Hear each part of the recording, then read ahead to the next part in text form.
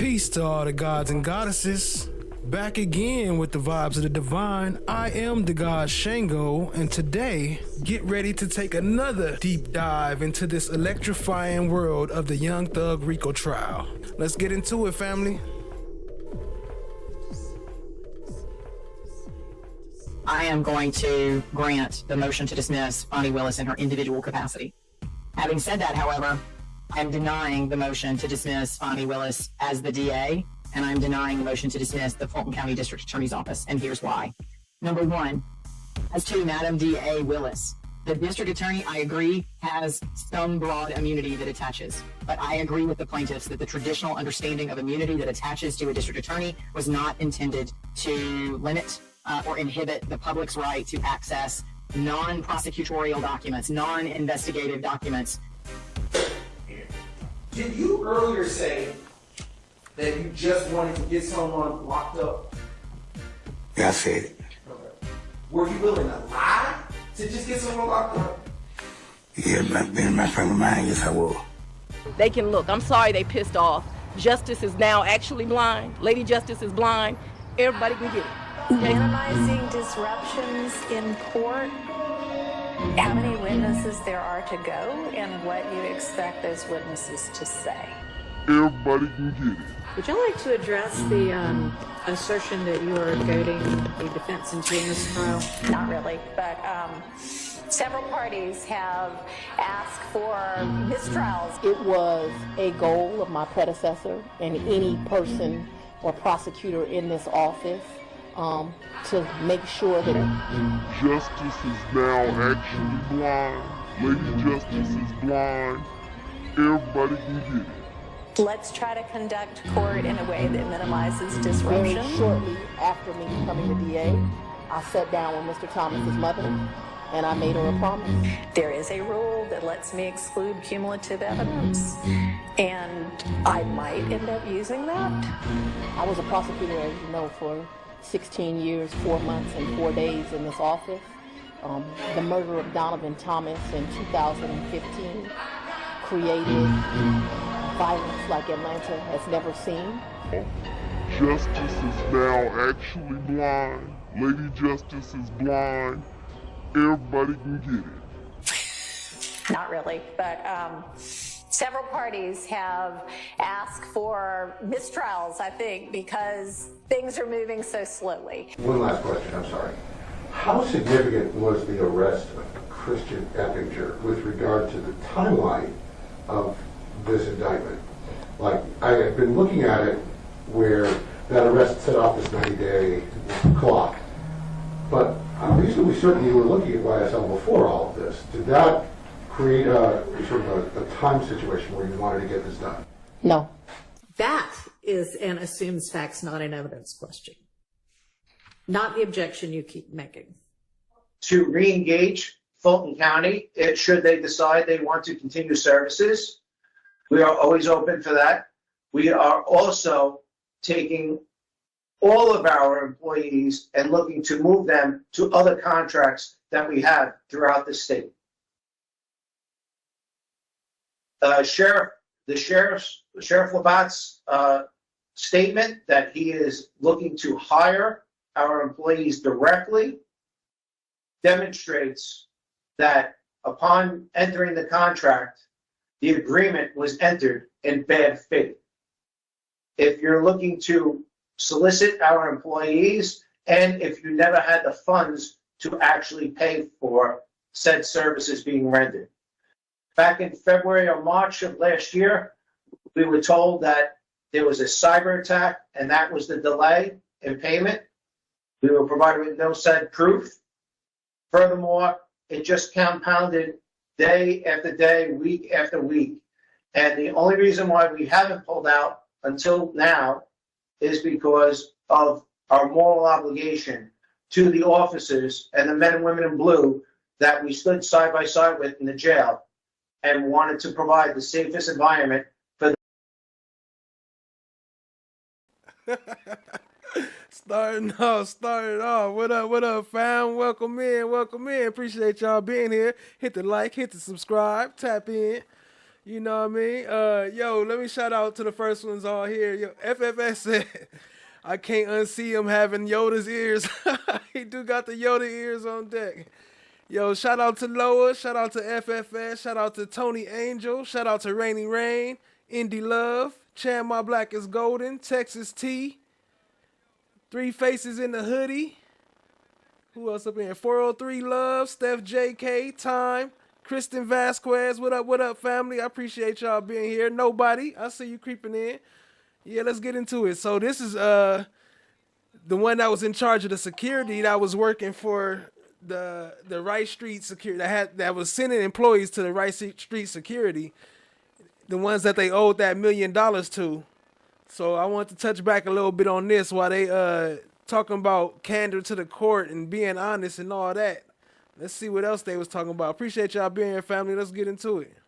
Those in our care and custody, and to supplement the deputies as well. But we continue to support the project and pay our officers. So we are paying our officers through the end date, and we have suspended services until a new agreement could be made.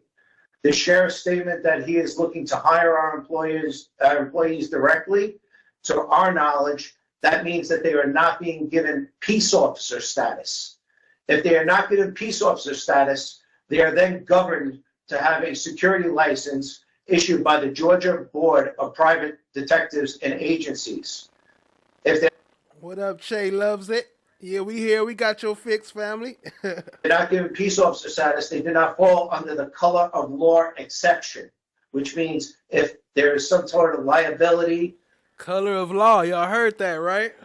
Or act taken, that they are outside the scope of their employment, as they are not licensed. If their title is basically the same as it was with us, security, then they need to be licensed, and the Fulton County Jail itself needs to be licensed as a security agency. Look at that. Look at that. They violating color of law. What up, Mary Lou? I see you, family. Berta, what up? I see you. Appreciate y'all coming in. A private detective agency, which it is not. It is licensed as a law enforcement entity. So this raises several questions for us as far as if they're violating OCGA codes and laws. And if they do hire our personnel and they weren't able to pay us or remit payment for invoices and services rendered to the tune of in excess of $1 million, where are they going to come up with paying these employees on a weekly basis? They explained to us that they were taking from various buckets of money to give us small amounts to help us get through the next week or two. However, if those small buckets are depleted, and this is a minimal drop in the bucket because we offered them that we would stay on past the drop dead date if they were providing approximately about $175,000 of 2-week service and of back money owed and execute the agreement. If they were not, then we were pulling services. So if they did not even have that small nominal amount, how are they going to pay these officers to work at the jail? So once again, this is not something that we're proud of.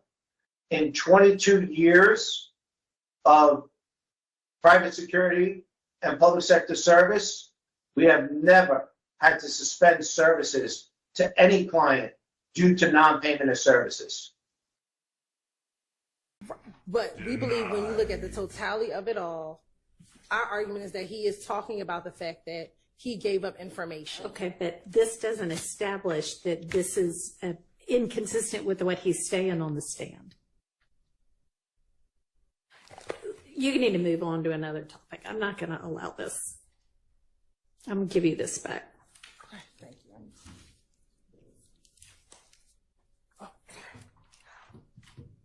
All right, let's get the jury back out.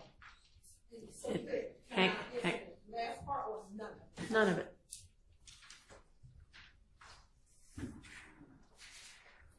For a prosecutor who's an No, I don't know what that was about, Texas T. What up, family? Appreciate you.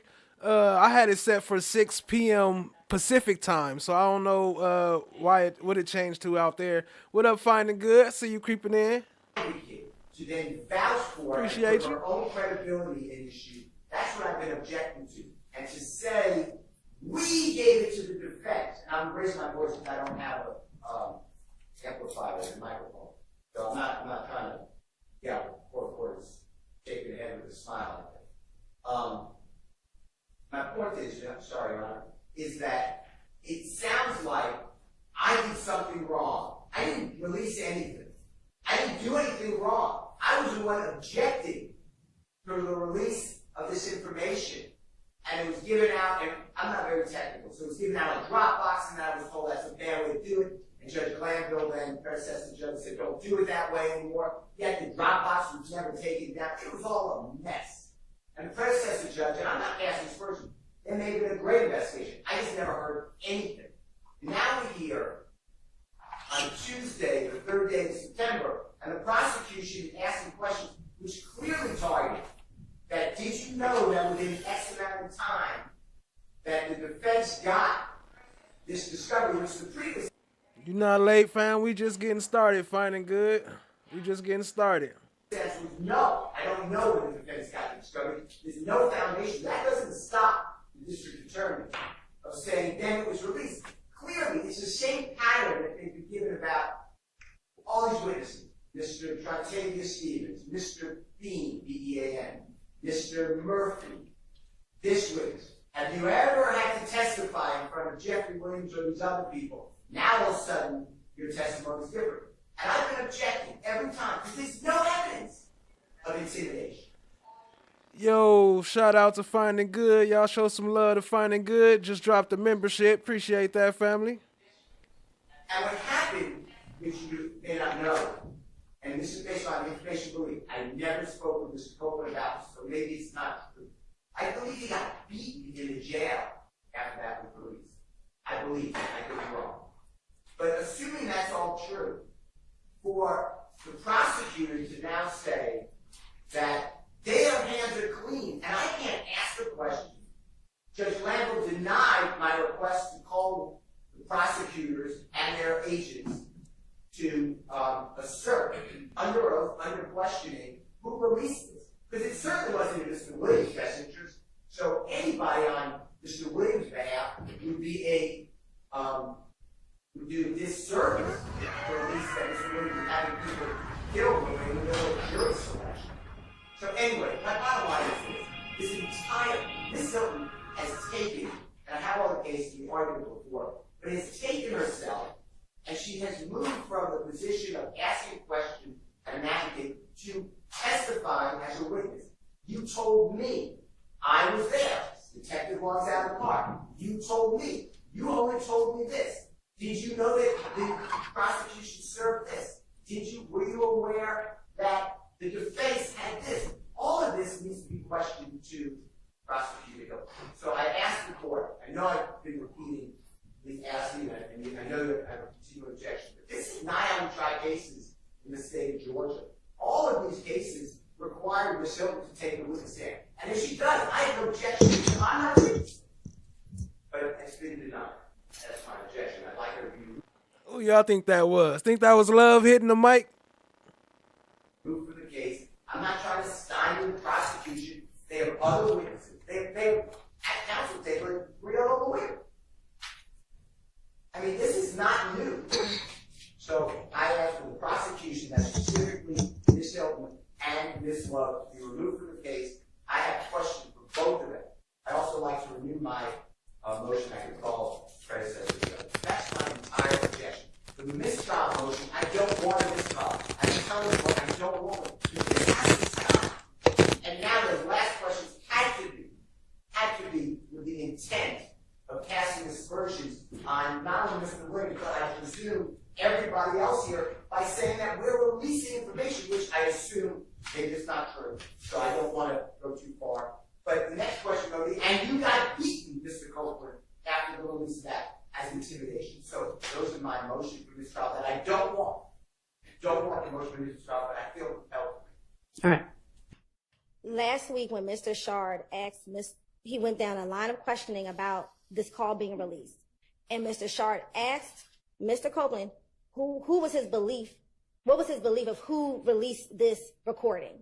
And the state objected, saying that it wasn't relevant who he believed released this video.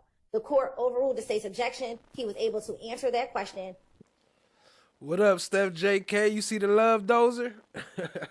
Which was, he believed it was the state. And at this point, we believe that it is proper for the same reason that he was able to disparage that the state would release such a video. Okay, you need to be careful about what you're saying, because there are questions from the attorneys and then there are answers from the witness stand, and that's what the evidence is.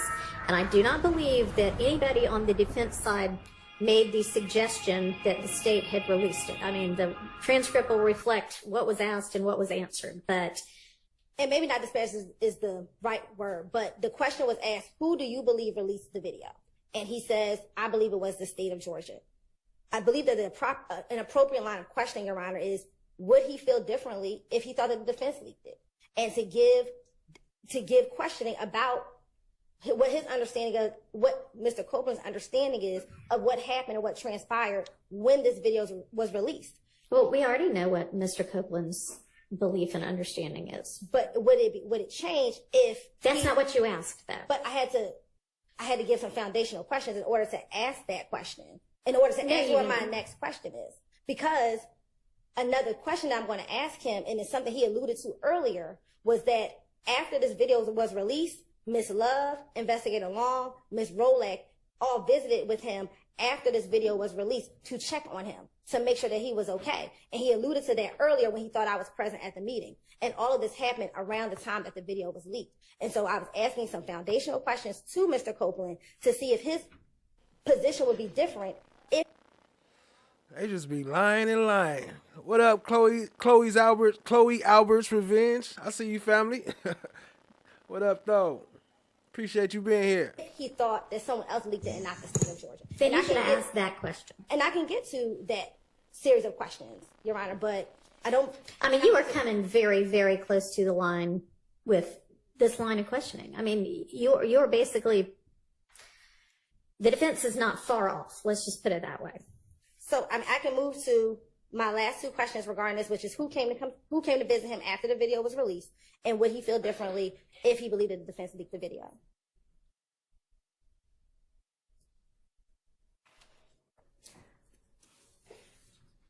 No, I'm not going to let you ask that last question at this point.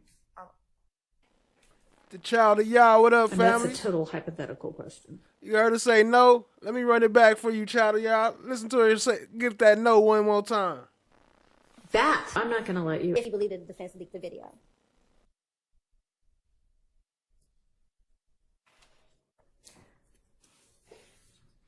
No, I'm not going to let you ask that last question at this point. And that's a total hypothetical question. Denied. That is an assumes facts, not an evidence question. Not the objection you keep making.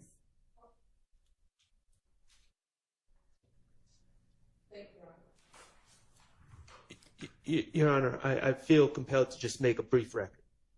First of all, any insinuation that I asked a question about the release is way off. That topic never even came up during my cross. You know what, and I know you're not finished, but let me just say that I believe that this jury is paying attention and that they have enough wherewithal to remember what actually happened, and for questions that are potentially misleading, I'm not sure why they're being asked, but I think the jury's going to take note of what got said, and I understand, but, you know, I think the jury is doing what they are been told to do, which is to pay attention to the evidence, not the questions.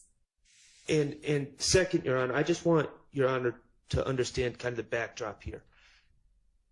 I guess it was a release. I don't even remember the time that it was released, but apparently it was on social media.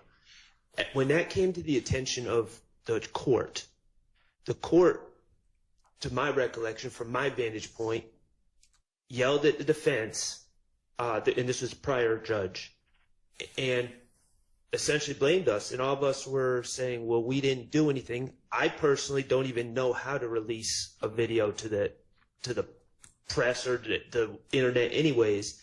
But, you know, I just went along with it. Okay, there's going to be an investigation. We're being told we're All right. Appreciate you, family. Nobody. Under investigation. And then all of a sudden, no one mentions the investigation anymore. And it's kind of like, well, if you're accused of something, you would like to know the progress of said investigation. I'm certainly happy to ask the predecessor court's chambers what's going on with it, if anything, but that's not really relevant to what's before this jury. Well, it's not until the state, knowing that there was an investigation, knowing that they haven't heard of any findings, then lights this thing on fire again and starts suggesting that we did something wrong. And, you know, I can only speak for myself. I don't believe anyone did anything wrong on this side. I know I didn't. And then somehow the child of Yah, I see you always here, but you must not chat that much because your points don't be rising that much. It only rise if you chatting. So for those who don't know about the chat points, you get points as you chatting. Not for each chat, but as long as you chatting like every so often, then you get points. And you can use your chat prompts to some puppets like Love Dozer up there and a couple other ones. Appreciate y'all being here, family. Hit the like, hit the subscribe, tap in, share with a friend. Insinuations are coming out in front of the jury with absolutely no basis.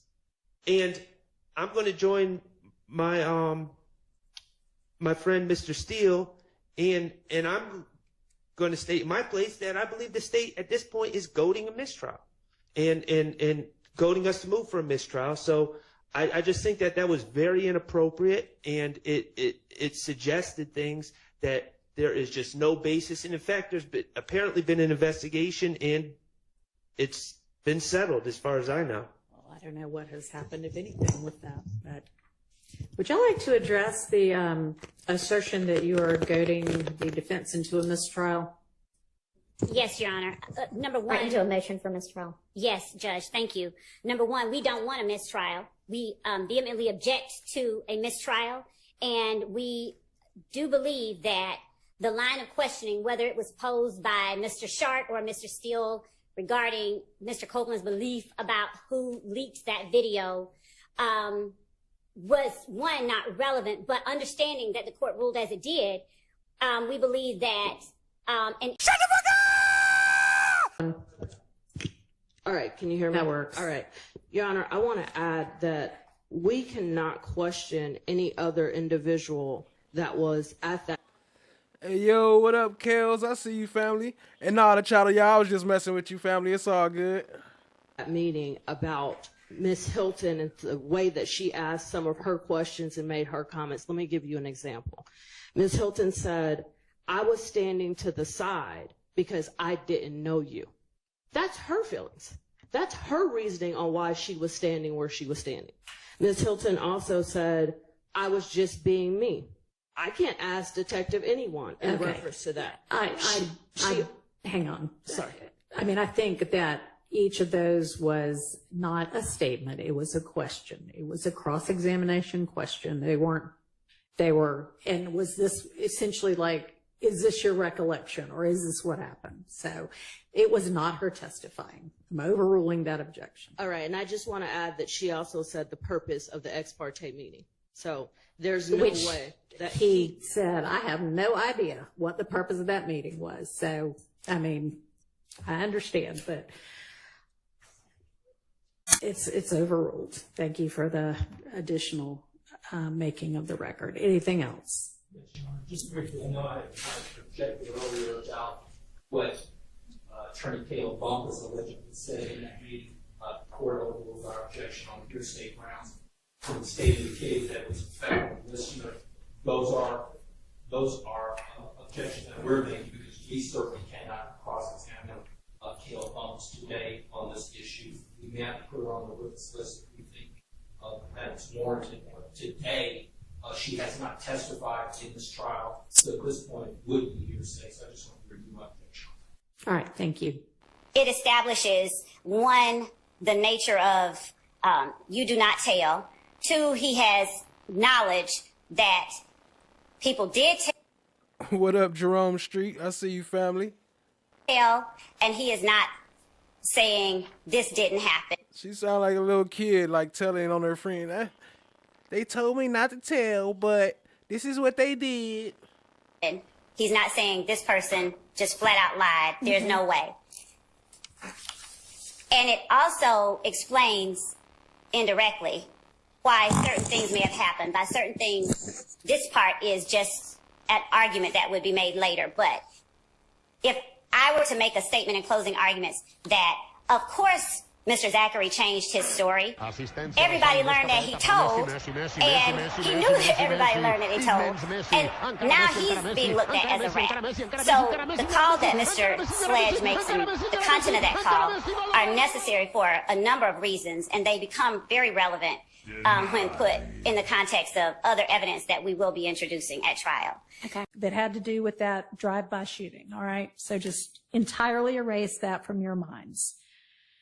And I also, at this point, am going to admonish and rebuke you, Miss Love, to pay careful attention to how you ask questions and to what you put before the jury.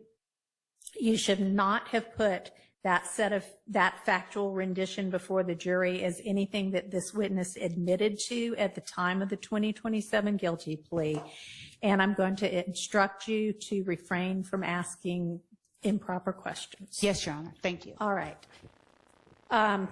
Shout out to Kristen Vasquez. Appreciate you, family, for, I don't know if that's a rejoin or if your first join after a gifted, but either way, it's much appreciated, family. Anything in addition that anybody needs to put before the court right now with regard to those curative instructions? All right. All right. Go ahead, Ms. Love.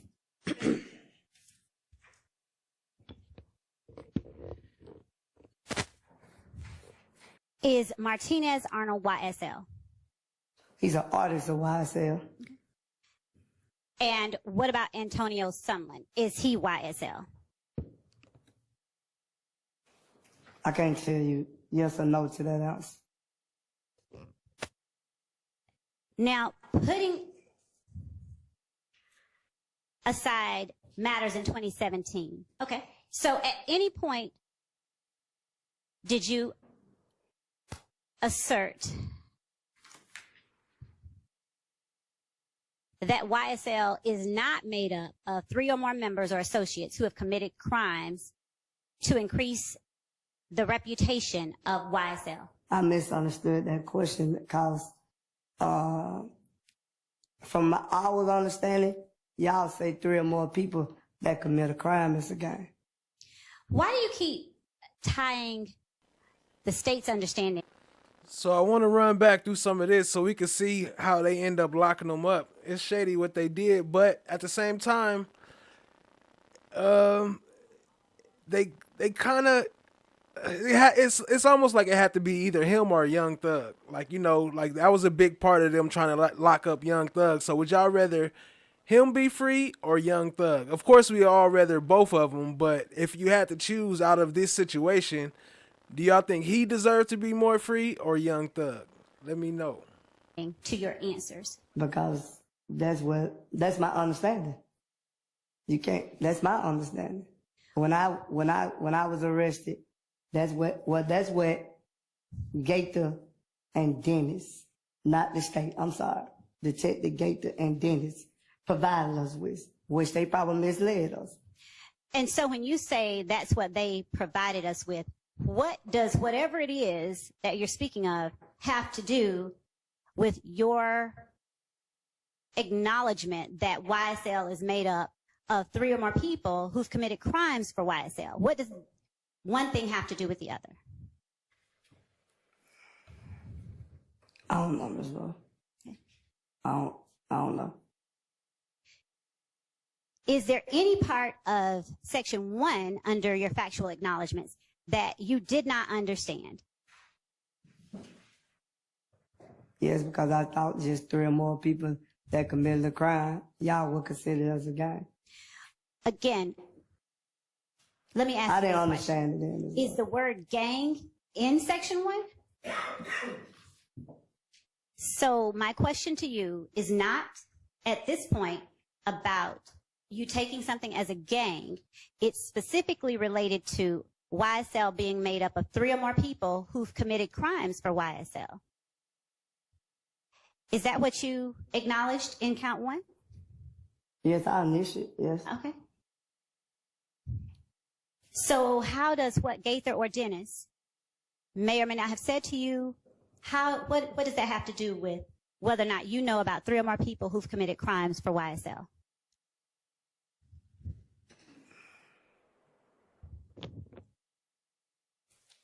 I can't say. You also said you've been a member of...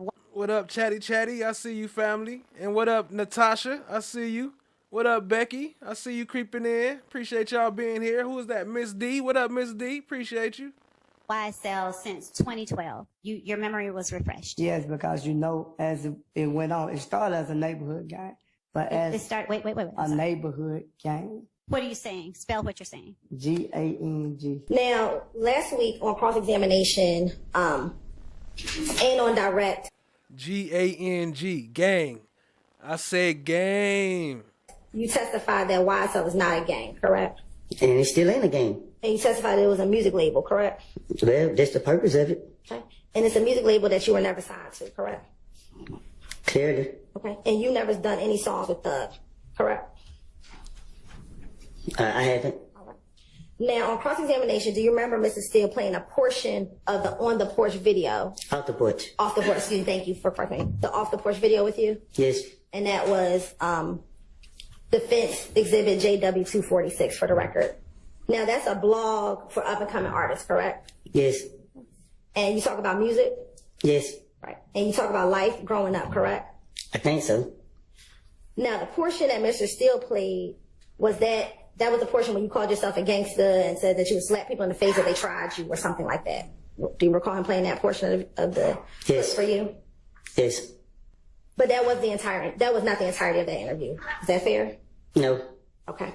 I want to play for you a few portions, okay? Put the headphones on? Yes, please.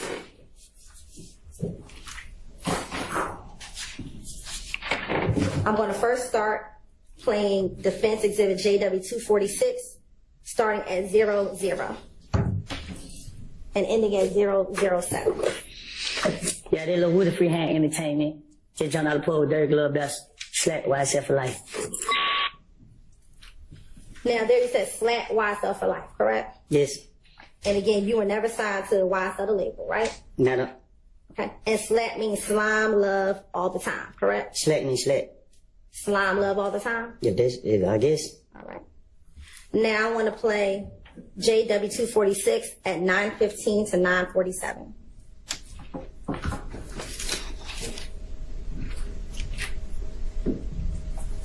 Yeah.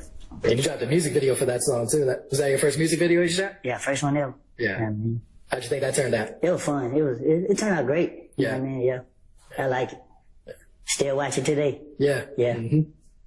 And you rep YS.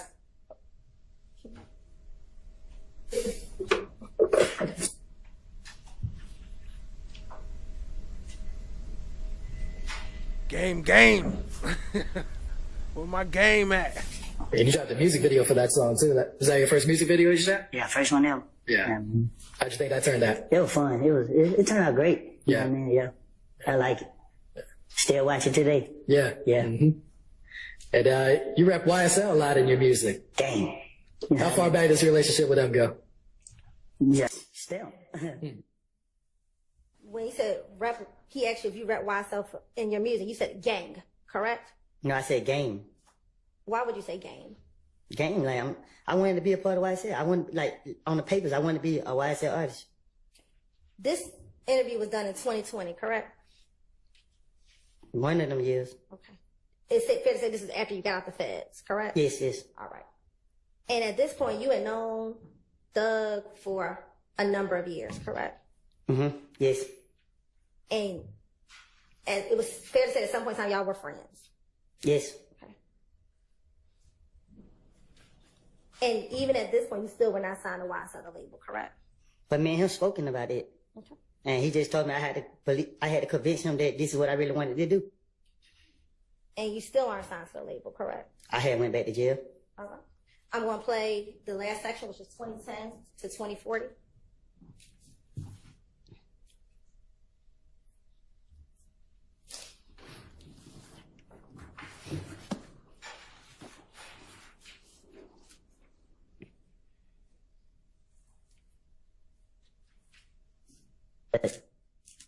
Other than that, you know, everything. Yeah. Yeah. That's what's up. All right, any last words or shout outs before we get you out of here? Shit, you know, shout out to the game. YSL for life. You know what I mean?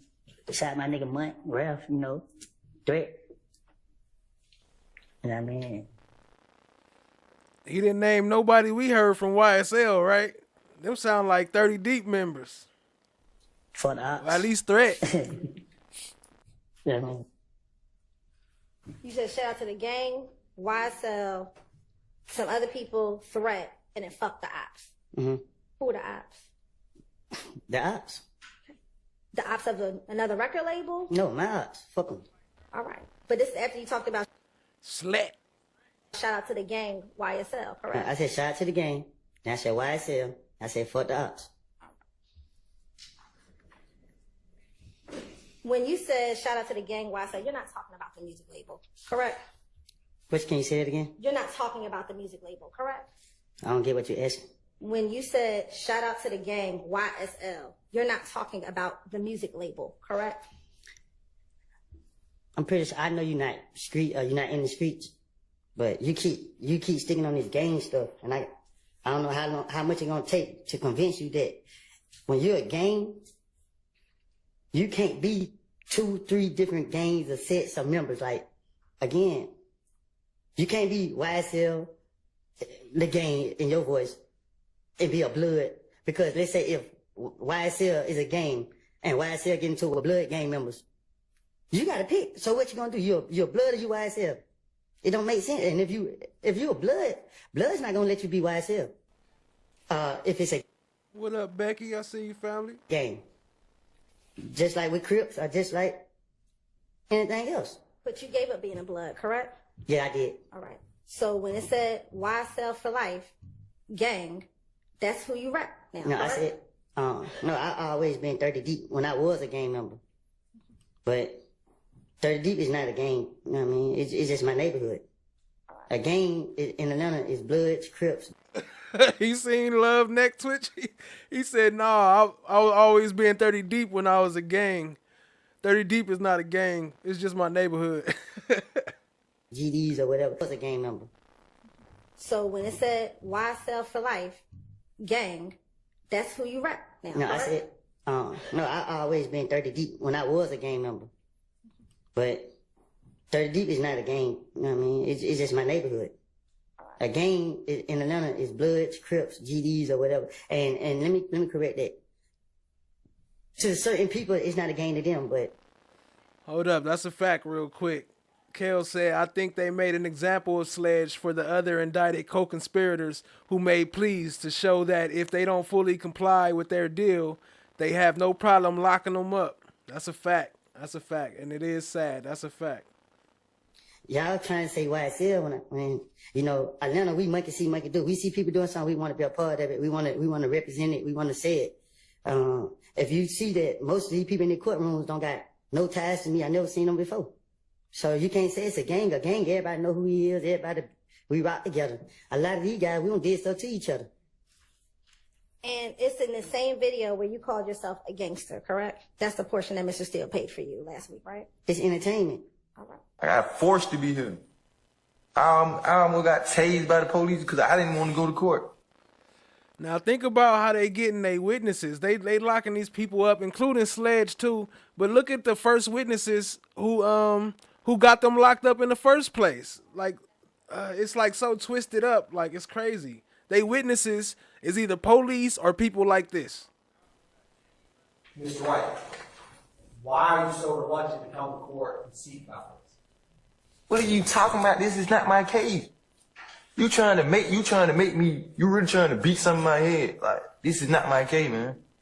Yeah, I can tell you, yeah, about my 10 years, be what I did, yeah. It got me here, yeah. I robbed some people, yeah, they got me here. They get my time, yeah. But at this time and moment, this is not my case, man. This is not my case. Mr. White, in that car, Detective Dennis asked you if anybody in your car pulled out anything on it, and you said we had some guns and shit, and we didn't pull anything out, right? How do we have some guns and shit if I left? I keep telling you, I left the shit go. I ran because I had a firearm on me. First offender probation.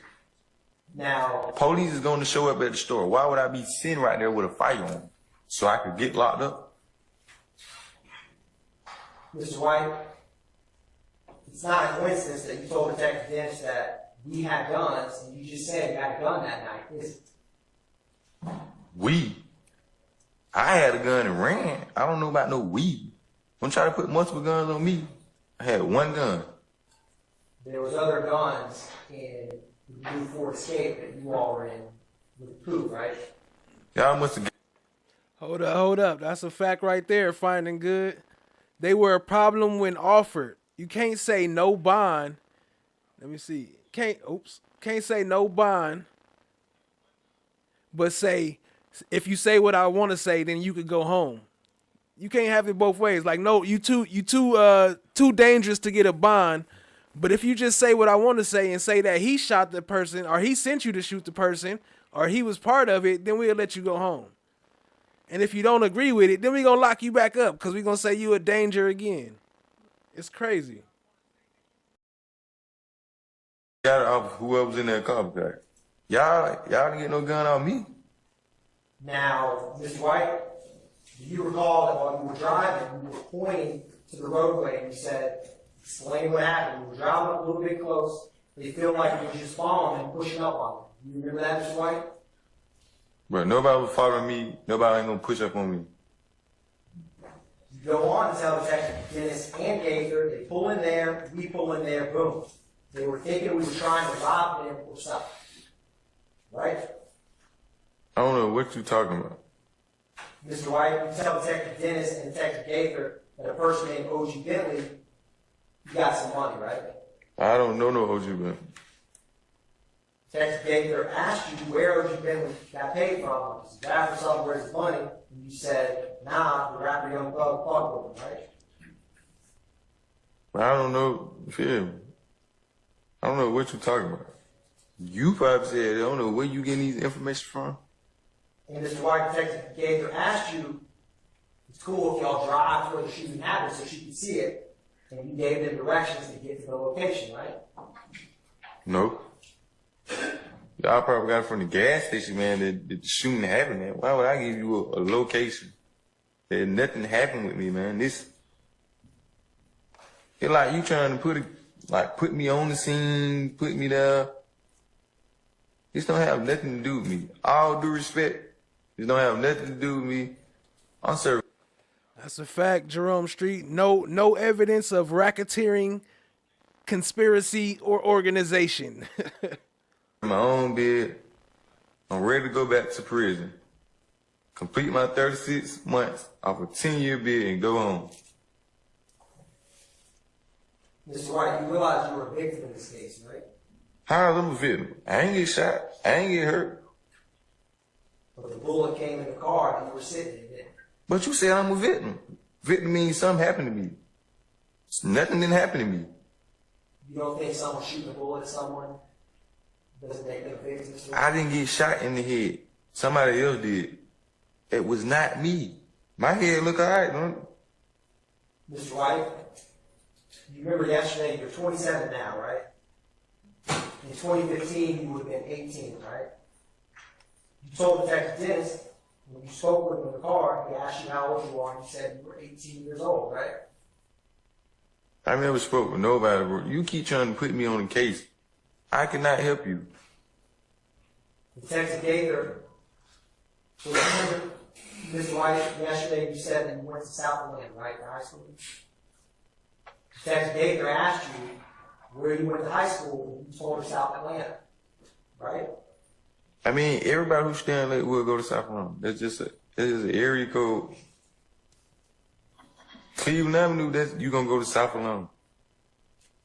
So the D'Angelo White, who was 18 on first day of probation. By share, we mean there's a share button on the side. You could click share, and then if you're on other platforms like Facebook or Instagram, stuff like that, then you can share it there so other people can come and join the stream. Appreciate it, family.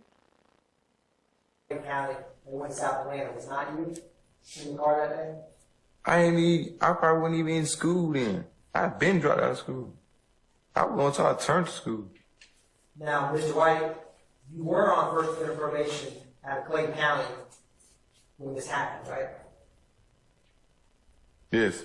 And when you met the detectives in the car, you told them that you got out of Clayton County a day ago on a probation violation, right?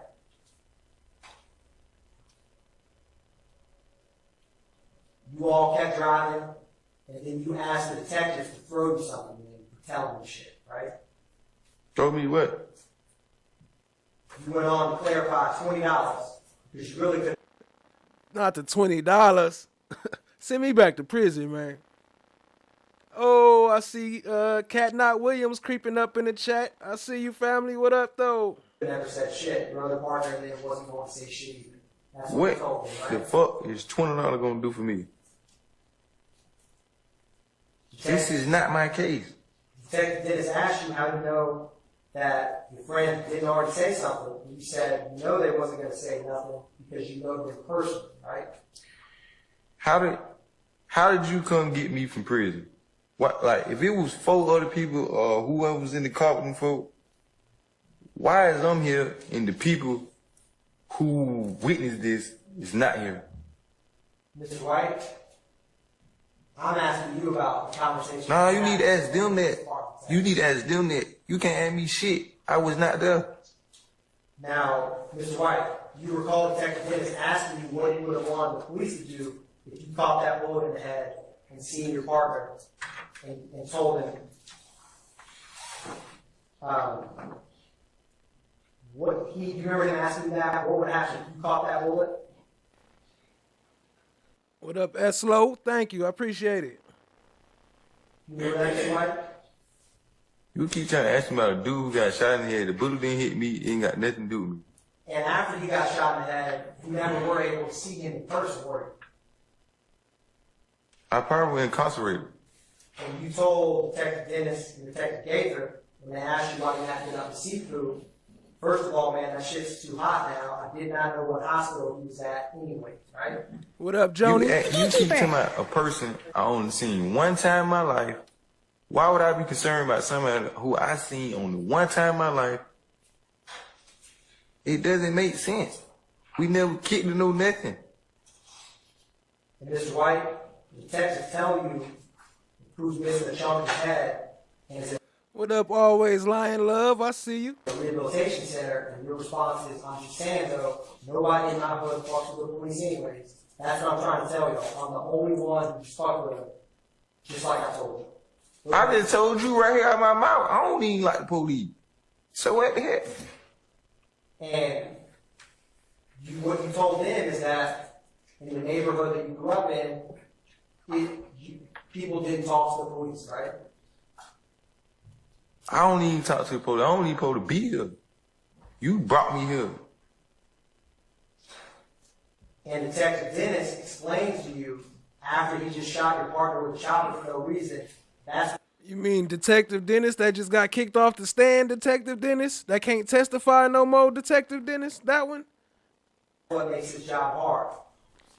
Because when a fuck blank kept walking the street, that's why. Because if nobody doesn't say anything, he's going to do it again. And it could have been any of y'all. And you're just going to let that ride, not me. And you told him that shit probably already been taken care of. Shit's probably been already taken care of. You remember that, Mr. White? Taken care of what? And when you told Detective Dennis that it's probably already taken care of, you're talking about being handled in the streets, right? That have nothing to do with me. What is all this what you saying about a dude who getting shot? About a dude who I only seen one time in my life? Why would I be trying to handle anything with him? It don't have nothing to do with me. This is not my case. I didn't get shot. You keep trying to say I'm the victim. How I'm the victim if I didn't get shot in the head? So you have the wrong person. Mr. White, when someone... And for those who don't know, this the one that was in the car and stuff and on the phone with Detective Gaither, asked her for $20. I think he was probably more of a fiend back then, but he done switched it up, but yeah. Shoots at you, how are you supposed to respond to that if you don't go to the police? What? I'm asking you, how would you respond if someone were to shoot at you? How are you, Mr. White, how are you going to handle that? Objection, Your Honor. That's also speculation. I sustain the objection. Mr. White, you are a human being who has choices, right? If somebody shoot at you, what you gonna do? I'm asking you, Mr. White, what you yourself will do. You're like, That calls you for trying to make me... hold on. That calls for speculation. Don't answer. What the fuck?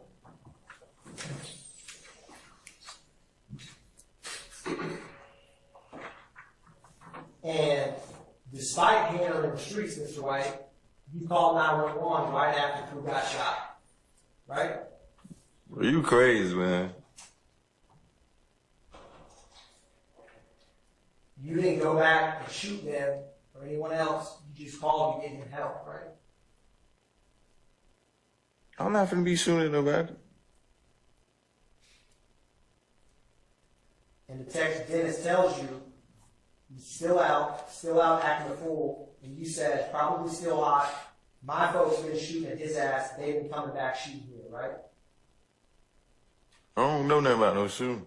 So what we were just talking about a minute ago, when I asked you how stuff is handled in the streets, and you told Detective Dennis, my folks been shooting at his ass, they've been coming back shooting here.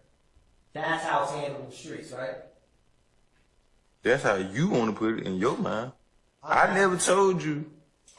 My folks shot at nobody. This don't have nothing to do with me. I don't even know this dude. Why would I? Yo, I just dropped Cat Knott Williams link in the chat. For those who don't know about her, y'all go sub up. Great content, great friend. Get it in. Let's go. I be having somebody shoot at somebody I don't know. Ms. White, Detective Dennis asked you, when does it stop? When somebody's baby got shot, and you told him, somebody's baby, not my baby, right? A baby got shot. You didn't tell Detective Dennis that? Hell, fuck, no, I ain't even telling y'all. You going off the wall now. And Mr. White, he asked you, what if they hit your baby trying to get at you? You tell him, you don't have a baby. My mom doesn't even come outside. I tell my mama not to come outside, right? Is said between you and your client in the presence of others. Yo, shout out to Cat Knott Williams. Excuse me for my voice. Shout out to Cat Knott Williams with the 5 gifted. Appreciate that, family. Y'all drop some slime brellas. Show some love to Cat Knott Williams making it rain up in here. Appreciate you, family. Getting the drizzle started. Getting the officer sprinkle or deputy sprinkle started. Appreciate you, family.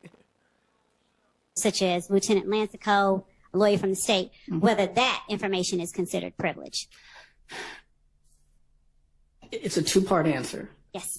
From an attorney-client privilege standpoint, that conversation may not be privileged because it's been said outside of me and the client, meaning there's more individuals hearing it. Right. From a plea negotiation, and whether plea negotiations are admissible in a court of law, that is beyond the attorney-client relationship, but an admissibility issue. And therefore, the question of this conversation isn't so much an attorney-client, but whether if it's a plea negotiation or it's the furtherance of one, is it admissible? Okay. So, have you been sitting in court during the entire time that Mr. Antonio Sledge has been on the stand? Yes. Well, there may have been a one hour short period of time one morning where I had someone covering for me, but other than that, I've been here the entire time. Were you present in court when he was asked by Mr. Steele about a June 2024 meeting in Fayette between Lieutenant Lancico, yourself, Mr. Sledge, and myself? Yes. All right. Do you recall that meeting in Fayette County? Yes, it was the Starbucks in Fayetteville, my place. And how would you characterize that? First of all, how long did that meeting last? I I would estimate maybe plus or minus 40 minutes. Okay. And generally speaking, how would you characterize that meeting, the content, the purpose? Often when you enter into an agreement with the state, you'll be asked to come in or meet with them to discuss questions they may want to ask, subjects they may want to cover. And basically, it's almost sort of like a prep session. And from the defense side, we're also trying to get an idea. What are you going to ask us? Where are you going with things? Mm-hmm. So it's sort of both sides feeling each other out. And that way, when we get to court, things can sort of go smoothly. And that was sort of what we anticipated. Mm-hmm. And that's generally what the meeting was. To be honest, we did not get into the details of testimony as much as I am generally accustomed to. Most of it was, Ms. Love, you getting to know my client and getting a feel for him, and vice versa. So honestly, a lot of the details weren't discussed. It was more of a feel each other out kind of meeting, in my opinion. Okay. And do you recall me asking your client about any specific details of the case or the plea that he signed on December the 28th? There was discussion at that meeting about the plea that he had signed, a couple of videos, and again, I'm generalizing because I don't have an exact memory of everything. And again, because you didn't get into a lot of the details, like, to be sure, there was no script, there was no, here are the questions you're going to be asked. It was a very generalized kind of conversation. There was, at one point, which y'all have talked about, a point where he started to share, because he volunteered it.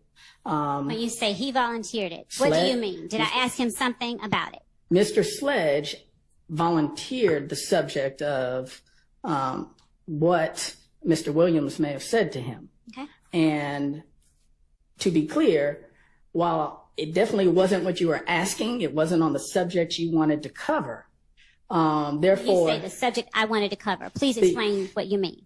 You were asking, and I don't remember, to be honest, exactly what the question was, but it wasn't responsive to the question. That's why it stood out.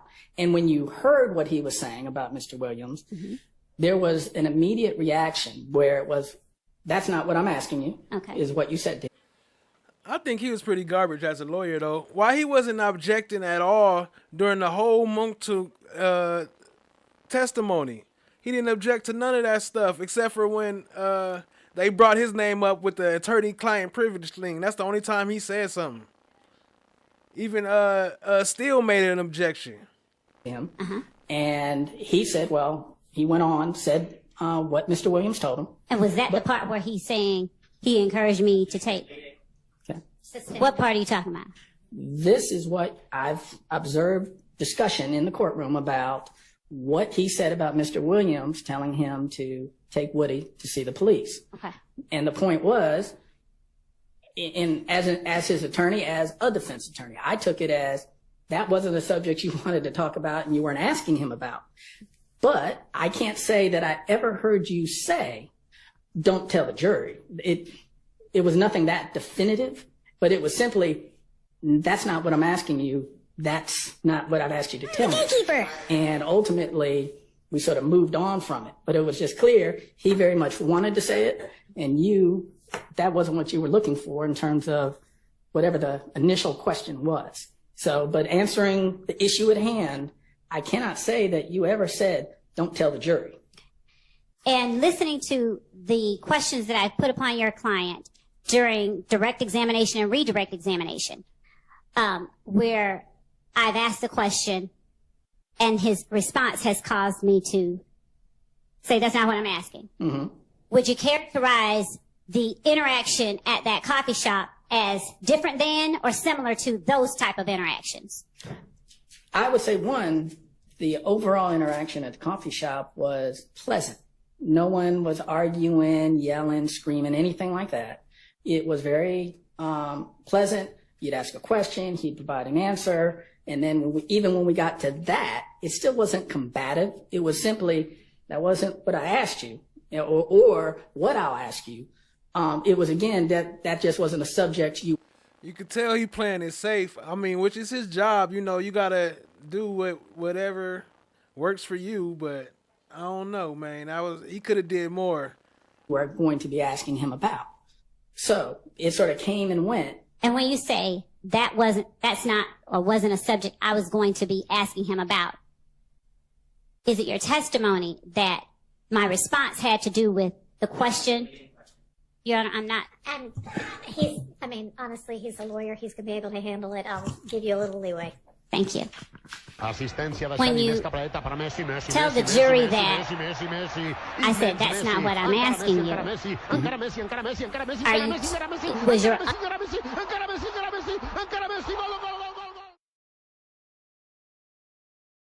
understanding that that's not what I'm asking you related to the question that I had just asked that he seemed to have not been responding to?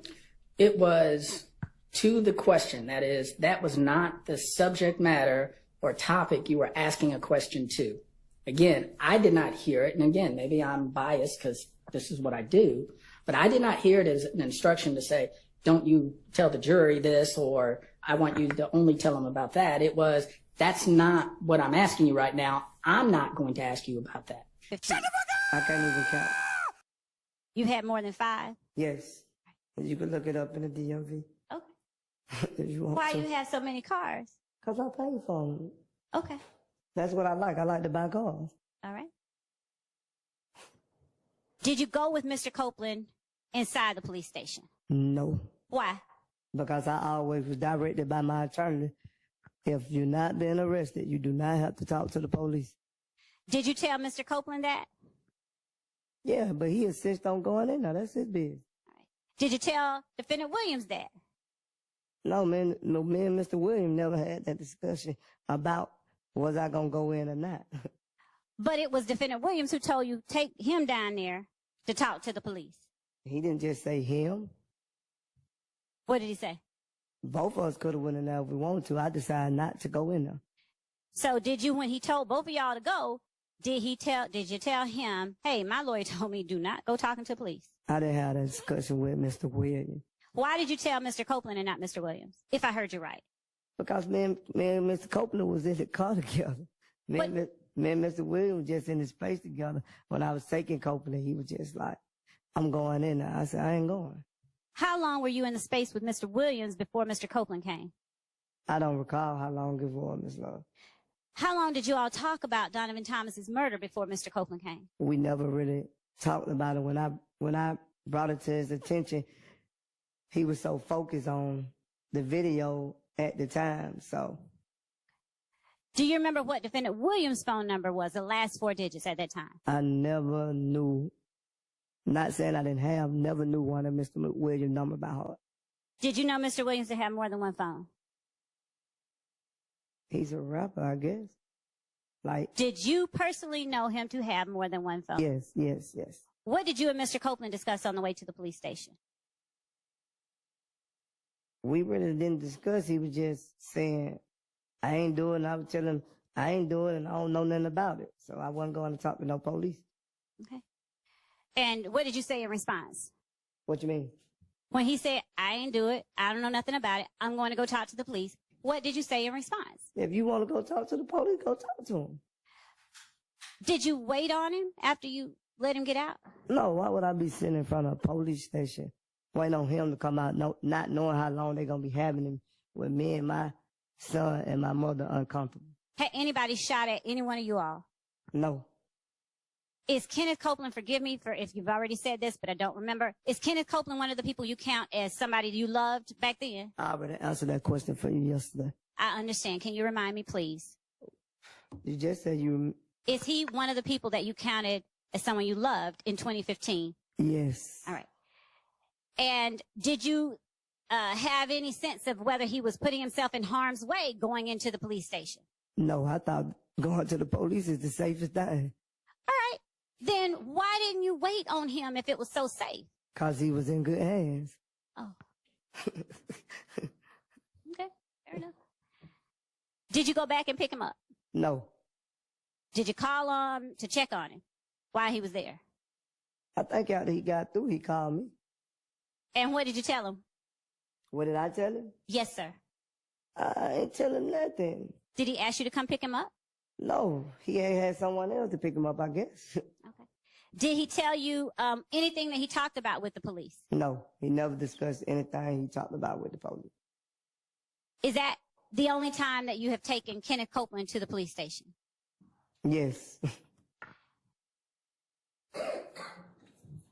Have you ever discussed with Kenneth Copeland anything that he told police at any time that he talked to them? No. Have you ever discussed with any member of YSL, without giving names, anything that they told the police when they talked to them? No. What up, fam? Let me send some shout outs. What up, Nim? I see you. Daniel Hauser, YP Com Chick. Appreciate y'all joining. Who else was new? April O'Neill's baby daddy. What up? Bahira, I see you, family. Purple Paradox, appreciate you. William Keller, appreciate you, family. Just wanted to say what up to y'all real quick. Appreciate y'all joining. Hit the like, hit the subscribe, tap in, share with a friend.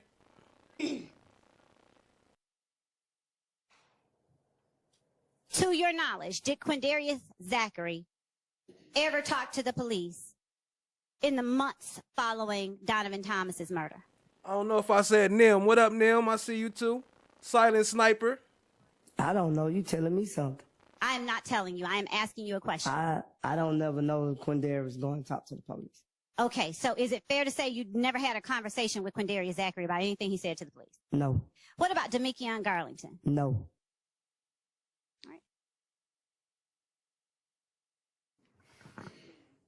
At any time, did you ever gain any information about anything any member of YSL told the police in 2015?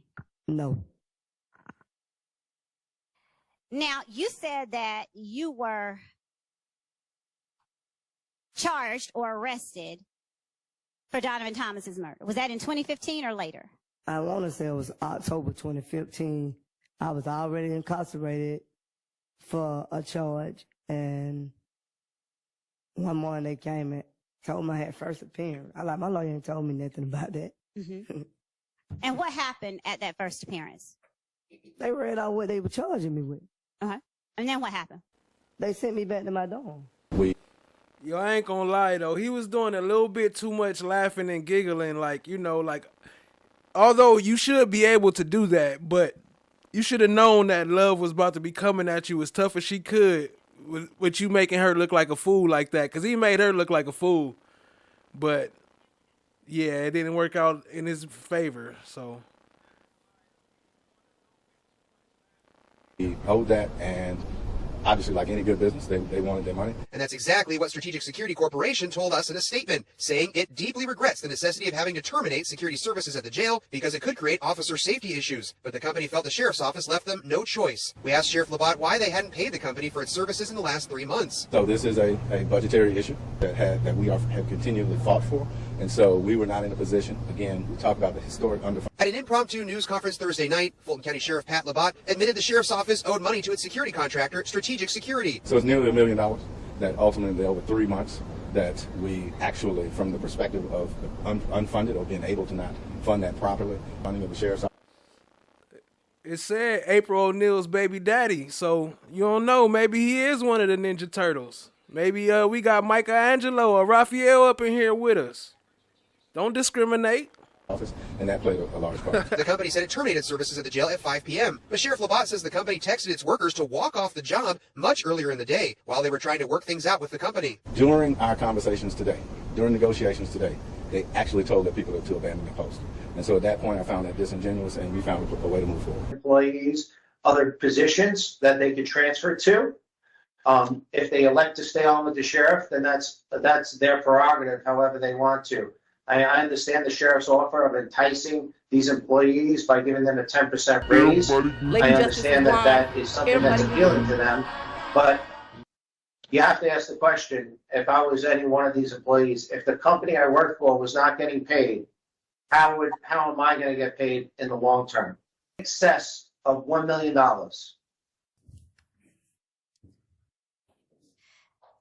Do you still claim to be a part of the YSL that you said you joined in 2012?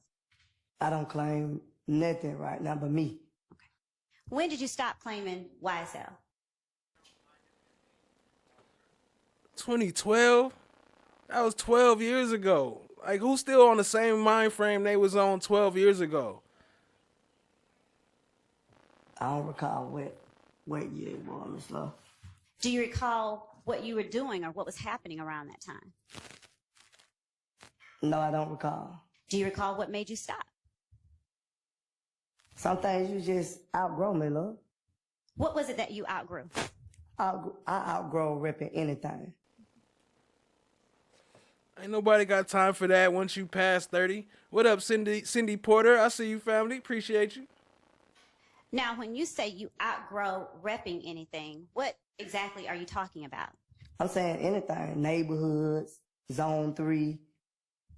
I used to say all that. Zone 3.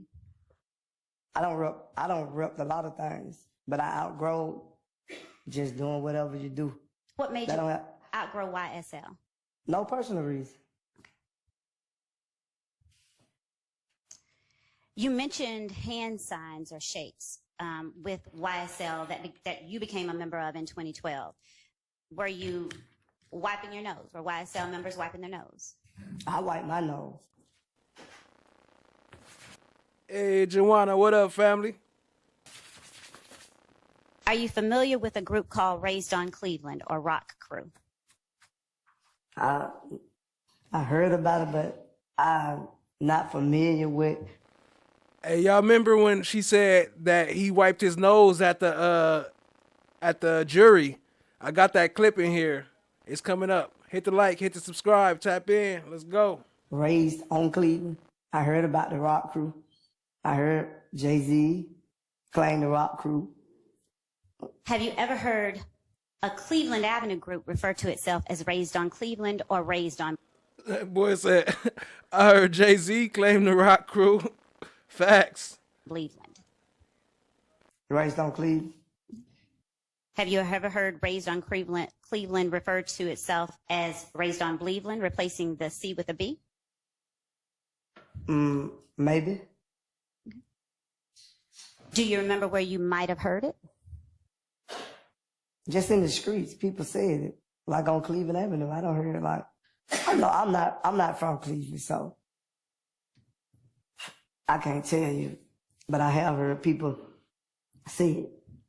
Yesterday, you talked about meeting a number of people on Cleveland Avenue.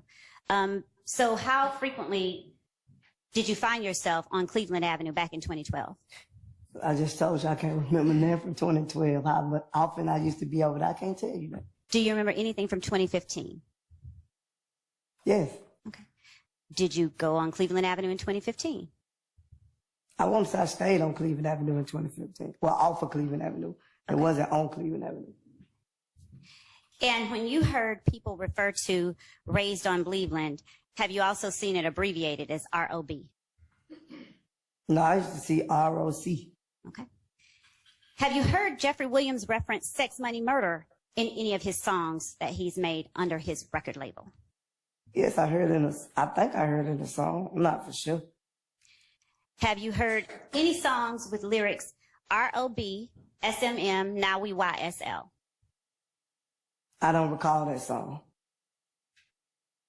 Have you heard any song where Defendant Williams says slime thugger with it, slime DK with it, slack, slime wicked with it, slack? I most definitely heard of that song. What's the name of that song? I don't know the name of the song, but I know the song. So do you recall that first line that I asked you about being a part of that same song? Yeah, a little too much laughing. That's a fact, though. Love is vindictive. This the Vendetta Part 3. You said me? Being a part of that song? No. Oh, okay. The line ROB, SMM, now we YSL. I never caught that part. You never caught that part? No, but I caught the part where you say, what you said, slime, DK. I know that part. Did we see a caption that you made under a post yesterday that said YSL won't fold? Yes. Either? No, ma'am. And number 6, on December 28, 2022. Everybody Did you understand? Lady Justice is blind. Everybody can get it. No, I didn't really understand that one either. The paragraph underneath number 6, on page 6 of 7. Did you understand it? No, because I never even read this. I didn't understand. You did not understand that paragraph. No. Okay. We're going to backtrack just a little bit. Would you please turn to page 5? And now, going back to... Chloe Albert said that the discount Terrence Howard. Talking about Sheriff Labatt. That's the one that run Wright Street Prison. The true or false answers. If any part of the factual acknowledgments I'm about to ask you about are untrue, then please answer false as it relates to today. If they are true in their entirety, please answer true as your testimony today. Okay? Yes. All right. Number 14 on page 507 under the section labeled factual acknowledgement. Today is your testimony that it is true or false. True, if I could say truth about that. Say that again. True. Okay. Number 15, true or false. True. Number 16, true or false.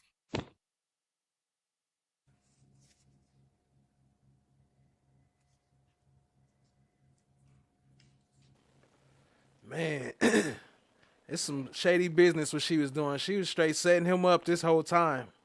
Like, y'all ain't getting away like y'all did before. I don't agree with everything they say in it, so I say false. Okay. Thank you.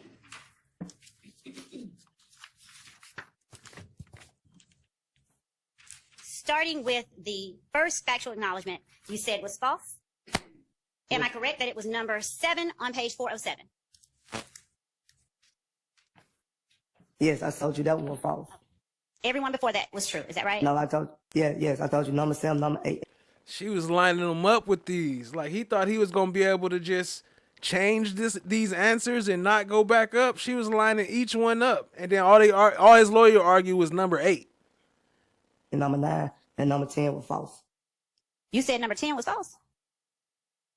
Yeah. Oh, no, I said it was true. My bad. I had to read it out. I'm sorry. Okay.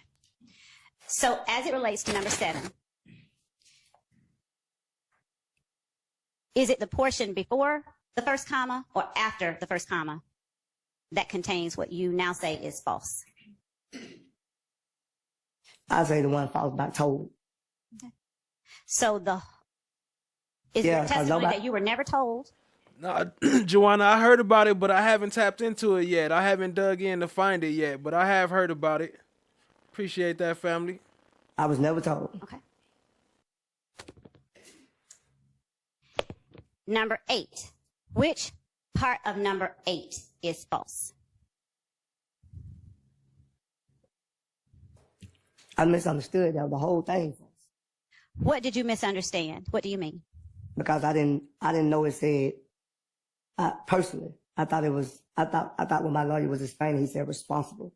I never knew it said personally, no, because I can't personally know it wasn't there. What do you mean when you say you thought it was responsible? Because I was charged with it, Ms. Love. That's why. Okay. I was charged with the murder. So I was thinking like. Were you indicted for murder? No, I never got indicted for it. Okay. So I was charged. Yes. That he'd be allowed to finish his answers. Let him explain. Please continue. Yes, I was charged by the DA office. So how does that factor into your misunderstanding about the meaning? Because I didn't know it's a defensive personally know one or more YSL member that committed the murder. I don't personally know. I wasn't there, and no one never spoke it to me, so I can't say I personally know. Okay. If I personally knew, I was there. I witnessed. I seen you do it. Okay. But other than that, I can't say I personally know that. What about number 9? What part of number 9 is false? All of it or just some of it? As you testified today.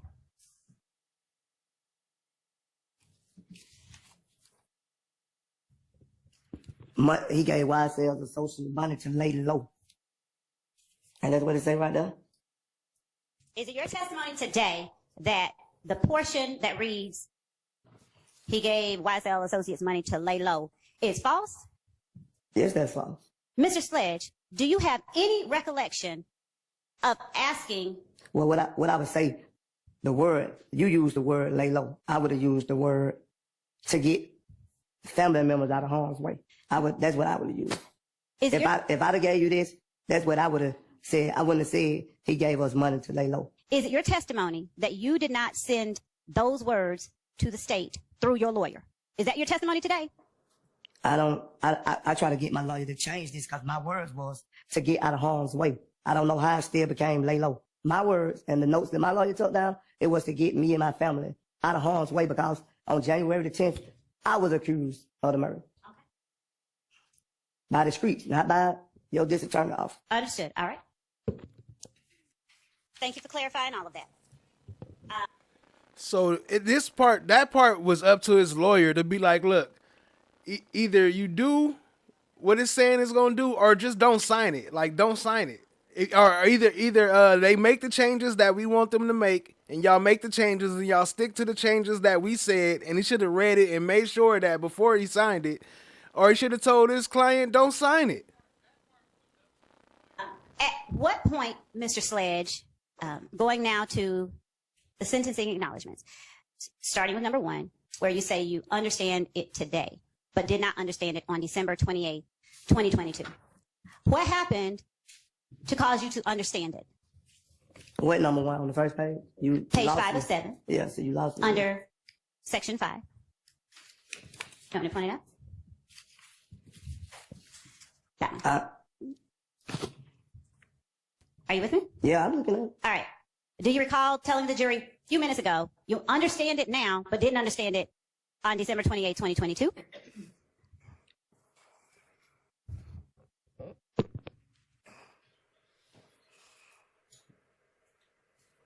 I don't understand it now because I read it. Is that the only thing that happened between today and December 28, 2022, which caused you to understand it, where you didn't understand it on December 28, 2022? Yeah, I didn't understand on December 28, whatever day it was, because I actually didn't read it. Okay. Did you hear it? No, it was basically when certain things were said, I was stopping, so I don't recall this even being read to me. Okay. What about number 2? What happened? Shout out to my G, FFS. Appreciate you, family, with a super chat. It's true and false. 50-50. Half lies and half truth. That's a fact. Appreciate the super chat, family. Y'all show some love to FFS. To cause you to understand it today and not understand it December 28th of 2022. I just said it wasn't read to me, okay. But I actually reading it myself, I understood now. But on the day that I signed, I don't even recall this even being there. I just initial. It was never read off to me. Is that the same answer for number 3, yes. 4, 5, 6, and the paragraph up under number 6? Yes. Okay.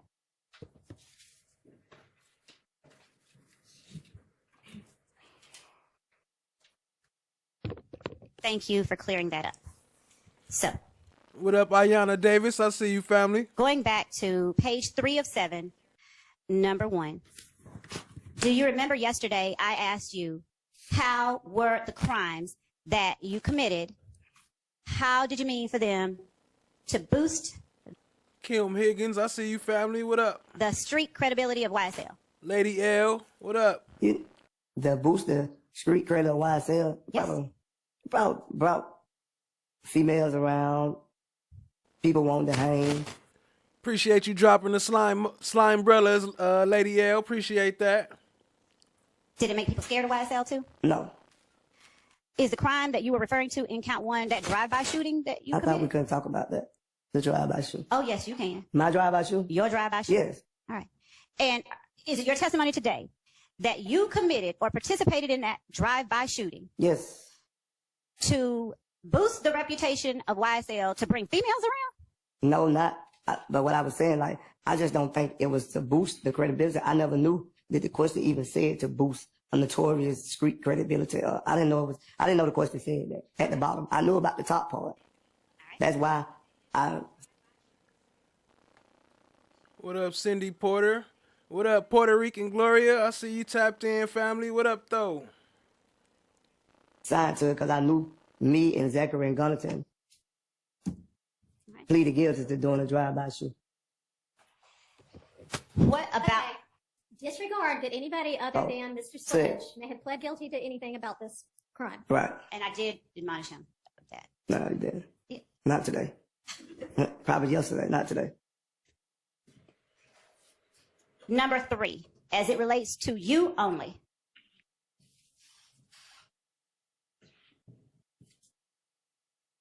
How did threatening to harm Shell Kale count as you're acting on behalf of YSL? What did it do for YSL when you threatened to harm Shell Kale? It didn't do nothing because me and Shell Kale seen each other 1,000 times and it never happened. So it didn't do nothing. Because who in Shell Kale? I said me and Shell Kale seen each other, me and him, seen each other 1,000 times and nothing never happened. So I don't. You acknowledge within that statement that on behalf of YSL, you threatened to harm a person named Kale? I never said I threatened. I said if he was looking for me, I had something for him. Earlier we spoke about you having. Yeah, his lawyer was garbage. And then look, so now he back in jail. But look at the type of witnesses that got this all started. Remember the one we played earlier? And then like, you seen the witnesses. We just gonna play a little bit of Sammy Davis. A conversation with law enforcement after this shooting occurred. You remember that? Mm-hmm. And I would like to ask you a few more questions about that. Do you recall telling law enforcement that you actually laid eyes on the front passenger of the vehicle? I said that. Okay. And do you recall telling law enforcement during your interview that you recognized the front passenger from the mechanic's building? I said that. Hold on. I sustain the objection as to Sure. Do you recall? I'll ask you a different question.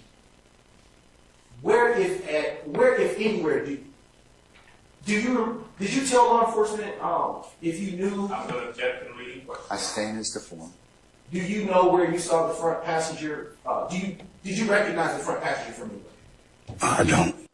What up, Green Eggs? No ham. I see you, fam. Are you familiar with the Mechanicsville area of Atlanta? Yes. Yeah, remember last time I was talking about that clip I meant to show y'all where he said, "Were you willing to lie?" And he said, "Yeah, I got it in here now." Do you know if anyone involved that was in that vehicle was from that area? Overrule, sir. You can answer that question. I know one guy from over there. That area. I'm sorry, can you repeat that? It was one guy they called Woody. He's from over there in Parkland. I think it was Woody, whatever they call it. It's in it. It's in it. Okay, let me ask you a better question. Do you recall telling law enforcement that you knew? It's a different question now. I said it's still leading as to form, Mr. Brown. So figure out another way to ask the question. Your Honor, maybe we approach. Maybe who, what, when, where, why. Try that. Maybe we approach Your Honor. No, maybe who, what, when, where, why. Ask the question. It's impeaching, Your Honor. Yes. Still. You got him on direct. Sure. You got him on direct, BBL Brown. Get to shaking and do your job. You're not loved, Brown. Who, if anyone, that you described in your interview was from Mechanicsville? Woody. I got his name. It's Woody something. Nickname. Woody, whatever. Do you know? No space. Exclamation point in the chat prompts no space. But Lovezilla already up there, but I could drop a I could drop something for Lovezilla. Here you go, right here. Shut the fuck up! During your interview, do you recall providing a description of the person who was the first front seat passenger to law enforcement? I had said that. Okay. And do you recall, as a part of that description, providing any identifiers? Right. What? how did you describe the front passenger of that vehicle from where the shots rang out to law enforcement? I said some like, I don't know, red, like brown, something like. But at that time, I was going through so much, man, mentally. You know, I was just want anybody to get locked up, man, for doing it to my friends. So I wasn't in my right frame of mind at the particular time, man. Do you know how, what kind of... That's one of my right frame of mind. Hold on. Sir, did you complete your last response? Sir? Did you complete your last response? Yes, that's what you're going to say? No, that was it. All right, okay. What hairstyle, if any, do you recall the front passenger of that vehicle from where the shots rang out had? I don't know, man. If I showed you a transcript of your interview from the day that you spoke with law enforcement, would that refresh your recollection? Yes. All right. Just briefly, no problem. And I am going to approach defense counsel with a copy of the same. What exhibit are you, what are you going to mark it as, sir? And just a brief indulgence. States Exhibit 323 Yankee Alpha 1. One more time. 323 Yankee Alpha 1. For identification. Okay. Yes, sir, Your Honor. All right. And I do believe defense counsel was it right copy. And I am turning to page 18. And I'm starting at line 21. Line 25. And I will stop, Your Honor, on page 19 at line 2. Mm-hmm. And I don't want you to read out loud what it is that I'm handing you. Right. I want you to start here, and then come over here and finish right here. And when you finish reading that, I want you to look up at me, okay? So from here to here. All right. 18. Y'all heard him know? Was you willing to lie? Yes, I was. I wasn't in the right frame of mind. Yo, shout out to April O'Neil's baby daddy. I don't know if it's Michelangelo, Donatello, Raphael, or Leonardo, but either one of y'all, appreciate you, family. Appreciate you joining the fam. Y'all show some love to April O'Neil's baby daddy. And you was asking about the points. You get the points by chatting in the chat. They just come on a timer. Every so often you get chat points. And those the chat prompts up there. You can alter the stream. You can summon puppets, make different things happen. You get the hang of it. Don't trip. It's easy to learn. Just stick around. You just hit the exclamation point and then a chat prompt. No spaces. All right. Appreciate the love, family. Hit the like, hit the subscribe, tap in, share with a friend. 25, line 25 and page 19, lines 1 and 2. What do you recall having told law enforcement that the hairstyle of the front seat passenger was? It was dread. Dress. Do you recall, based on what you just read, what complexion you described the front seat passenger to have? Yes, sir. What complexion was it? Brown skin. Okay. And I'm gonna just take this and close it because you can't read from it. Lady Justice is blind. Everybody. Do you recall the age that you indicated the front seat passenger may have been? Is that enough? I can't recollect on that. Okay, no problem. I'm going to show you now States Exhibit 323, Yankee Alpha 1 again, and I'm turning to page 20.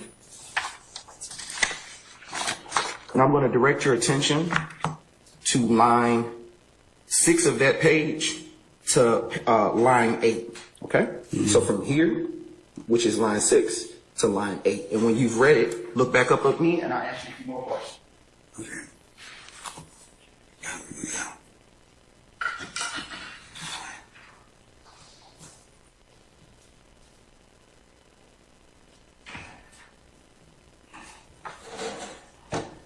Okay, did you have a chance to fairly review that transcript? Mm-hmm. Okay, about how old did you tell law enforcement that the front seat passenger was? He's a young dude. Okay, looking at me. Right. Okay, You said he was a young dude? Right. About how old did you tell him? About 20. Okay. All right. And do you recall about how tall you would have thought he was? You just sitting here lying. Look at him. Gotta read the paper. Gotta guess. Yo, shout out to Jerome Street. Just got the Cash App. Appreciate you, family. Much love for that. Y'all show some love to Jerome Street. Drop some slime umbrellas up in the chat for Jerome Street. Drop a JS in Jerome Street if y'all scared to get banned. You ain't gonna get banned. Just drop a JS and a slime umbrella. Appreciate you, family. Is that a no? Yes or no? Okay. I'm now approaching you again and directing your attention on State's Exhibit 323 Yankee Alpha 1. And I am showing you line 23 of page 20. Line 23 to line 24. These two lines. Here you go. When you've had a chance to read them, you can look at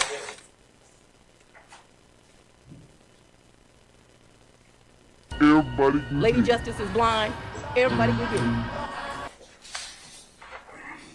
All right. Okay. What did you tell law enforcement on that day about his height? About 5'8", 5'9". Okay. I want you to look back up at me. And so, do you recall if that front seat passenger had any facial hair? Looking at me. No. Okay. You don't recall? I'm now approaching again to show you State's Exhibit 323 Yankee Alpha 1, and I am directing your attention to page 21 of that same exhibit, lines 2 through 3. And when you've read those lines, you can look back up at me. All right. Okay. What did you tell law enforcement and looking at me? No facial hair. No facial hair? Right. Okay. Now, I want to circle back to something you said earlier. What did you mean when you said that you told Detective Thorpe that you was messed up and wanted to get somebody locked up because of the situation? What was that? My mind was messed up, man. I wasn't thinking clearly. Can you move your hand for your Yeah, I wasn't thinking clearly, man. Wasn't in my right frame of mind at the particular time. Because all that was going on. I thought my friend got killed. So I just did. I don't want anybody to go down who I thought had something to do with it. And, but is it fair to say that you weren't targeting any particular person? No, I wasn't targeting. Hold on. I stand the objection. Yes, Your Honor. Don't answer that question.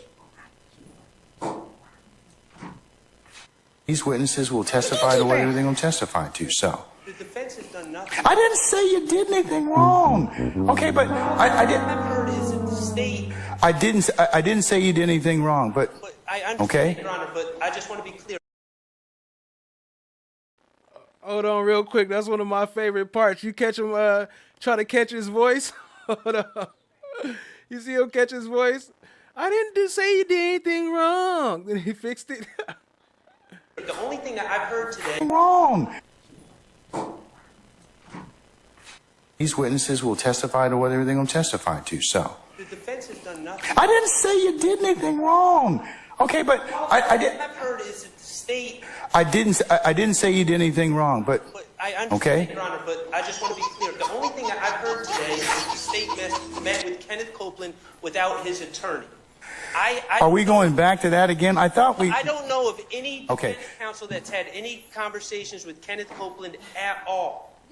And I just want to make that clear. Today, I don't know of anyone that's had conversations with. Okay, but he's their witness at this point in time. If he wants to talk to you or he doesn't want to talk to you, he's got a lawyer, and that lawyer can make that decision, and so can Mr. Copeland. So. Situation because we I understand that, but you can't let other people, and I would advise you not to let third parties influence what you may think a witness is going to do. That's not happening. Okay, and that's all I was trying to tell you. Okay? Okay. All right. Judge, I would like to hear. Yes, sir. What is it you'd like to tell me, Mr. Melnick? Judge, I went back and reviewed my communications with the Fulton County District Attorney's Office in relation to Kenneth Copeland. And I found communications as late as June 5th of last year where the Fulton County District Attorney's Office had reached out to me about speaking to Mr. Copeland. Speaking to Mr. Copeland concerning this trial, not about any other case. Speaking with Mr. Copeland about this.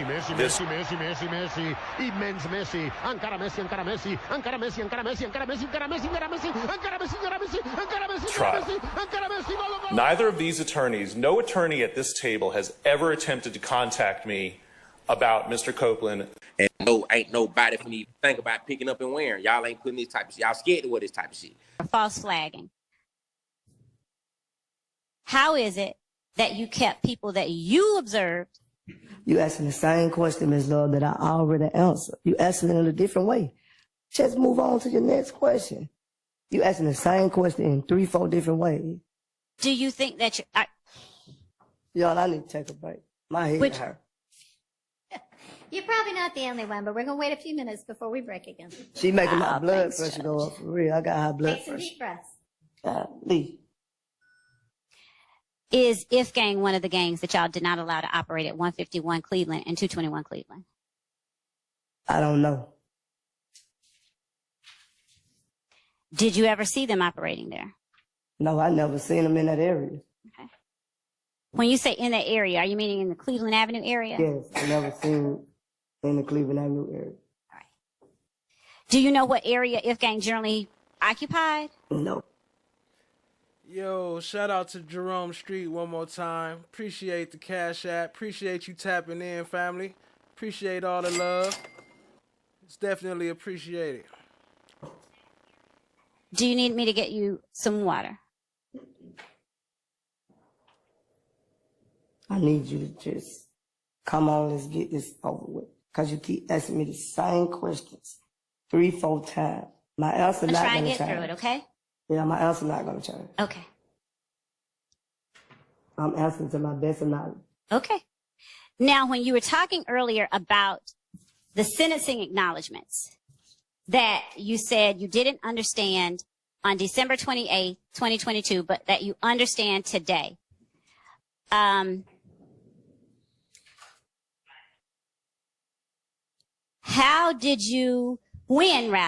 did you gain your understanding of number 1, 2, 3, 4, 5, 6, and the paragraph underneath number 6 that you didn't have on December 28, 2022? When I read them myself, I understood them a little better. And did you review those with your lawyer of 15 years on December 28, 2022? I don't remember because at that time I was going to a lot when my mother was sick. So I didn't remember. I don't remember. Did your lawyer read them to you by any chance? I don't remember. Ms. Love. Were you given, did you have to raise your hand and swear that you understood each of those sentencing acknowledgments in section 5 on pages 5 and 7? I'm sorry, 5 and 6? I most definitely raised my hand because I was desperate to get back to my mama when I took that plea. But I'm answering all my questions, all your questions to the best of my knowledge. Thank you. So let's talk about getting back to your mother. I don't want to talk about my mother. I'm going to not talk about your mom, okay? Yeah. I'm talking about what you just told the jury. Thanks for the new sub, Fuzzy Math. You know, we trying to hit that 3K subscription goal. So I appreciate you, family, for the sub.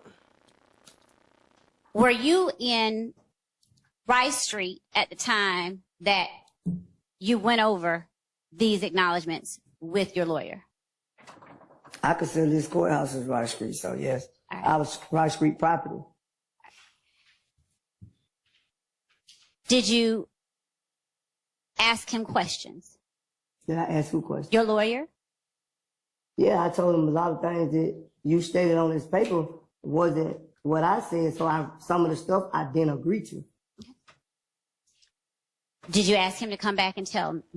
That's a fact. Judge Whitaker did call him Miss Seth Brown, Miss Brown, Miss BBL Brown. Somebody from the state. He did come back and tell you from my knowledge. So while you were asking him and telling him that, did you also ask him what the sentencing acknowledgments were? The gatekeeper. No, I didn't ask that question. Is there any particular reason you didn't? I just told you I was just trying to get my sick mother. Okay.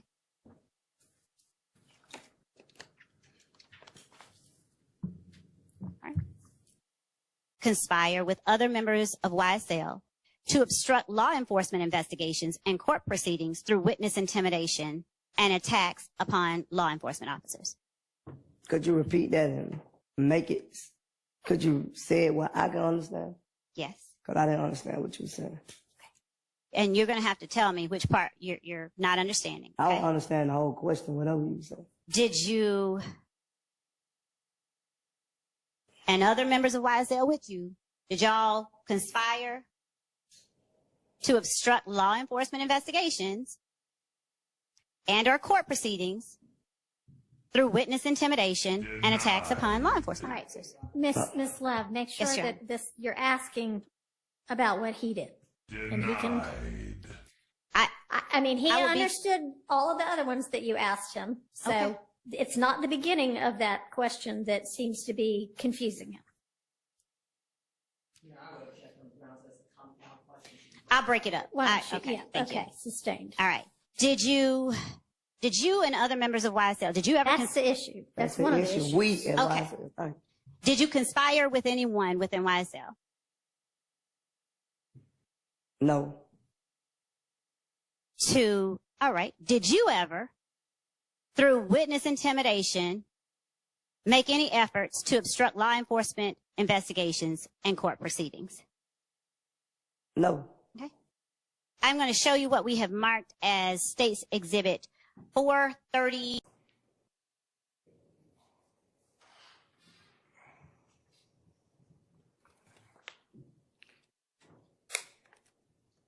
You can lie to your kids, you lie to your mama, but you get in the courtroom and in the investigation room and tell them punk ass people the God honest motherfucking truth.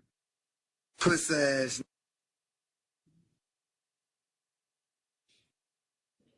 Mr. Sledge, do you recall when you made that video? No, I don't know the date. Did you put that video on your own social media account? Yes. Do you recall when you put it on your social media account? No, I don't recall when I put it on. Are you able?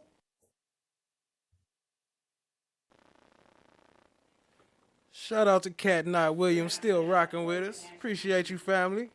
She says outside agitators. That was probably a while back. You know, I'm kind of back on the chat. About that shooting. I never told.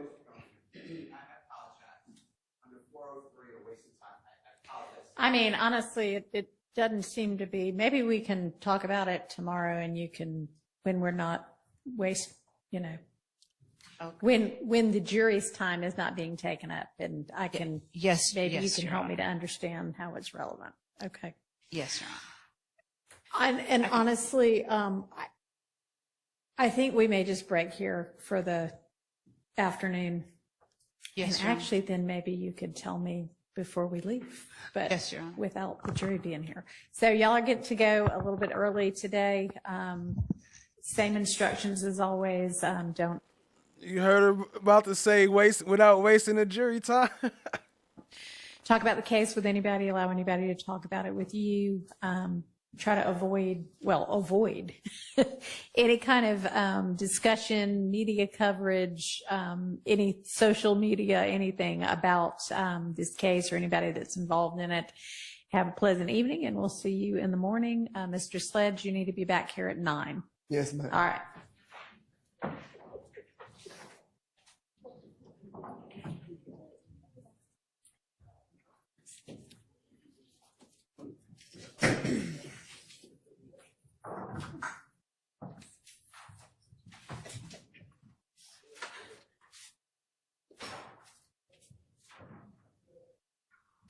Hi, Ms. Love, if you want to try to explain the relevance or how it's getting to something relevant. If the court will permit me, That was a big smile in that camera, man. if the court will permit me to address that matter more fully. And they locked him back up for a non-violent offense, just for not telling. In just a moment, I want to confirm some details. Okay. Sure. A lot of the state's theory is that Mr. Williams is in.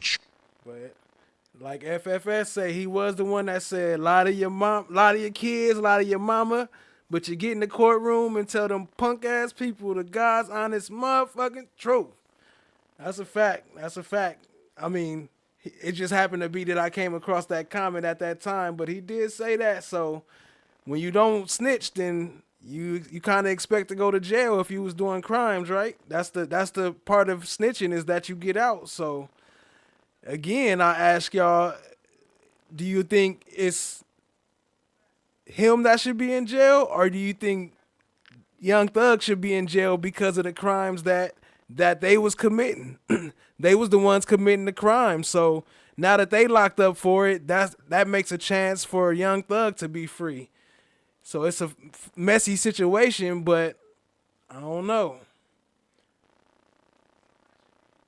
Charge of a gang, and the gang does crime on his behalf. He asks for it, and they do it. We deny that. I heard the court say, and I heard the prosecutor say, that this is inculpatory, no exculpatory. Everything could be inculpatory or exculpatory. Okay. Can I just... Of course. I didn't say it's inculpatory. I don't know. Okay. I said the state, I mean, if I said that, I'm repeating the state's maintaining that it's only inculpatory. Understood. Okay, go ahead. Appreciated. And all I want to make the court aware as you go through decisions is, if we knew about Mr. Boyer, then what I would have done is found out if he has a lawyer, because he's in custody, it sounds like, contact his lawyer, ask if I could go with the lawyer, and Miss Adams, when I say me, and Miss Adams, and an investigator, and interview him. And he may give information that's very hurtful to me. Real quick, good day, Casper. Hey, that's a fact, though. Casper said your short name is great, too. And I ain't gonna lie, I think it helped with the algorithm, because, you know, YouTube computers be reading that, and I think they be using that as a reason to hate. But I ain't for sure, so I ain't saying it is, but it does help to have a shorter name and without that word that was in there, fucks, in the middle. But appreciate you, family, though. Either way, let's go. He may give information that is very beneficial to Mr. Williams. I don't know. My point is, though, that the state has no ability to know what's helpful or hurtful to Mr. Williams, and we have a right to investigate. So I just wanted that on the record as well, in case this goes up. Thank you. I don't disagree. Thank you. I don't disagree. All right. Ms. Lev, if you're at a stage where you can shed any further light on anything, great. If not, we'll take it up after lunch. I'd like to take it up after lunch if the court will allow me. Shut the fuck up! Did you earlier say that you just wanted to get someone locked up? Yeah, I said it. Okay. Were you willing to lie to just get someone locked up? Yeah, being in my frame of mind, yes, I will. Were you as truthful as you could be during that time that you were interviewed by law enforcement to provide them with complete and accurate answers? No, I wasn't. What did you say to law enforcement on that day that you believed to be the truth? I believe to be the truth. It was, when I explained it, when the guy was coming down, Mike Daniel. Yeah, when the guy was coming down, the whole truth is when the guy was coming down Mike Daniel Street, is the truth. He stopped right there he came from the barber, came out the sunroof, he started the fire. You know, and kept straight on down Mike Daniel, they hit the right on the north side. They got him on the stand, sitting here lying, knowing damn well ain't nobody came out that sunroof, but y'all got him up here testifying. Right. For like saying, he made a right at the Texaco and went on the north side. That's why to be the truth, you know. Were the descriptions that you provided of the front seat passenger the truth? No. Okay. Was the sounds of the firearms that you heard to be discharged the truth? That's the truth. where you went to help Nut after he hit the ground, was that the truth? That's the truth. Was what Nut told you when he was when you went and put your arms around him the truth? That's the truth. When Rev came out of the barber shop, was that the truth? That's the truth. When you stopped to get up off of the ground after you saw the vehicle come down the McDaniel Street, was that the truth? That's the truth. Is the fact that you washed vehicles in that area the truth? The truth. All right. Were you willing to lie to just get someone locked up? Yeah, being my frame of mind, yes, I will. They've been playing catch up on older invoices due and never have been able to pay the entire principal due. And for the last several months, since February of 2024, have been severely delinquent. I'm going into detail about what you see that they always been late and always been short on their payments, but then they've been severely delinquent as of last month. And there you go there go Yoda. Yoda coming in. Aspects of the jail to be vulnerable, because we did work shoulder to shoulder with the sheriff's deputies, and we have developed a relationship with them. So we're not, for any amount of money, going to compromise our ethics or our moral obligation to them and divulge any operational security reasons that would compromise the security of the jail. Has contacted us post the sheriff's press release. Last week, a few of your security officers were arrested in an investigation regarding the Fulton Sheriff's Office. Is there any connection between those arrests and the dispute that you and the sheriff have had for the last few months? It is not a dispute. The sheriff has praised and given us accolades, and even in his press release last night, said that he wants to get us paid and give us accolades for the job that we have done. As far as your first question regarding any synergy or connection there, no, there has not. Unfortunately, that was bad actors that have went through a thorough background and screening process, which includes a psychological test, a drug analysis test, a criminal history test, a credit test, a reference test, a education and experience check.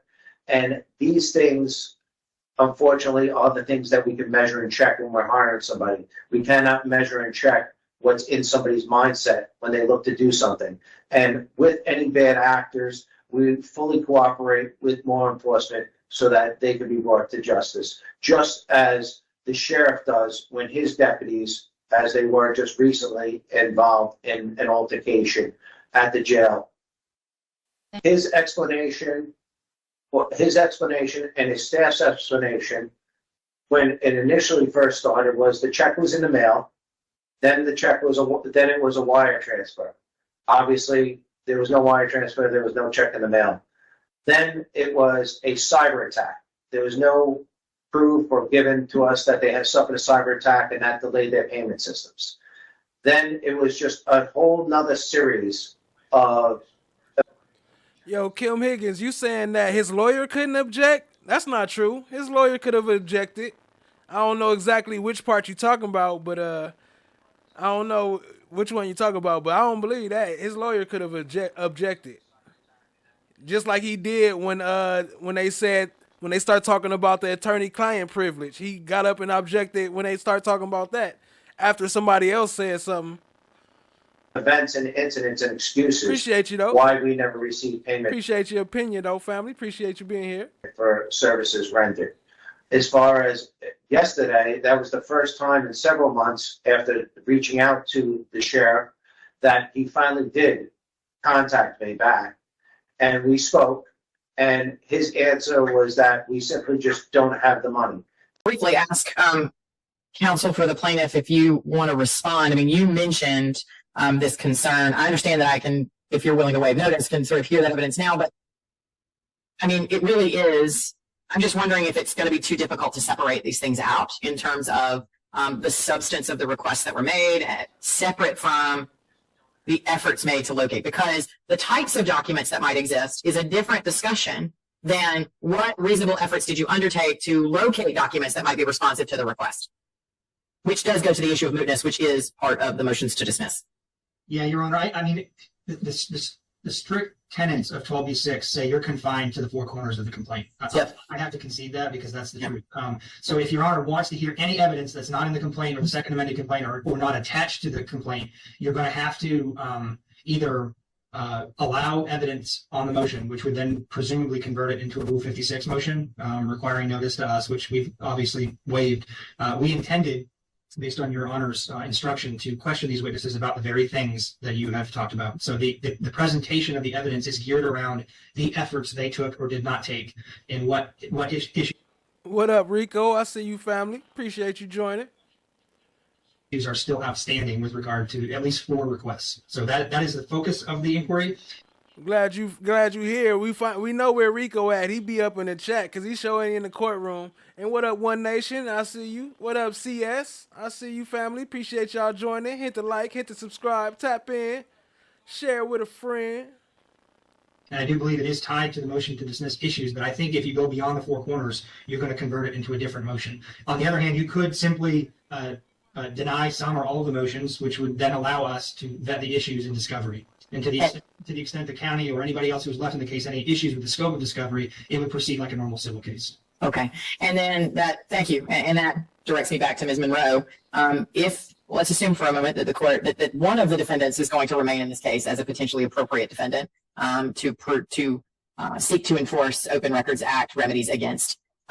What is your suggestion for dealing with the mootness issue in terms of either allowing for some very brief discovery period or scheduling a substantive evidentiary hearing at a fairly close from now, but later in time, date to discuss the substantive issues of the documents and the efforts undertaken to comply with the Open Records Act? What are your thoughts on that, Ms. Monroe?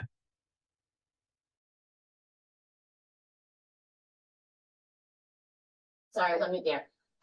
So the portion of my motion that does talk about, that speaks to mootness, wasn't inserted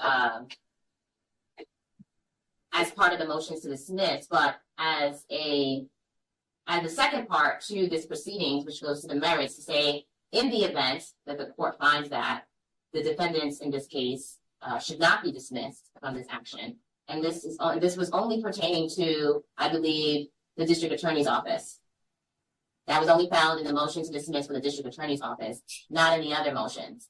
That was just to basically be addressed in an evidentiary hearing. But the goal was for the court to rule on the motions as to who would be the defendant to be sued or dismiss the complaint altogether. But assuming that the court were to find that there was a defendant liable under this action, and that was a defendant that was named in the caption, we would then proceed, once the ruling was made on my motions, to an evidentiary hearing if the whole action was not dismissed altogether. If that makes sense. I don't know if I'm being clear. It does. No, I understand your position. But the next question then is, if the court were to, again, let's assume for a moment that some defendant is going to stay in this case. Mm-hmm. What is your preference or suggestion about what to do next? Would you, really the options are some expedited brief discovery period. Hey, Melissa, what up, family? Appreciate you joining. What up? And or a fairly expedited, soon to be scheduled in the near term, evidentiary hearing to address these issues, or both. Any or all of the things that y'all pick and that I decide on, or I'm telling you going to be expedited because that's how the statute is designed. Right. But my question to you is, what is your preference? And what if it's a discovery period? What do you think is a reasonable? It said, "Pay me my money, you shall now. Break me off before we quit." All right, I don't know how to do it back. Quit we shall if you don't pay me. A reasonable time period for that. So no, this is a very straightforward case, in my opinion. So I don't believe discovery, there would be any need for discovery. Mm-hmm. So it would be my preference to just move forward on an evidentiary hearing in the event there is a defendant that would be held liable under this action. Okay. $1 million you owe me. Miss, Your Honor, yes, may I jump in quickly? I was just about to call on you, so yes, please. Okay, so I think one wrinkle here is I think Your Honor has the ability today to rule on the motions, and if Your Honor does that, then I intend to. Yeah, then two things happen. The automatic stay that's set forth in 911-12F goes away. Right. So once the stay is lifted, then Your Honor would have the ability today and tomorrow to hear the evidence. The hearing, we don't. Our concern, Your Honor, is that based on the history, that as soon as we attempt to conduct any discovery, whether it's 2 weeks of discovery, a month of discovery, there are going to be motions filed that prevent us from accessing information from witnesses. Whether it's going to be a motion for a protective order or some sort of motion under 911-37, I don't know what it might be, but it's going to delay the proceedings. So I would caution Your Honor, if the court is inclined to move with some speed here, and that I am inclined to move with speed. I only inquired about discovery because I didn't know the extent to which either party is interested. It sounds like Ms. Monroe's response is that she thinks an evidentiary hearing is the better course, and it sounds like you do as well. So you talking about in court, right? Jerome Street. I think that addresses that issue.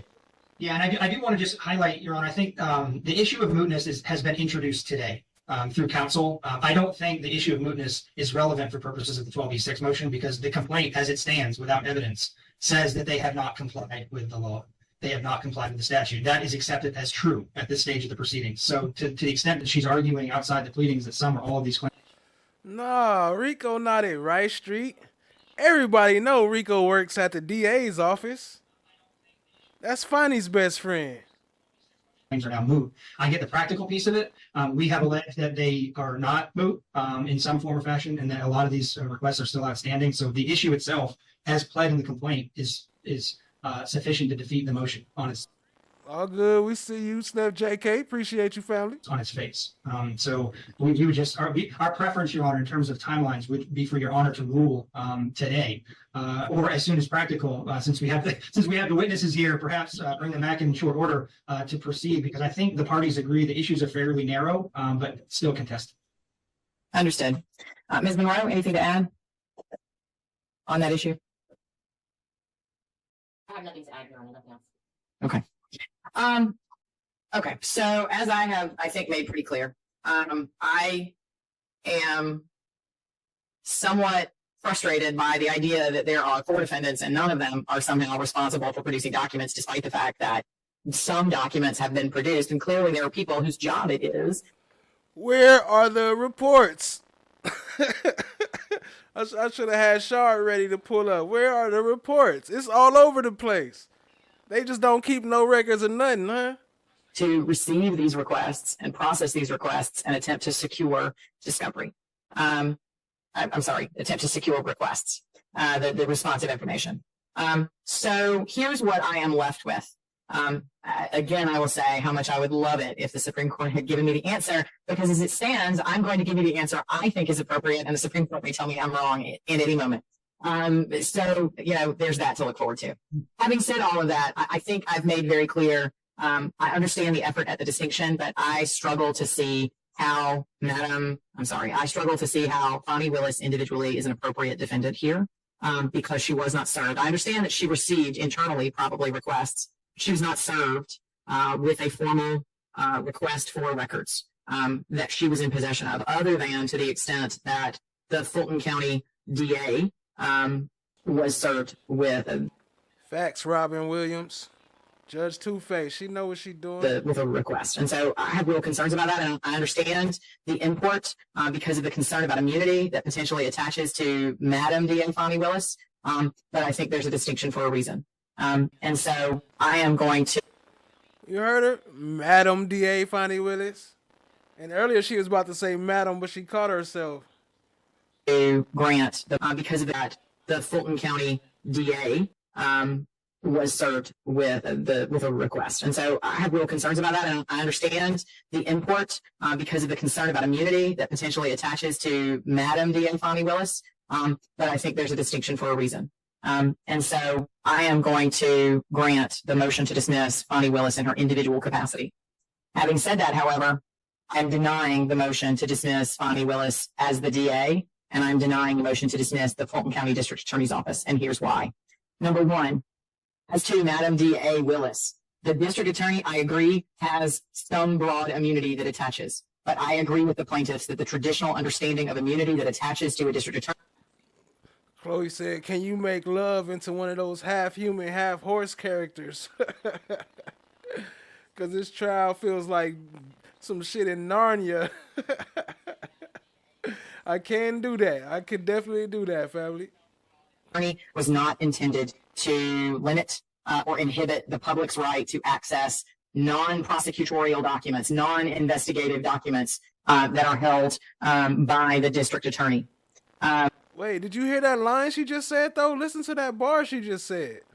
And I think that if the right immunity that attaches. But I agree with the plaintiffs that the traditional understanding of immunity that attaches to a district attorney was not intended to limit or inhibit the public's right to access non-prosecutorial documents, non-investigative documents that are held by the district attorney. And I think that if the legislature had intended so, it would have exempted district attorneys generally, and it did not. And so for that reason, I'm going to deny the motion as to the motion to dismiss as to District Attorney Willis. I am also going to deny the motion as to the Fulton County District Attorney's Office.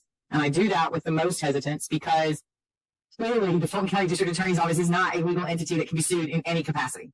However, I don't think there's any way to read the Open Meetings Act provisions that are adopted by reference in the Open Records Act provisions without understanding that the Fulton County District Attorney's Office is an office, agency, department, etc. of Fulton County or of the state, and therefore would be subject to the Open Records Act requirements. Hey, real quick, show some love to Cat Knight Williams dropping the membership. She making it rain. Y'all drop the umbrellas. Spam the chat with the umbrellas. Cat Knight Williams making it rain up in here. Hold on, let me see. She got 5 on it. I gotta play this track. Everybody, Lady Justice is blind. Appreciate everybody. Y'all show some love. Drop the slime umbrellas. Appreciate you, Cat. As to Fulton County, I do have concerns, as Ms. Monroe pointed out, that any ruling that I make be understood as overly broad in the sense that any request submitted to any department of Fulton County using its portal somehow makes the entirety of Fulton County responsible. And that is definitely not going to be my ruling. However, to the extent that Fulton County hosts the portal and is clearly subject to the Open Records Act, particularly here where the agency and the officer are denying that they are subject to the act. The county clearly is, and the county is hosting the method to request and receive responses, to submit requests and receive responses and responsive documents. And so to the extent that the county is doing so in the absence of the records custodian, i.e. the district attorney in her official capacity, or the Fulton County District Attorney's Office, such as it is constituted for purposes of it being an agency or office, Fulton County stays in the case as well. So that's going to be my ruling. I am, as I said, I'm granting the motion to dismiss as to Ms. Fani Willis. I'm denying the motion as to the other defendants. See that? Shout out to Cat Knight Williams, though. Making it rain up in this joint. Appreciate you, family. Denied. She said she's going to deny it. I had to find the deny. Denied. Appreciate the love, though, family. Making it rain. Slime umbrellas all in the chat. Going crazy.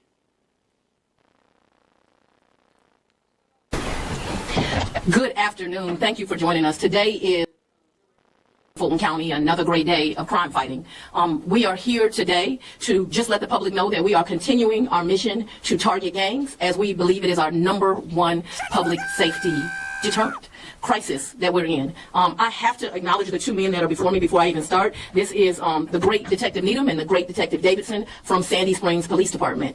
This was a collaboration, but you always have to acknowledge those that are on the front line working really hard to get things done. And these 2 gentlemen have done just an excellent job. What today's indictment is about is the Drug Rich Gang, which is a hybrid gang, and it started back in 2016. That's how far we can document this gang exists. Okay, hold on. Correction. That's from FFS. That's the, she over here laundering. She the middleman right now. Appreciate the love, FFS and Cat Knight Williams. Appreciate the love. Y'all show some love. Drop some of them slime umbrellas for FFS. Appreciate you. We know that it is a gang that primarily actually exists out of DeKalb County, the Stone Mountain and the Tucker area. But as we know, crime and criminals have no boundaries, and they found their way into my county, Fulton County. I have a message today that you will hear repeated time and time again. If you thought Fulton was a good county to bring your crime to bring your violence to, you are wrong, and you are going to suffer consequences. And today is the start of some of those consequences. This gang, as I mentioned, is a hybrid gang. It does include members of the Gangster Disciples, the Crips, and the Bloods. We know that here in Atlanta, Georgia, that hybrid gangs are something that we regularly see. We know that this gang does have some identifiers that connect. She said, I'm just laundering. I'm just laundering. Like, what you doing? Oh, nothing, just laundering gifts for FFS on Flesh of the God cast. Appreciate you, family. It together. They use things like prescription bottles and money symbols, and this is in their jewelry and their tattoos, and we see that present here. We have identifiers identifying this gang. But that's not the problem that people collected together or they decided to use symbols. It's what they did once they joined together. What this indictment represents is 16 different victims in our county, 16 different incidents of violence, and 26 defendants. They committed crime everywhere from the south to the north of my county, which included Union City, Atlanta, and Sandy Springs. The earliest crime committed that is captured in this indictment is a 2018 carjacking. The latest was committed just this month. We are aware that crimes have occurred in other jurisdictions, but what this indictment primarily covers are the 16 crimes that committed here in Fulton County. The victims, they do not discriminate. But what they did do is target people who show their wealth on social media. So I do have a message for the public. Where it is kind of fun to put your things on social media and show off, unfortunately, these gangs are becoming more savvy, more sophisticated in the way that they target you. And this is a way that we know that they targeted these individuals. And it's because of these great detectives' work where they were able to show that they were following these individuals and using it to their advantage. Some of the celebrity victims included Calvin Ridley, who is a loved member of our Falcons, Brad Guzan, who is a loved member of the Atlanta United team, Marlo Hampton, who is on the Real Housewives of Atlanta, and Brittany Neely, who is the mother of Future's child. All very well-known celebrities that who have decided to take residence right here in Metro Atlanta because this is a great place to live. And we cannot tolerate this. But don't be fooled. This indictment also covers other individuals who are not as famous, but also had their wealth on social media. Lots of social media influencers. The incidences that are in here is, thank God we don't have a murder, but we have kidnapping, we have armed robberies, we have shootings, and we have home invasions. Very violent crimes, things that cannot be allowed in our county, and all done, again, at the hands of crime, at the hands of gangs. What I want the public to see today is a collaboration of law enforcement, because as they have gotten more savvy, so have we.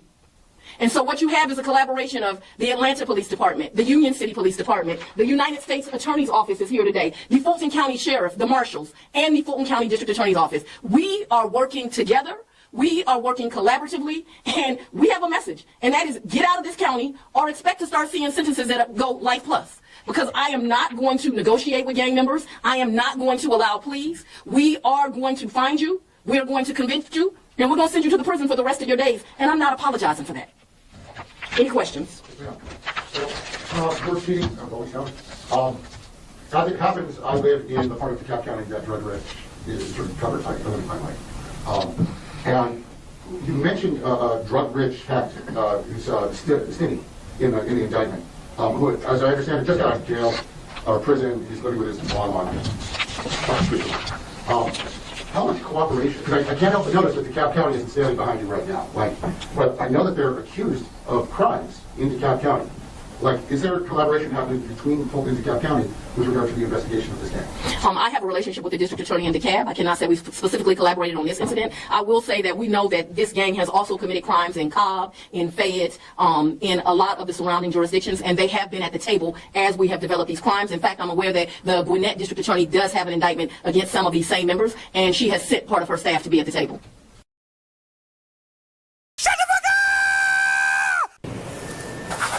Objection, that's intent. I'll overrule the objection.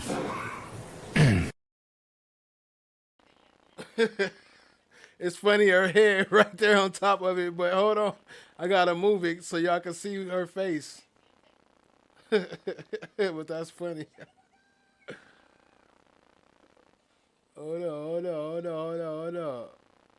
This one, hold on. Move bulldozer. Damn. Oh, that's the wrong one. Move dozer.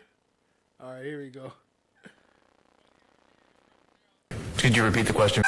fact, I'm aware that the Gwinnett District Attorney does have an indictment against some of these same members, and she has sent part of her staff to be at the table.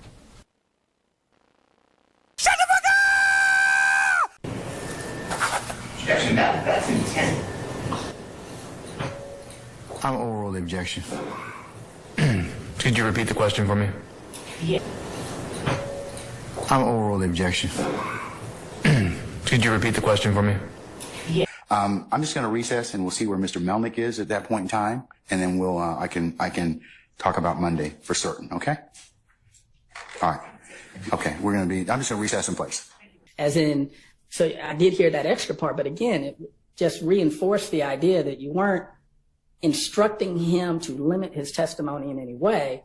It was just clear that wasn't a subject you planned on going into. Like, we knew you didn't want to talk about it. We knew you was on some bull, but I'm gonna stay on the fence on this one. So I'm gonna just say both.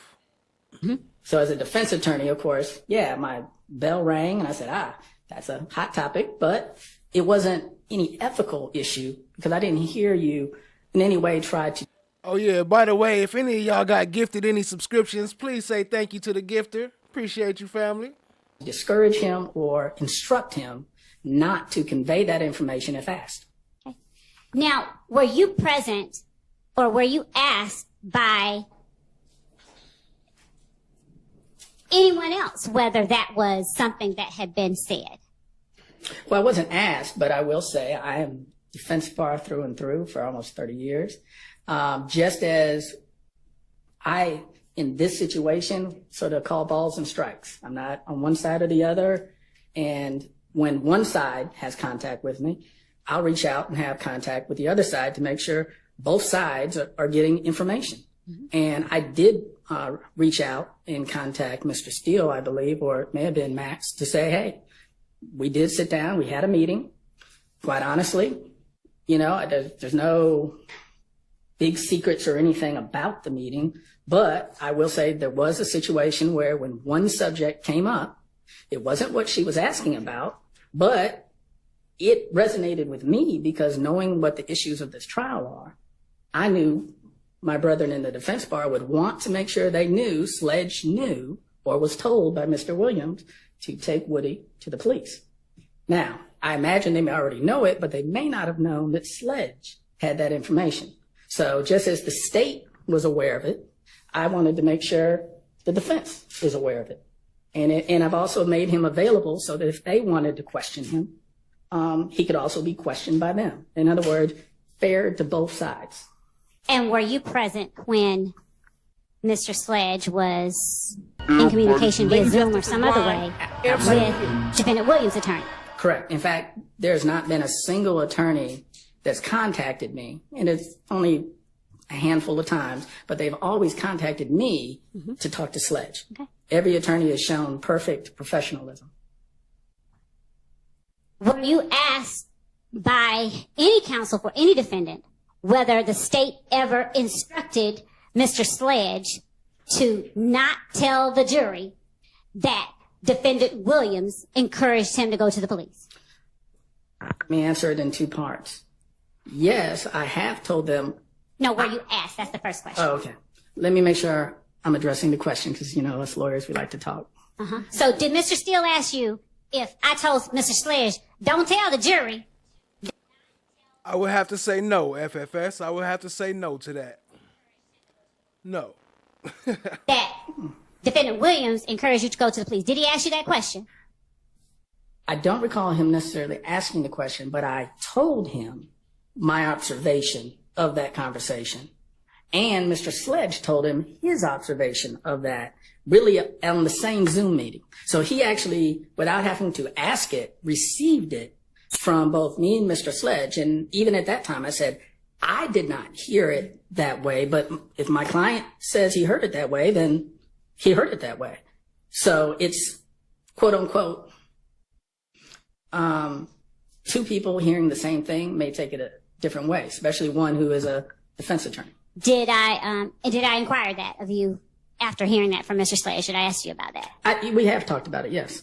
And did you tell me that you told Mr. Steele? No, I didn't hear that. Yeah. Well, I told Mr. Steele, I never heard you tell him, do not tell the jury. What I told you was that I've explained. I didn't hear her say that.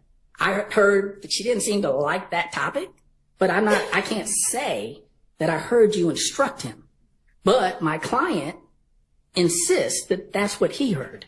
So I know it's not a black and white answer, but that's the gray answer where my client has been very consistent saying this is what he heard, but that's not what I heard. So I'm not going to juice it up for the state or for the defense. I can only convey what I, in good faith, heard. And is there anything in particular that you recognized or saw that made you think I did not like that topic? No. I still got to set it up. I got to set it up for it to work. But, yeah, it's coming soon. I might have to charge a lot of points because I know y'all going to be going crazy on that shut the fuck up. I know once I release that chat prompt, y'all going to be going crazy. So I don't know. I might have to make that one like 5,000 points or something. Knowing the general idea of what the case is about, that ultimately the state's theory of the case that Mr. Williams... Without getting into what you believe the state's theory of the case is, I'm asking you specifically what you observed. Real quick, YP Com Chick, did you sing at the song that you use at the end of your live streams? Nah, that's my fam. That's my cuzzo, Reggie Righteous. I got his links in the description now, so y'all go run his numbers up too. I'll drop his link right now in the chat, but yeah, I'll drop all his links is in the description of the video now, so appreciate you, family. I'll make sure they there right now. That made you believe. And that's not what she was asking, so no. Go ahead and ask your question. Thank you. I'm sorry. Please go again. I'm asking you what you observed me do or say, facially, non-facially, verbally, non-verbally, that led you to believe in some way that I didn't like that topic. The fact that you stopped him pretty abruptly, meaning as he was going into it, he sort of answered anyway. So it wasn't that you didn't yell, you didn't scream, you didn't do anything. It was just, as attorneys, what we're really good at, I know we're going to say talking, but listening and picking up. And when I saw that all of a sudden there was sort of a screeching stop point, that's when I realized, well, maybe, and again, not knowing the details of this case, maybe. So is that where you drew your conclusion? Let him finish his answer. Yeah, maybe that topic, that point, has some meaning and some significance. And that's where my thought was, okay, well, just as something may be significant about it in talking to the state, let me also make sure I've conveyed to the defense, hey, that might be some sort of topic. And again, I didn't know what he did or didn't do because my role sort of stopped pretty early in this. So again, my thought is if I'm neutral and calling balls and strikes, I want to make sure that they also are aware. That's a fact what he did, but I don't know, man. He still wasn't that good. But anyway, yo, I just dropped a link to the outro song for those who want to go run his numbers up and hear the full song. Appreciate you, family. Show some love to Reggie Righteous. That may be a sub up to his channel. A topic of interest. And but nothing about your body language or your mannerisms went to anything more than just, hey, maybe there's something there that someone needs to look into. Did I tell him that's not what I asked in a way different than you've heard me say that when he's on the stand? No. And when I've said that's not what I've asked, when he's been on the stand, did you draw a conclusion that that was something I didn't want him to tell the jury? I didn't draw the conclusion, but I did draw a conclusion. The topic was not the topic you wanted to talk about, which, of course, I said, why? But it wasn't, I didn't extrapolate from that, you're trying to make sure he doesn't tell the jury. Did you ever describe the meeting that we had as one where it was supposed to be kind of a get-to-know-you kind of meeting?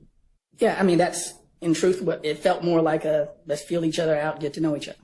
And before your client offered up the information, Thug encouraged me to go tell the police or take Woody to the station. Mm-hmm. had I asked him any questions leading up to that? That was towards the later part. You had already gone through some questions. I think we had asked about video. We had asked about the history of Cleveland Ave and the formation of certain gangs, notwithstanding YSL, but even before YSL. Mm-hmm. So there had been plenty of conversation and, again, more of a get to know who Mr. Sledge is, where he's from, what part of the city, how he met folks, mm-hmm. like how he met Mr. Williams and, those kind of things. So this particular part that we've been talking about wasn't the beginning. It wasn't the middle. It was probably more towards the end. And maybe 10 more minutes of meeting. Had I asked him anything about Donovan Thomas's murder? We clarified, as we did earlier, that one, he wasn't there, wasn't involved, and clarified he doesn't have specific information helpful to the state or to the defendants mm-hmm. About the shooting of Mr. When I'm blanking out that quick. Mr. Thomas? Yeah. Okay. I guess I know more so. All right. When you left court last week, did you wipe your nose at the jury? What you mean? Just that. Did you wipe your nose? There we go. Did you wipe your nose at the jury? Somebody just hit the chat prompt here, boy. That brought up Jack Glanville right here. And he gonna dance for some subs for y'all. Appreciate it. So show him some love and sub up. You see, don't make him mad. Show him some love and hit the subscribe button. He dancing for y'all. He work for me now. Appreciate y'all, family. At the jury? Yeah, when you asked me to do it. I mean, when you got off the stand? No. Okay. I wiped my nose at the jury. All right. See, she going too far. Until there's an objection, they just ask questions. But all these are capable lawyers, as is your lawyer. So yeah, but I'll just call the balls and strikes. You silly. All right. I swear you will. Just one moment, Your Honor.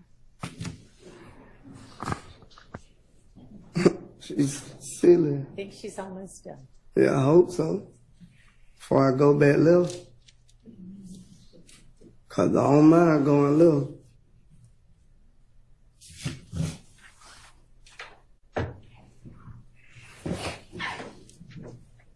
What do you need to say? Go back left. Arguing back and forth with you. Okay. Okay, Kelvin Bradley case. We might have to tap into that. Appreciate it, family. You just being petty now. All right. Who said do he twerk? No, Jack Glanville don't twerk. We ain't getting that type of money up in here. It's gonna cost some money to make Jack Glanville twerk. You better call BBL Brown. I'm just playing. You felt differently on December 28th, 2022.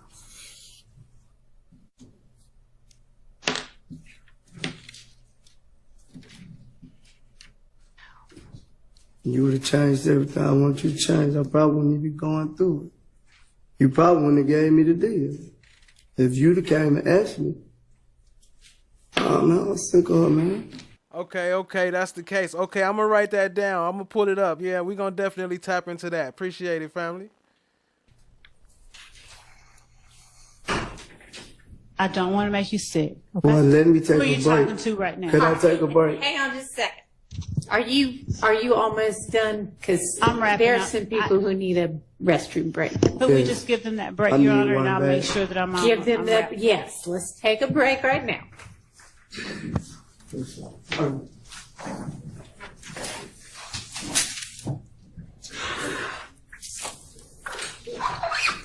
Media coverage, any social media, anything about this case or anybody that's involved in it.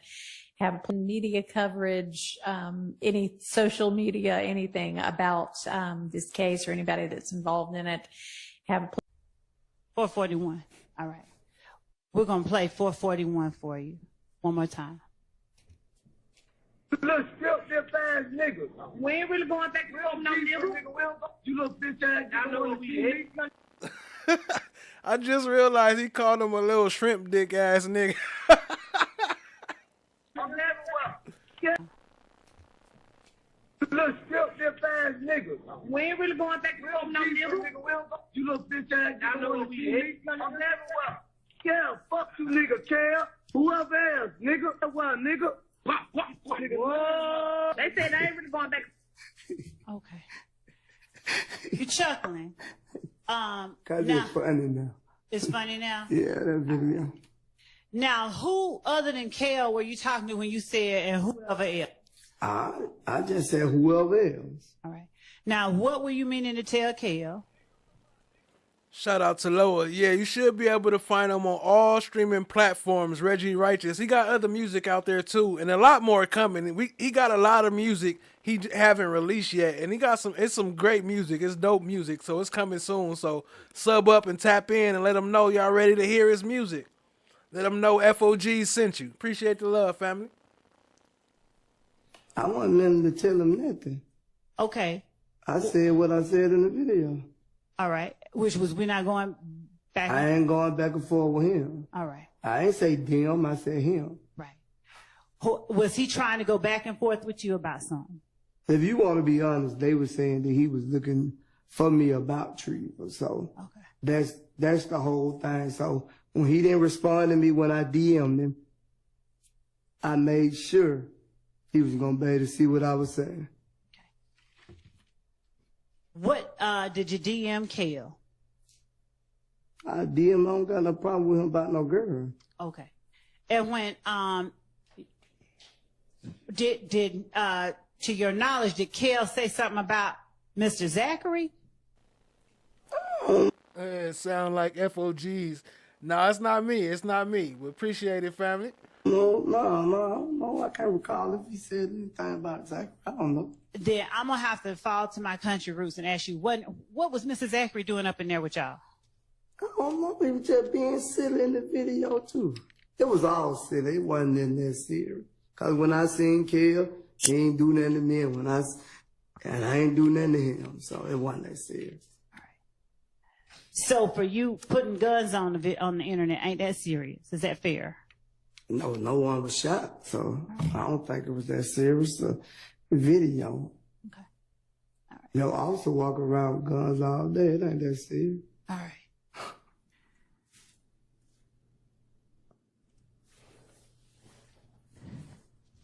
When you orienting you back to the rodeo tour, not trying to switch up and change you and confuse you. That was you first screaming at. You went from here to there. I'm trying to get past it and go fast. And I'm trying to stay focused with you, but you started throwing me off. All right. Come on. When we're talking about the rodeo tour, you said you had to go home. Let me see. I pushed the voice changer. I don't know if it's working right. Let me see. But you were working. Did you have any kind of contractual obligations you had to fulfill before you went home? He'll let me go home anytime I wanted to, no matter what the contract was. He'll let me go home. If I tell him I want to go home and see my son, he'll be like, he'll let me go home. All right. And did you have someone to replace you when you went home? Oh, there we go. I was pushing the wrong button. Yes, I was head of security, so that means I only choose the security. All right. That don't mean I was did security. All right. Head of security just means like, I could come say, we're going to get Miss Love, we're going to get him, we're going to get her, we're going to get Mr. Right. And if one of you don't do right, I just say, we'll give him a plane ticket. Did you have responsibility for sending folks home to act it up on the tour? No, I don't have responsibility to it. Okay. Now, on cross-examination, going back to... Israel. Thank you. This is Defendant Williams number 255, right? Yes. All right, you told Mr. Steele that you had seen that, you recognized that before, yes. Right? Where had you seen that? If I ain't mistaken. What up, Danny? IRL, appreciate you joining. Man, when it was posted and added, I want to say me and Mr. Williams was together. When it was posted and added, y'all were together? When the guy added him, me and him was together. That's why I remember this post. And we were both like, I think he was gonna try to use it in a song or something, but he didn't. I don't know. Okay. Are you familiar with DMAC.me2 Bank? I don't know him personally. No, I don't know him. Now, where was it that you saw it? I want to say that was Twitter or something at the time, if I am mistaken. Now, are you tagged on this tweet too? It looked like she got a dirty diaper. I forgot all about it until YP said something. I wasn't even looking at it. I forgot how. No, what are you getting at? The jury doesn't know, so I'm just asking. You showed it. They presented it, and they see I'm not tagged on them. So when you say that you and Mr. Williams were together, were you looking at his Twitter account? Yeah, we were sitting there looking at the phone together. At Mr. Williams' phone? Yes. All right.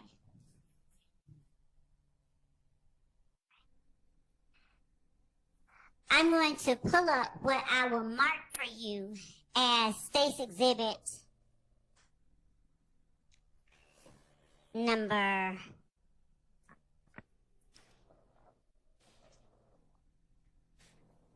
4.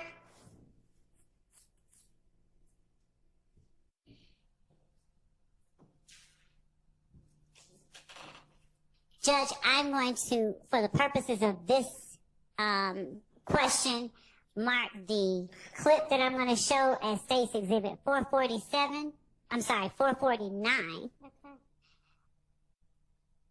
And it is from 1:03:30 to 1:08:17 of Mr. Sledge's. Just take a look at it, if you will. I never used the word tell the jury. I just said exactly what you said to me. I say, Miss Love told me that she didn't want me to say that, and she wasn't going to ask me that question. Okay, so then your memory is not, you don't remember telling Mr. Steele. You do not remember asking Mr. Steele saying, did Miss Love tell you, do not tell the jury? If he said jury, I forgot I made a mistake. And I should have corrected Mr. Steele if he said jury. But I'm telling you what you said to me and to me. I ain't saying you said don't tell it to the jury.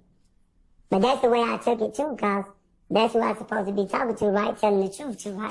Okay, so in my way, not the lawful way, that's the way I took it. Cause if somebody tell me, oh, I don't want you to tell my girlfriend this, I'm gonna take it as, you know what I'm saying? You don't want me to tell the truth. Okay. So, alright. So were you surprised when I asked you?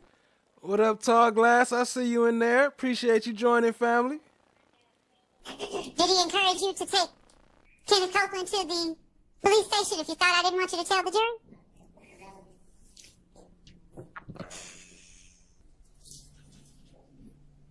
I'm exploring what he said his understanding was. Overruled. So were you? When I asked you that question, were you surprised, given that you thought I didn't want you to talk about it?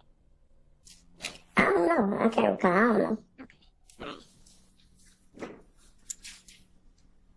Now,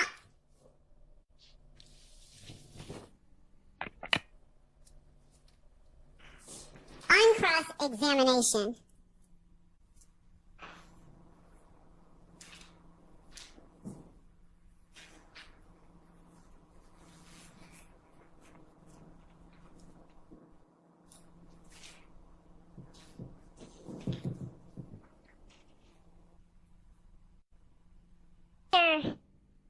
Sharp, that you didn't feel like you could go to trial? You didn't have the ability to go to trial? I can afford to go to trial. Okay. That's the question he asked me. He didn't say the ability, he said afford. Alright. And that's the reason that you answered yes to all the questions that you answered yes to on State's Exhibit 444 and 1AS? I don't recall.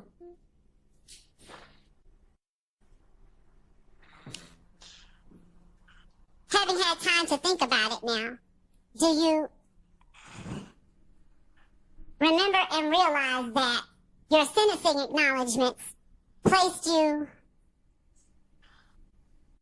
in peril of probation revocation if you testified inconsistently with something you said was true during your plea agreement? I don't think I testified nothing wasn't true today, if I recall. Do you remember testifying on last week when I asked you specifically about portions of what you agreed to?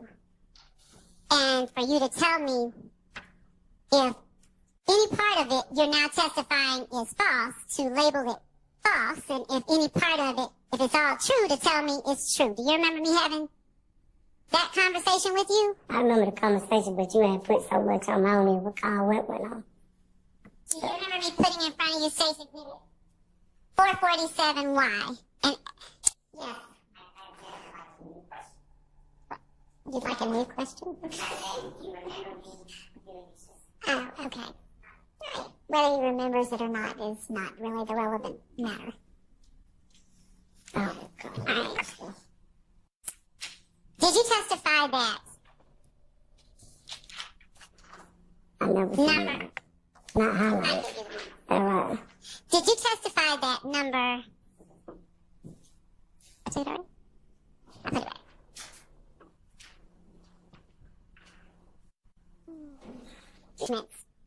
Is not entirely true. No, I didn't say it was not entirely true. I think I remember I said the part of the support of YSL, and you put care as a robber gang member. I told you I didn't even know he was that gang at the time. And if I made a mistake anywhere else, I made a mistake. All right, do you remember me putting... Now I have to ask, do you remember... What up, Natasha Dorsey? See you, family. Appreciate you joining. Do you remember me putting State's Exhibit 444Y in front of you? I remember you putting all these papers in front of me, but I was like... Do you remember me asking you to go over each number, and if one of it is true or one of it... No. Do you remember me asking you that if all of the statement is true, to tell me and label it true, but that if any of it is not true, to call it false? Do you remember that? I don't recall that, Ms. Love. Like I told you, you've been confusing me for so many days. You've been confusing me since I've been on this thing. So I don't know, like now, you jump from one thing to another thing. My brain don't move as fast as probably yours. I might don't learn as quick as you do. So I don't remember all this stuff. You putting all these papers in front of me ain't gonna make me remember. Okay. So whatever you try to get to, get to. All right, we're just getting to the questions. So we'll take it slow. I don't remember. All right. 1AS, that is the document you signed, right? Yeah. All right.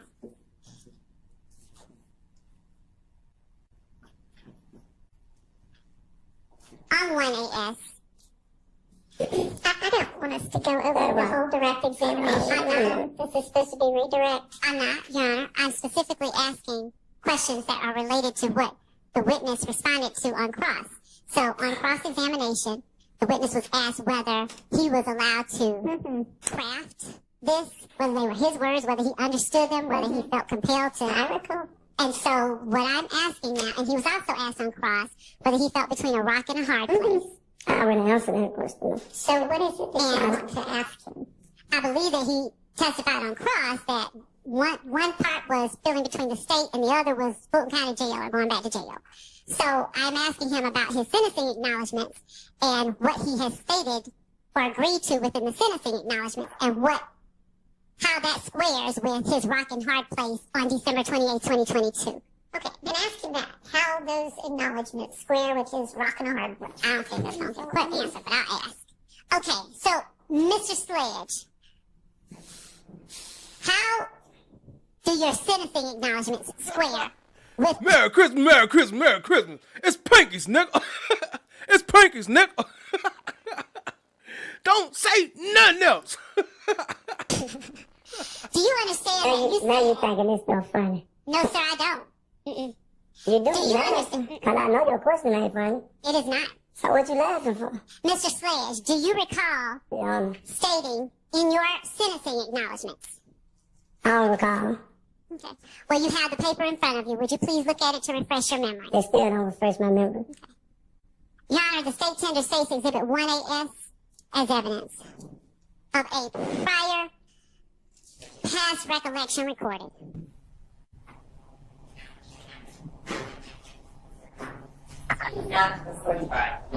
Yes, it was, and it was agreed to. I object as well, Your Honor. This is not past recollection recorded, and past recollection recorded does not come into evidence. I have to get you the code section. You're right, it does. If you read it into the record. That's exactly right. We already read it into the record, and not we, but you. You already read it into the record once. Your Honor, I'm asking. All right, fine. Mr. Sledge, do you understand That you agreed that if you fail or refuse to testify to any fact that you acknowledged in this plea agreement, that such failure or refusal nullified any promise by the DA to no cross count 30 of the indictment? Objection asked and answered.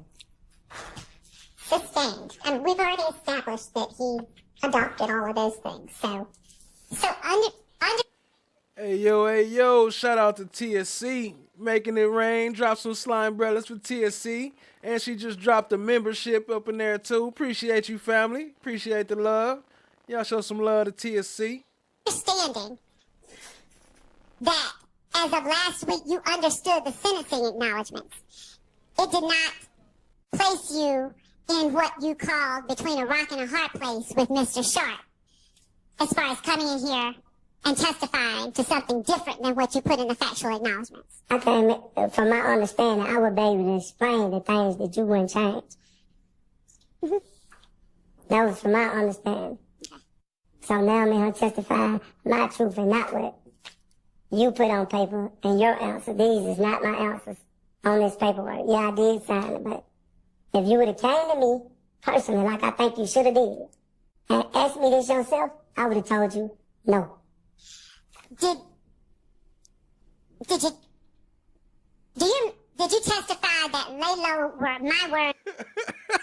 She sound like a DJ. Didn't I tell you not to go outside? Did not. And not yours when I asked you on direct examination. If you would have came to me personally, like I think you should have did, and asked me this yourself, I would have told you no. Did you testify that lay low were my words and not yours when I asked you on direct examination about Defendant Williams giving YSL members money to lay low after the murder of Donovan Thomas? When you asked me at that meeting, I told you he could have gave YSL money to lay low because I'm the only one that stayed in Atlanta. I told you he gave me money to get out of harm's way. I borrowed $300. I'm talking about in court last week. Do you remember saying, I didn't say lay low, those were your words? Them is your words. That's a fact. Welcome to the new subscribers. We appreciate you, family. Trying to hit that 3K goal. Appreciate all the help and support. I didn't say lay low. That was already on this paper. I never used the word lay low to you not one time. All this stuff that you trying to say, it was already on the paper. You changed certain things and then we agreed, and then I'm gonna be honest with you, I didn't even want to say that. I got another paper that saying you changed number 8. It went from one thing to another thing. You don't want to red flag that? No, I do. Okay. So, thank you. Because you changed the personal knowledge and I ain't changed it. Thank you for that. I would have never said yes to that. When I got to the last paperwork, I thought we had an understanding of what the emails my lawyer sent you. So do you now remember getting multiple versions of State's 444Y that was changed at your request? Not all of it. Okay. Well, let's just show you. And you tell me which one besides the one you...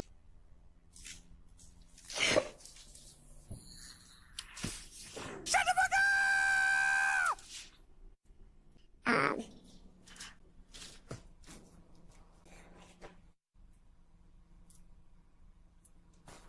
Is there any portion of what the jury saw in your December 28, 2022 testimony where you halted the proceedings Well, what wasn't seen? Did you ever halt the proceedings on December 28, 2022 to ask to speak to your attorney? I don't even know the words you just used. Did you ever stop and say, Judge, can I talk to my lawyer like you have today and last week?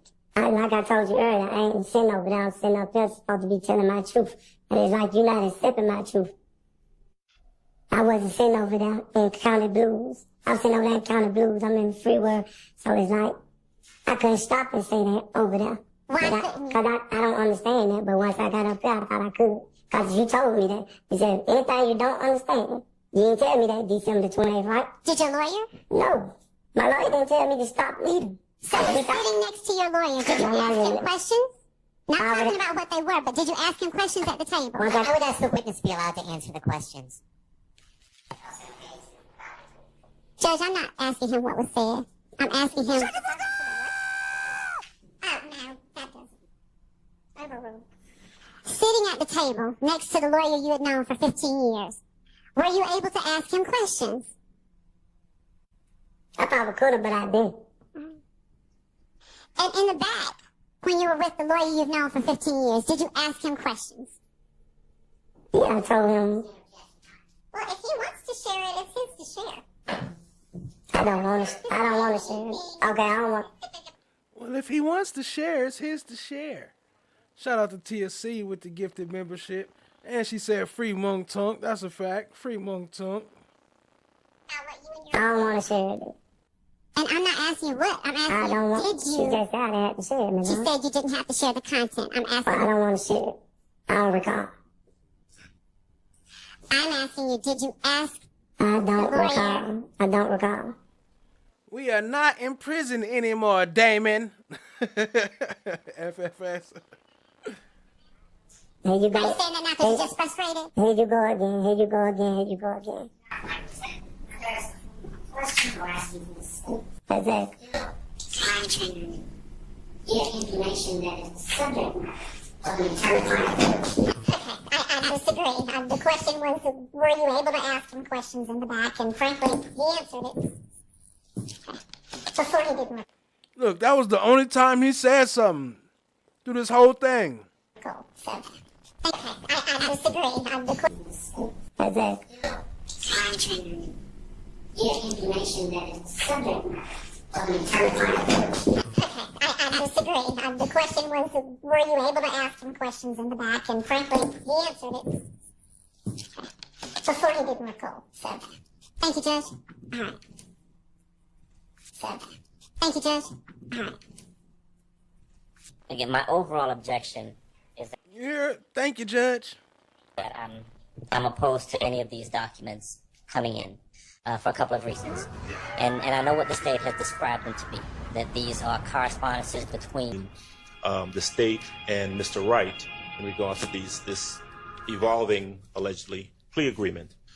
I'll state for the record that the one thing I do have is an email, the initial email from the state to Mr. Wright. I don't see, and we've not been provided, and the state can let me know whether they have them, any responses, email responses from Mr. Wright that would kind of inform us as to, well, what are the discussions that are going back and forth. So I don't know what Mr. Wright's responses are. If he, for example, sends some suggestions as to this is what I want changed, or this is what my client says. So I just don't, I can't address that.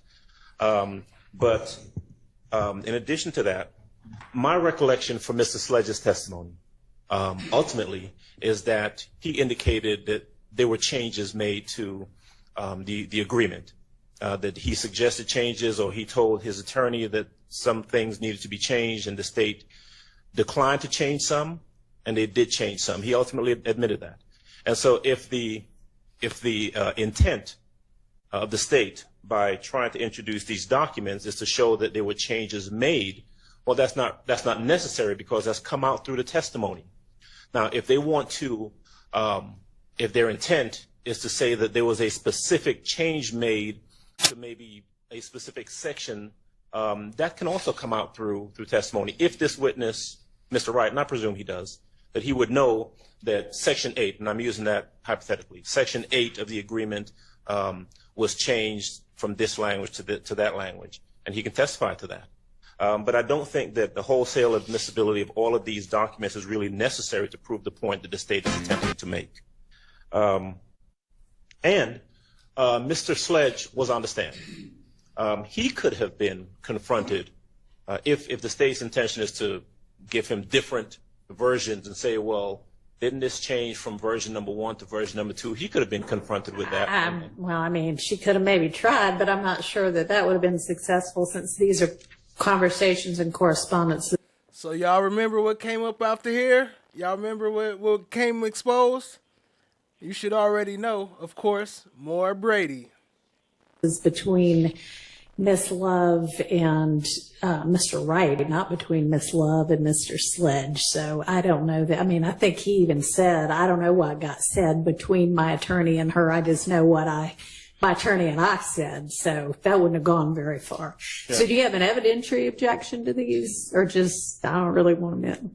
Well, you know, they're not, I don't believe that they're prior, it's not a prior inconsistent statement. I don't know if they're trying to introduce them as impeachment. If that's the case, then I'll suggest to the court that they are not prior inconsistent statements.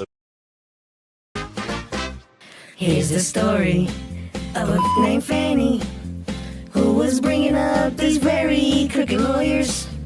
All of them were full of ish, like their madam. The worst one was love. Here's the story of a man named Brady, who was bringing in injustice of his own. They were working all together in a world so cold, till the one day when the lady got promoted and the gray goose had Brady kinda drunk. Then his group would somehow form a Rico. That's the way they all became the Brady Bunch. The Brady Bunch. The Brady Bunch. That's the way they became the Brady Bunch.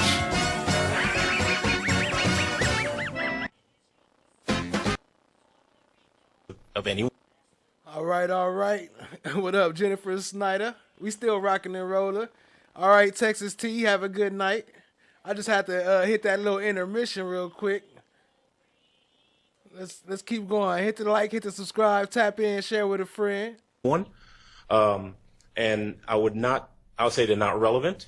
That under 403 it's a waste of time. Okay. It doesn't prove any point that's at issue in this case. Certainly this witness can testify to. All right. Well, at this point, those are overruled. Overruled, as usual. What's up, Christine Covey? Appreciate you joining, family. Denied. Are we ready for the witness now?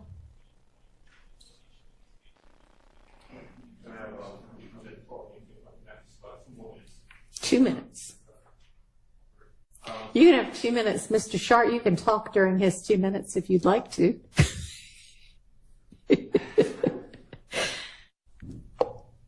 Your Honor, I was just trying to support Mr. Adams here a little bit because we're essentially with these different. Appreciate that, Jerome Street. We got some exclusive coming up. That Brady coming in.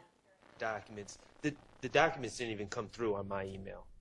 So I was sent them afterwards, but we're just trying to identify the changes. So it's just taking us a minute to go through all. You get 2 more minutes. I didn't get an answer to that question. Maybe I didn't direct it to the state. Okay, well, I don't know whether they've got the responses or not. I don't know whether they want to use them or not. But he is on the stand, so if they don't end up using them, maybe y'all can get them in if you want to. Well, but we don't have them if they exist. And I guess I'm asking the state to indicate whether or not those items exist. Were their responses? I think that when Mr. Wright responded, it was via telephone call. I'll check my email to ensure that I'm not inaccurate, but I think that it all happened. I would send him something, we'd have a conversation, I'd send him something in response, but he can correct that. And if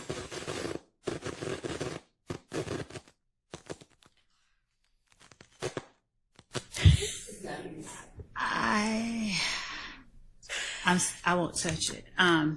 But I'll check. That was funny. That wasn't you touching it. That was funny saying, shut your ass up. You about to expose the Brady. Shut up. Shut up, bitch. You about to expose the Brady.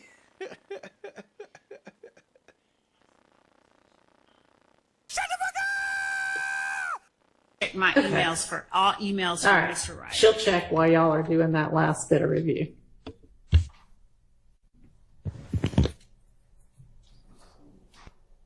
How everyone's planning on doing this, but for instance, there is a older version that was not adopted by Mr. Sledge that was the version. Mr. Williams, could you pass me, Mr. Williams, could you pass me those? Yeah, thank you. So there's a version, the final version of version 2, which was then changed to the final version of the plea agreement. And it says under number 8, the language, as we've already heard the state read about laying low, and then it says, and during the meeting, this is the meeting at the home, defendant, which would be Sledge, personally heard a YSL associate state, I caught that N nut down bad. Now, Caught that N nut down bad. That's fucked up. That's that part everybody been talking about, the down bad. What up, Melissa? Yeah. I got you with the Adams. I know you've been looking for Adams. We got you. Clearly heard a YSL associate state, I caught that N nut down bad. Now, clearly, this is something that Mr. Sledge denied happened and has been taken out of the final plea agreement. But why? What my concern is exposing the jury to things that are not true. So, yeah, I understand that. So I'm not sure exactly what Ms. Love's intention is with all of the different versions and whether she's going to ask that it be, you know, that kind of detail come in, or whether it's just going to be, you know, was there some additional quotation or something on there that then got removed? So, Ms. Love, can you shed some light on that? Yes, Judge. As it relates to, I think I have asked Mr. Sledge, in fact, certain things, and the objection was that it was, of course, a document that wasn't in evidence, and I should not refer to it as a prior version, where I was trying to get him to compare something, one document to another, that I was still sending them over. Jennifer Snyder, was you see walking to the Brady Bunch? Was you see walking to the Brady Bunch? For the emails from Mr. Wright. All right. Was there anything else in particular that you feel like if the particular document does come in, part of it needs to be redacted out? I think we're all in agreement. Just got an email, Your Honor, which has Brady material in it. Was just given it, sent to us. I haven't seen it. It didn't. 10 seconds ago. Oh, hold on. Sound the alarm. 10 seconds ago. Hold on. Let me bring it back up. We got to run that back. Here's the story of a named Fani who was bringing up these very crooked lawyers. All of them were full of ish, like their madam. The worst one was love. Here's the story of a man named Brady, who was bringing in injustice of his own. They were working all together in a world so cold, till the one day when the lady got promoted and the Grey Goose had Brady kinda drunk. Then this group would somehow form a Rico. That's the way they all became the Brady Bunch. The Brady Bunch. The Brady Bunch. That's the way they became the Brady Bunch.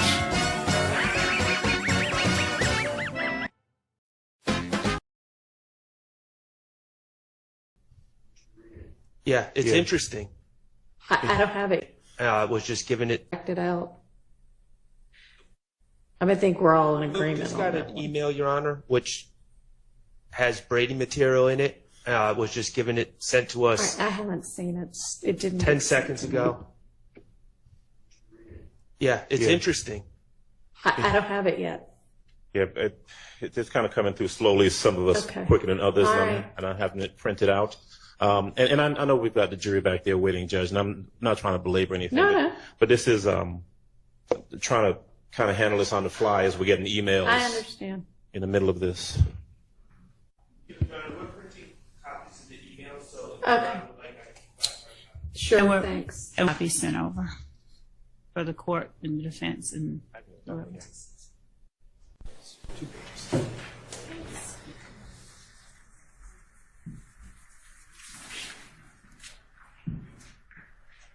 Jennifer Snyder out here walking to the Brady Bunch. That is a RICO conspiracy. What part of the gang are you walking to in furtherance of?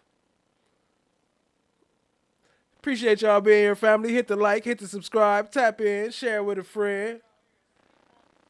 Look, Jennifer out here walking. This response, the one that is going to change to the final, so I should be looking at the one just prior to the final when I'm looking at what he's saying. I'm sorry, wait, what? Which version is this in response to? Okay, so I don't know what was just given to you, but I get the same. This is what Miss Love just sent to y'all, or what? Yes. Okay, so whatever you sent over at 12:36 p.m. today. That was Mr. Wright's December 27th, 8:43 p.m. response. What? So the December 27th, let me pull it up here. Hold on.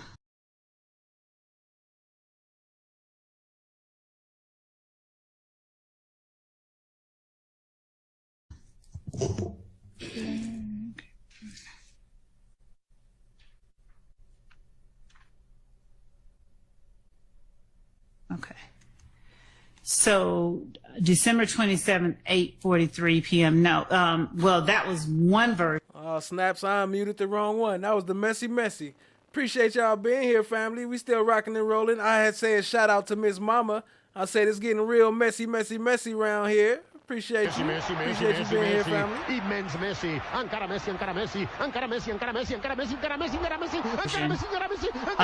We talked more in court, so obviously there were other versions. I'm just wondering what I should be looking at when I'm seeing what Mr. Wright's talking about. So, if it's December 27th, 8:43, let's see, going back to December 27th to a December. That is going to be 7th. the 506. It will have to be 452Y. Yes, that looks right. That looks correct. And then all right, December 20, 454. I know. Your Honor, Yes. to answer your question, this email sent by Mr. Wright on the evening of December 27th would have been between the Sledge Agreement Updated and Sledge Agreement Updated 2. Messy, acting like she don't know what they talking about. Shout out to Cat XO. Appreciate the sub, family. I'm trying to hit that 3K goal. All so right, that's what I thought. Appreciate it. And is the alleged Brady, what is that? Item number 3? I hadn't read it all yet. Sir, I haven't either, but certainly number 3 is absolutely Brady. 4 as well. He said that it wasn't. And it also obviously conflicts with what they kept as his factual acknowledgement. So it's clear, A, that Mr. Wright was telling them that's not true, but it's still maintained, they still kept it as a factual acknowledgement. Okay, well, this isn't actually saying that's not true. Well, it's saying the real issue was, well, the factual which he actually denied on the stand. He actually didn't deny on the stand. He actually did say that the real issue was about him and between him and Shell Kell and started over a female. And what else did she say? But the factual actually saying that's not true. Well, it's saying the real issue was. Yeah, so yeah, she said that's not, it's not saying that's not true. It's saying the real issue was. Ain't that the same thing? If I tell you this was the problem and then you say no, that's not true, the real issue was, it's the same thing. What are you talking about?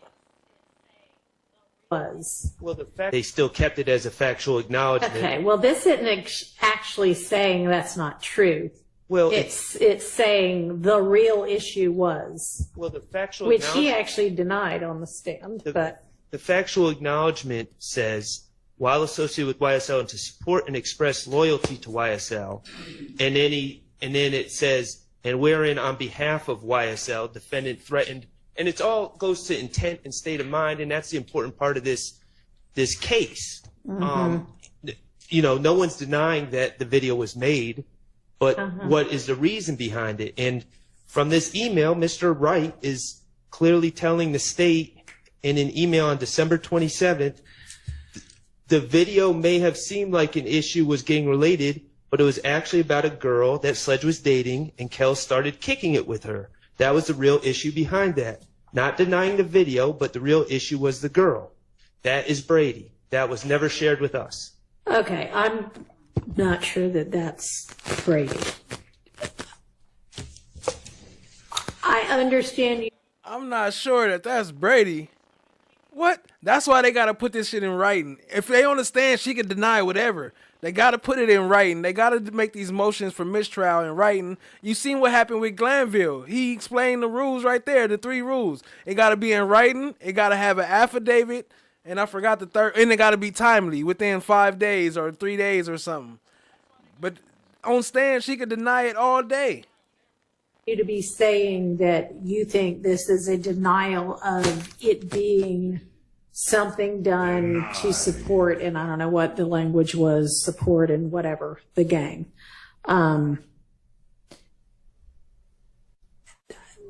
Your Honor, that's the crux of the case. Yeah, no, I know. And a whole lot of this, y'all are going to have to ultimately argue to the jury your various sides, but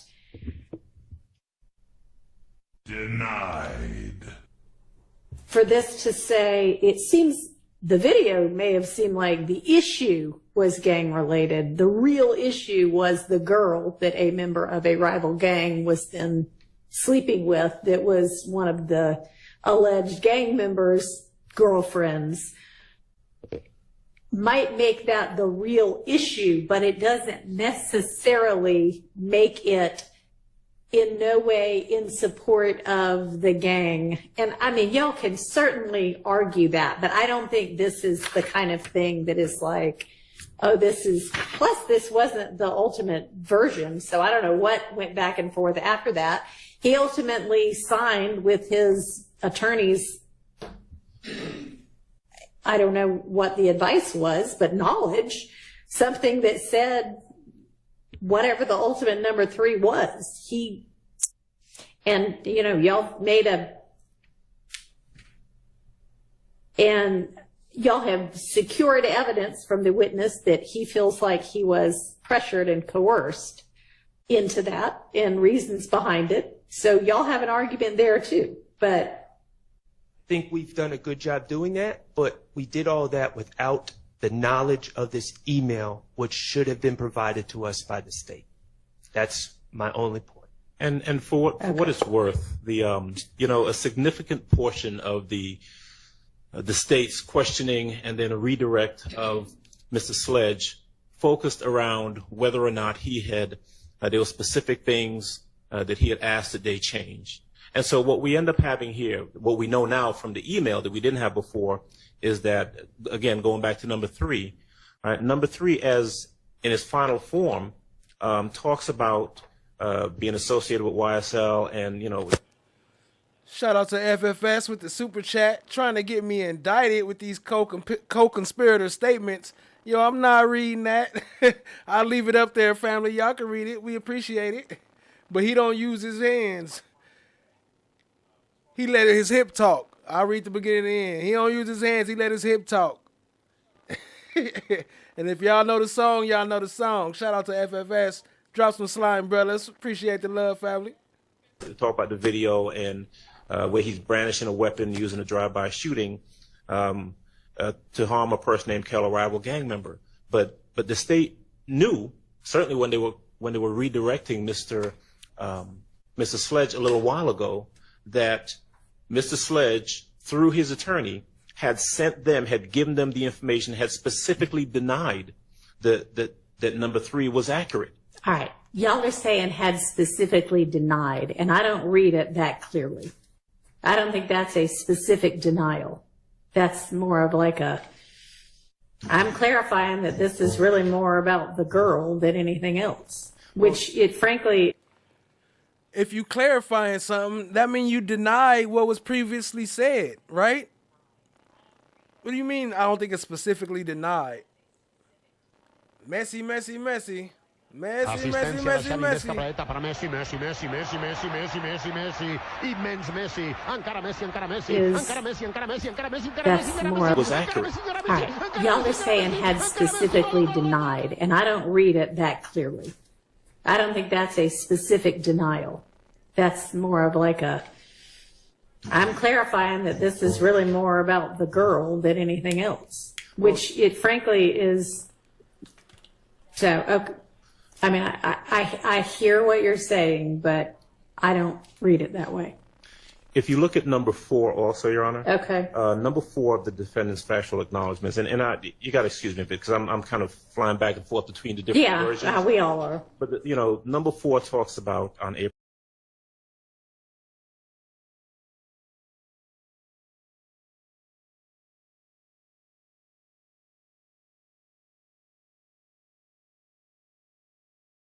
28th, as reflected in the indictment, that damn it, I did it again. I'm over here laughing. I was saying FFS over here yelling, read it, yelling at the screen, read it. That's what the paper say. Defendant and fellow YSL associate Demikian Garlington, I'm just reading it into the record so I can perfect it, committed a drive-by shooting using the firearm defendant wielded in the video reference in part 3 of this section. So I'm looking at the email that we just received. Right. And it gives a whole total different accounting of that, where, and of course this is coming from Mr. Sledge because Mr. Wright says in his email, he said he didn't know because he was cool with Peanut, who was seeing his cousin, would even be at family reunions together. He thinks shooting Peanut was not planned, but more impromptu, or at least very short, or a little planning. He said he didn't know until after it was done when it came on the news. He had been watching the Patriots versus... All right, here we go. I'll read it. I don't use my hands. I let the blood talk. Huh? 223s and Maxi. Make you blood walk. I can make a nicka hit the crip walk. Crip walk. I'ma let my hip talk. Let my hip talk. Steelers games within the news reported it. So this again, and what you've got is the state directing and redirecting and challenging Mr. Sledge on these very specific factual allegations and whether or not he had told his attorney that, or whether or not he had suggested that be changed in the agreement. And what we have here, what we know now, is that Mr. Sledge was in fact sending those, correcting these very specific factual allegations, sending them to the state, and the state, well, because it doesn't appear in the factual acknowledgments, the state ignored it, or they refused to make it. Okay, so I'm not sure what y'all are looking at, because the version of number 4, factual acknowledgement number 4, that Mr. Wright is speaking to in this email that he sent on December 27, 2022 at 8:43 p.m. is, we agreed, at least Mr. Shart and I agreed, was Sledge agreement The one that is 452Y from the one that's called Sledge Agreement. Well, there are two that are called Sledge Agreement Updated, but this is a correspondence between 452Y and 453Y, but ultimately the end product. After the one labeled Sledge Agreement Updated that came from 12/27 at 5:06 p.m. And that one reads, on January 10th, 2015, before the murder of Donovan Thomas Jr., defendant had personal knowledge that YSL associates were planning to murder Donovan Thomas Jr. Mr. Wright's response to that is essentially, Mr. Sledge does not think the shooting of Peanut was planned, but more impromptu or at least very short or little planning. So that clearly got changed because our final version doesn't say they were planning to. Yes. May I incorporate? So I cross-examined Mr. Sledge, and the state's theory is that there was a, quote, gang war starting in approximately the fall of 2014. Right. That escalated with the fight on... That's a fact, Joni. How is that not Brady? How can a judge sit there and argue that it's not Brady and the witness is off the stand? If they would have gave it to him before the witness left, then they would have had an argument. But the witness is already off the stand. And y'all sent him to jail. January 6, 2015 of Mr. Copeland at the Club Crucial. And then it culminated and then went on steroids thereafter, after January 10th. I would have used number 4 that you just read, Your Honor, to show that there was no animosity. Hey, what up, Mrs. ATLEN? Stan, I see you.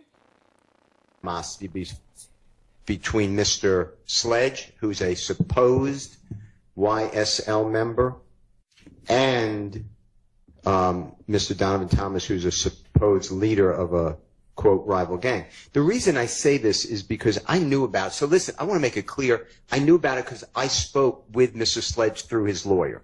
So I actually asked these questions. Right. I didn't know about this email. But So the email... Go ahead, I'm sorry. But no, don't apologize. But the email is Brady. Because what the state was saying is these two divisions, they put, I didn't put Mr. Sledge on YSL, and that there is a total collapse between human beings. And that to me, you know, I learned Brady to be anything that is potentially exculpatory or impeachment or mitigation. And the court has heard now, you know, Mr. Copeland said I lied about everything. That to me is Brady. The statement on this number 4 is to me Brady because it shows that there is not animosity. All right. So your belief about the Brady is not the part that I was talking about, but more the part that says he here is Mr. Sledge, at least at the beginning. He said he did not know because he was cool with Peanut, who was seeing his cousin and would even be at family reunions together. Does the he change there, and as the he become somebody else was cool? Who is the he that was cool with Peanut? Do we even know? We don't. I believe that is Mr. Sledge. Okay. And so you think it's Brady material that Mr. Sledge was cool with Peanut? Right, because Mr. Sledge is he's been identified before you came on the case, the bench on this case, as from multiple, 2, definitely maybe 3, supposed gang experts saying Mr. Sledge is part of this gang. Yeah. So to me, and it just fits into the whole, you know, I thank you for allowing us to get these emails, but these emails there's a special duty here. And this is not the special duty, I don't believe. Okay, so I'd like to see all the emails from Mr. I think she's looking and sending all that She has. Is that correct, Ms. Love? Two things. Yes, and when the court permits me an opportunity to respond to all of this, I would appreciate that opportunity. Okay. What was the second thing? Or one was yes, and two, you want an opportunity to respond. Okay. All right. So Mr. Sledge has been available to the defense to speak to his. Day before, shit, they enter evidence while the witness on the stand. Or after the witness left the stand. They didn't have Gaither paperwork until months after she left. Well, we just heard that from Mr. Wright, in fact. And so I'm sure that Mr. Sledge, if asked, would have told anybody that asked, especially the defense, what his relationship and thoughts about Peanut were. So He did, and I even asked him about it, and he answered similar to this. Here they go again, blaming the defense, saying that you should have got this, you should have got that. How am I supposed to know about their secret emails in between each other? It's Brady evidence. How's you fighting for it? All right. But that really is besides the issue. The issue is that the prosecution has to do. There's one thing. There's a Brady duty, and then there's a Brady violation. There's no violation because I knew about it, and it came out of court. But there is still the duty. Okay, a Brady, I mean, we all know what Brady material is, I hope. And if something is equally available and as easily gotten by one side as the other, that sort of takes. I don't use my hands. I let the blood talk. Huh. 223s in Maxi make you blood walk. I can make a nigga hit the crip walk. Crip walk. I'ma let my hip talk. Takes it out of the realm of Brady. I don't agree with that respectfully, because what if I didn't do my job? It's an ineffective claim. Well, and the state had the duty. All right. Well, I don't. You can't shun your duty and say, well, he has the Honorable Keith Adams, so he'll figure it out on his own. That's not. In fact, courts ask, this court, I believe, but other courts in this courthouse say, is there any Brady evidence known? Is there any evidence suppressible known by the state? And they give it to you where they're supposed to. So I don't agree that, hey, go find it for yourself. Well, I don't read that part of number 4 to be Brady. Yes. May I respond to number 3, though? I mean, the state provided us with a plea agreement with factual acknowledgments that appear on its face to be Mr. Sledge acknowledging certain things were done on behalf of YSL to further YSL. I don't have equal access to Miss Love's emails with Attorney Wright that she has. So clearly that email correspondence between Mr. Wright and Miss Love, which was never handed over until a few minutes ago, it contradicts and it impeaches those factual acknowledgments that Antonio Sledge signed. Now, I'd like to think that I do everything I can as a defense attorney, but I don't think it's unreasonable that a defense attorney would read the factual acknowledgments signed by a cooperating witness and accept that that is going to be their stance when they come and testify. And well, lucky for y'all, it wasn't his stance. She said, well, lucky for y'all, that wasn't his stance. Think about that. What up, OG Cappy? I see you, family. Appreciate you joining. What you mean, lucky for y'all?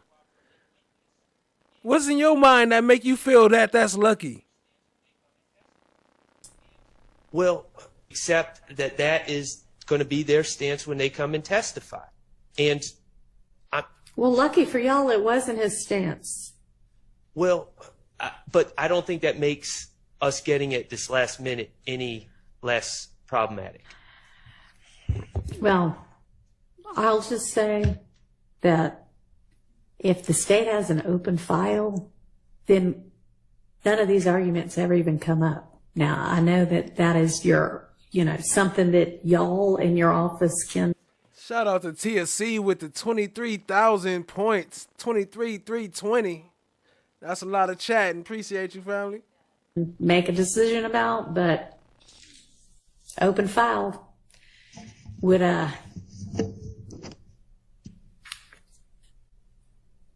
just exactly what I said. So, okay, Ms. Love, what do you want to respond to? What do you feel like there still needs to be a response to? Your Honor, I think that Now, you mentioned videos. Were you present in court when I asked your client about the Lie to Your Mama video? Yes. All right. Do you recall in June of this year, while we were at that Starbucks, that is your spot, where I brought up the Lie to Your Mama video? Yes. Do you recall whether I simply went into, there's a video where someone talking about you lie to your mama? I remember us talking about it generally because what was being discussed, not so much stated by him, but just discussed is, this is sort of a sort of a street topic. You might pick up on any street conversation where we're talking about, hey, you might lie to your mama, your daddy, your family, but when you're in court, you got to tell the truth. But my question to you specifically is, weren't you finished? Mr. yeah, Wright? that was it. My question to you specifically is, do you recall me asking your client? I want to ask you about a video where they're saying you lie to your mama, you lie to your kids, and your client saying, that's not me. Do you recall that interaction specifically? Partially. I remember the conversation and the topic. I don't remember his answer being no. I remember that conversation led to a conclusion that this is something that's just said in the street. And he didn't necessarily have a point of origin of it or this. All his answers is yes and no. Like FFS said earlier, 50-50, half truth, half lie. You don't know which one it is. Look at his face. Hey, I don't know. Yeah, you did that, but you kind of didn't do it. But yeah, you did. I mean, hey, just don't come in my head. Don't do me like you did Melnick. That, but it was just something that's in the street. So that's why I can't give you an answer to both parts of your question. Mr. Wright, do you recall me telling your client, so is the answer you don't recall him saying that's not me? Correct. Okay. That's okay. I remember it being played. Wait, you remember a video being played? I want to say, I don't know if it was played or we heard the audio. On what? Well, that's what I'm trying to remember because we only had phones. We may have had a laptop.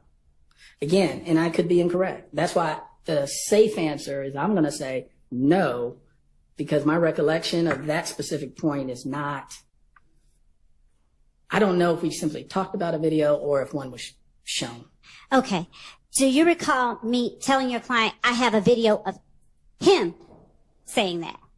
You may have, yes. Do you recall telling your client, act as if the state is God and they know everything? They already know the answers to the questions they're asking you, so don't try to be clever, just tell the truth. It is customary when I... No, wait, I don't mind the explanation. If I said it wrong, just say no, you didn't say that. I don't have a specific I'ma talk with my hip. Collection of saying that, but it's customary for me to tell my clients when you are in a cooperating posture, when they ask you questions, assume that they know the answer to the question they're asking you. That they're asking you not just to find out information, more often than not, they're testing you. They're trying to see, can they trust you or rely on your responses? Are you going to be truthful with them? So yes, it is likely I would have had that conversation. Would I have said God or some other analogy which made sense?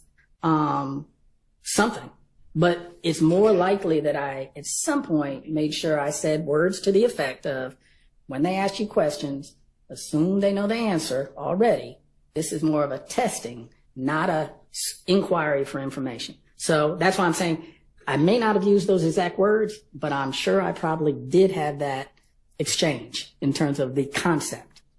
And when would you find it necessary to advise your clients in such a manner? When they are in a cooperation agreement, and once we realize, they're putting us under subpoena, we actually have to testify. And then the posture sort of change. That it's not just, hey, we're willing to testify. It's no, you're going to testify. And if you do, understand, you have to come in, you're going to have to tell the truth. And the state's... Thanks for the sub, Slime, or Slim. Appreciate the love, family. We trying to hit that 3K goal. Appreciate all the subs. Y'all hit that sub, hit that like, hit that share. Appreciate you. Gonna question you and ask you some things. And when they do, that's when I would say, don't think you're going to outsmart them and you're smarter than everyone in the room. You need to almost assume they already know the answer to the question. And therefore, being truthful is always in your best interest. One, it's the right thing, but two, it's the smart thing. Prior to that meeting, had you already been made aware that your client would be testifying? Well, yes, the purpose of the meeting was, they are going to have us testify. Right. So we need to... They were going to have us testify. Meet with them and see what questions they're going to ask. And like I said, just as y'all are feeling us out, we're feeling you out to get an idea. Okay, what things are they going to talk about? Are there any issues that are going to happen? And based on the plea and the fact that there was, we'll just say, some tussling or adjusting in terms of what the state was thinking of his factual proffers and what he was thinking, I figured this would also be a good time to start to iron some of those differences out and make sure that we're all on the same page as to what he can testify to and what he can't. So you do not recall saying that in response to my telling him that we have a video of him saying they lie to your mama, you lie to your kids, and get in the courtroom and tell the God's honest truth. I may have said, wait. That's the video you're referring to. You're asking me, did I counsel him about assume the state knows? In response to my saying to him, I have a video of you, not anybody else I'm talking about, but I have a video of you and him sitting back smiling, and then you saying that. You have no memory of that. I may have, only because listening to the dynamics of the situation, that would have been a time it would have triggered me to say to him, hey, this is, make sure you understand, you need to be straight with them. So I don't have a specific memory, but just knowing that I've been doing this a while, I'm sure I probably did. Okay. Now, back in November of 2022, did the state seek, do you recall getting an email from me asking whether your client wishes to speak with the state about the case? Here she go again, making herself a witness. You're talking about, did you recall getting the email from me? That means you need to be on the stand so we can question you too. You should be a witness. I believe November 17th. I could be wrong, but I believe that was when I received that email. And you might have got one in November 17th. But did you also give one? I'm going to show you what I had marked and provided to counsel for the defense, but I'm willing to show again, as State's Exhibit 450 Yankee, if anyone wants to see it. Sure.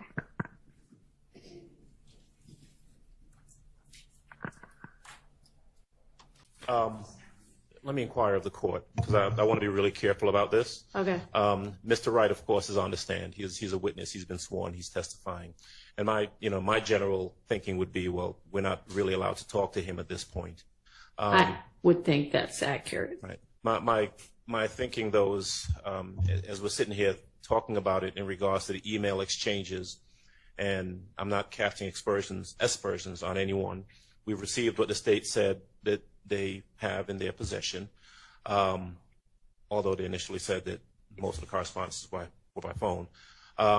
And I don't know whether or not there are additional email correspondences that may be in Mr. Wright's possession, and maybe not in the States. And I'm wondering if the court... Let me suggest that if you want to send an email to Mr. Wright, copying the state and saying, if you want to identify him, we've got, the email of whatever date, whatever time, If there are any others, can you please forward them to, everybody copied, which would be all of the attorneys. You can certainly do that. And then I'll copy the court on that email as well. Okay. Your Honor, may I request that the email simply request of Mr. Wright to forward everybody all the correspondence related as to. well. Sure, I guess that would be cleaner. Yes, thank you. That's fine. If you want to be the one that sends out the email, that's fine too. Thank you. Okay. That would you know what? One moment.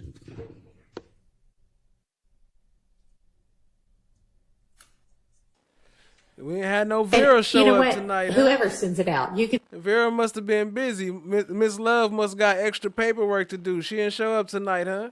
That's good. That's good. You say we all discussed it in court with the judge, and the judge is fine with it. Sure.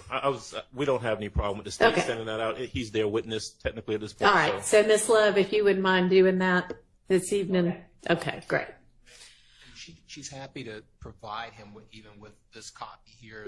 Yeah, if you want to do that, if that would make it easier, or if you just want to say, hey, can you send everything you've got? However you want to handle it. I will do both. Okay. All right. So, the additional ones that we all just got handed, it doesn't look like there's much substantively that's new from what Ms. Love already had provided electronically.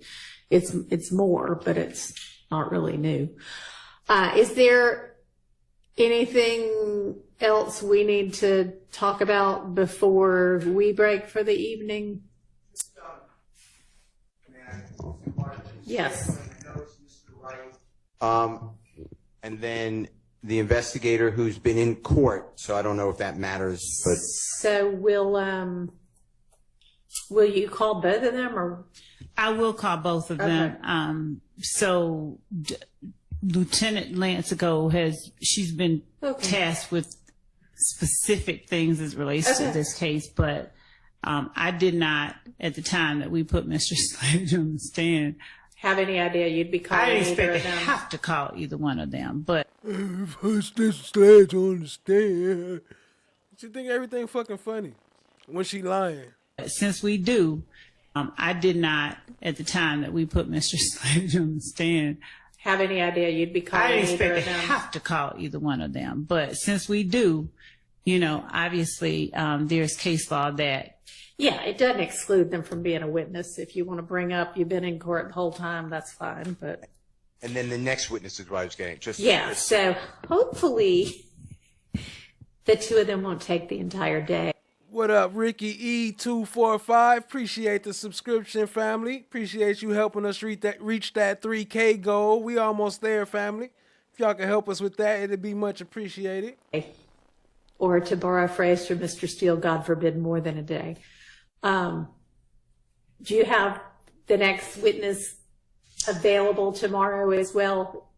We are attempting to secure a person who's not trying to be secured, but who is under subpoena. Okay. And we also have Mr. Thomas Burnett. Okay. So you'll have somebody available tomorrow. We do. Do that. Okay. Yes. Yes, sir. I'm waiting for you to finish that I'm comment. done. I'm done. Yeah, the only thing I was going to... I did think about it after I said it, like, damn, I probably shouldn't have said that. I ain't even gonna say it again. request is for the other defendants who have pled out. If there are similar email communications between the state and that attorney where they were going back and forth on their acknowledgments. So, for example, for Murphy, Mr. Arnold, Mr. Steve.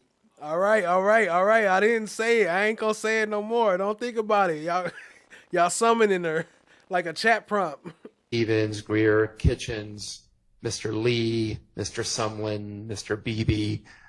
Instead of waiting till the last minute or maybe not getting it at all, could we have that email communications as well?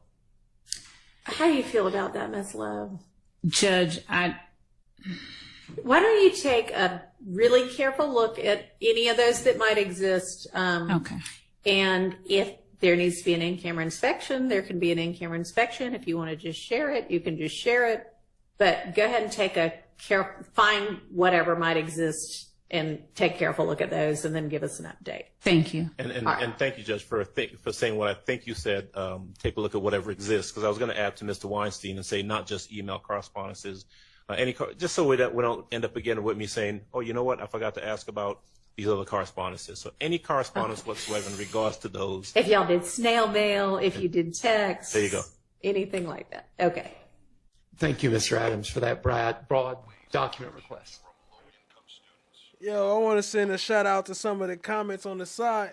Oh, shit. I closed it off. Hold on. Never mind. I'll be back. I appreciate that. Appreciate that. That's all. Okay. Anything else? All right. I'll see y'all at.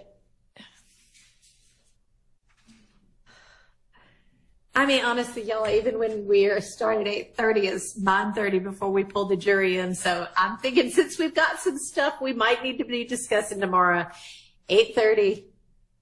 8 o'clock? In the morning for all of us. Yeah, 8. Okay. We could do 8. 8? No, I don't want to do 8. Okay. I don't want to do 8:30, but no, we're not doing 8. I need my sleep. All right. See y'all tomorrow.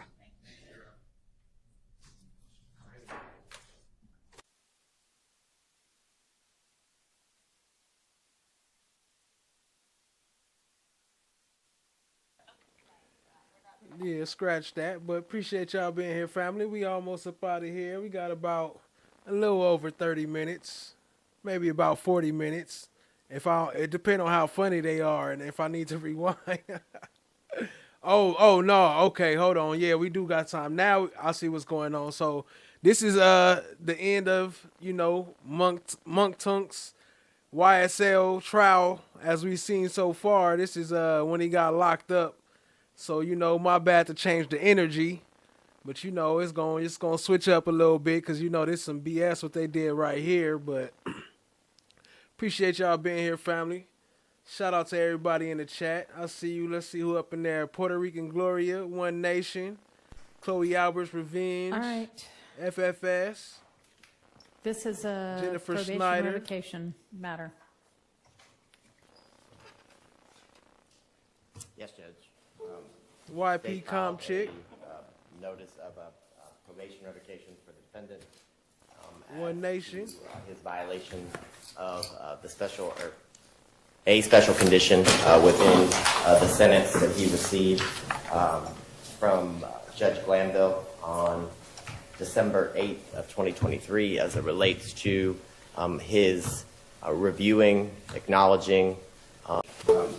They filed a notice of a probation revocation for the defendant as to his violation of the special condition within the sentence that he received from Judge Glanville on December 8th of 2023 as it relates to his reviewing, acknowledging that the factual acknowledgments that were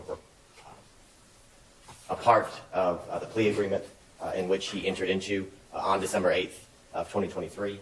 I have a certified copy of the conviction for Your Honor with a certified copy of the indictment, as well as a copy of the transcript of the plea that was taken on December 8th of 2023. An exhibit within that plea transcript is the plea agreement, which includes the sections, I believe it's sections 4 and sections 5 of the plea agreement as it relates to the factual acknowledgments that the defendant swore under oath during the plea that he had reviewed, then initialed each one of the factual acknowledgments, and then signed that he, again, understood and reviewed each one of the acknowledgments that he initialed as part of the special conditions of his plea, that when called to testify, if called to testify, that the specific factual acknowledgments within the plea agreement were true and accurate statements, and that would be the testimony that he would provide as it relates to his witness testimony during the trial of this case. So I would present to the court State's Exhibits 1 and 2, as well as a USB drive of the defendant's testimony on day 124, 125, 126 and I think 127, Your Honor, but all of the defendant's testimony can be found on State Exhibit 3. As everyone is aware, Your Honor, witnessed it and can take judicial notice of everything that occurred during the testimony in which Mr. You're basically a brainchild of David and I throughout the years working day first. 125 helped direct Yes, the you don't say defendant anymore. to Now you wanna have- sections 4 and 5 of the plea agreement during the testimony for him to focus on and read and to go one by one and acknowledge or disavow is the only word I can really think as to being no longer true and testifying under oath that he was violating the special conditions of his probation, Your Honor. So this time I would tender State Exhibits 1, 2, and 3 for the court. All right, I'm not quite sure I understand what 3 is. 3 is a USB drive with all of the testimony of the defendant. If Your Honor wants to preview it or wants to be part of the record. Is that from the official transcript? Well, it's the YouTube link, the live stream of all of the... Okay, I'll just take judicial notice of it. I mean, if you want to make an exhibit, that's fine, but I'm going to be relying on that. Since, as you know, it's only the official transcript that is the official transcript anyway, but I was here and witnessed it, so I will take judicial notice of it. Yes, I'm very much aware of that. The transcript obviously is not ready as we're still in the midst of the trial. Right. I didn't want to overwhelm the court reporter who's been doing nothing but probably working hardest out of everyone in the courtroom. So I knew Your Honor All right. either could take judicial notice Thank or you. rewatch it. Can I approach this? You may.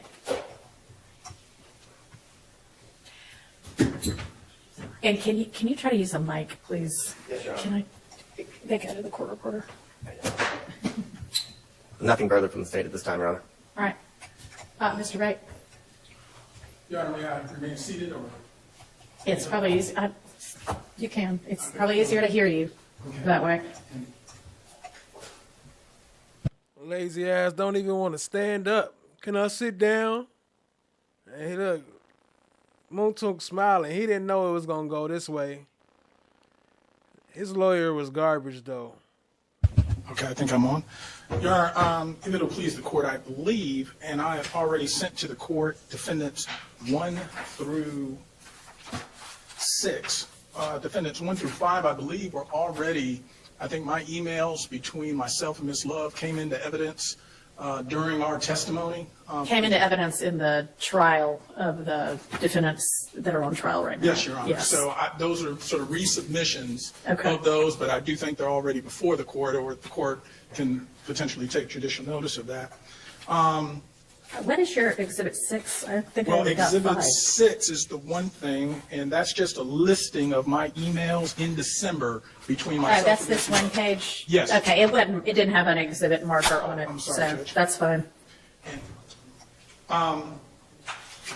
So succinctly, I thought it best to submit these exhibits. When you look at Exhibits 1, And 2, those are admitted for purposes of this record, which is the probation revocation matter.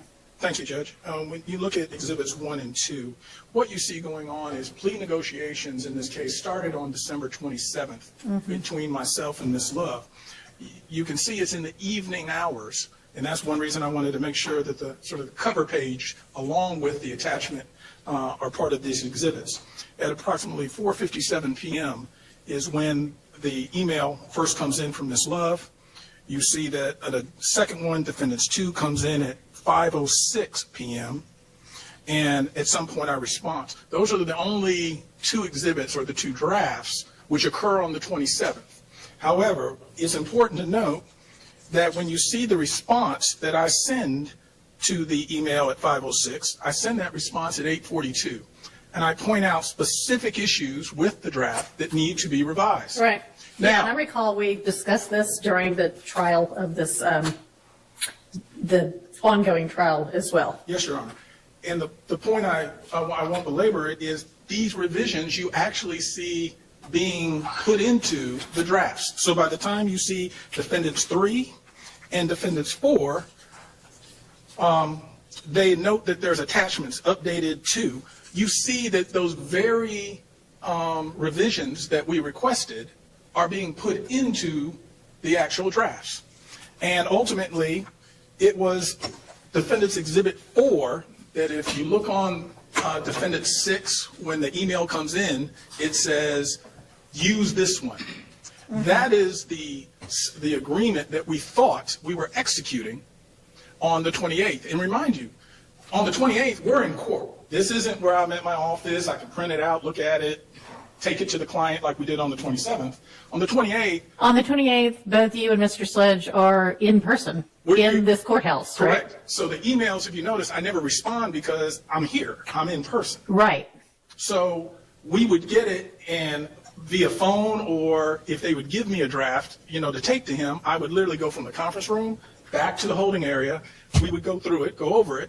But the one that we thought was going to be the execution. Real quick, let me send a shout out to 403 Love. I see you, family. Destined to be, my fault. Destined to be, I see you, family. And there was one more that I seen joined us. Who was that?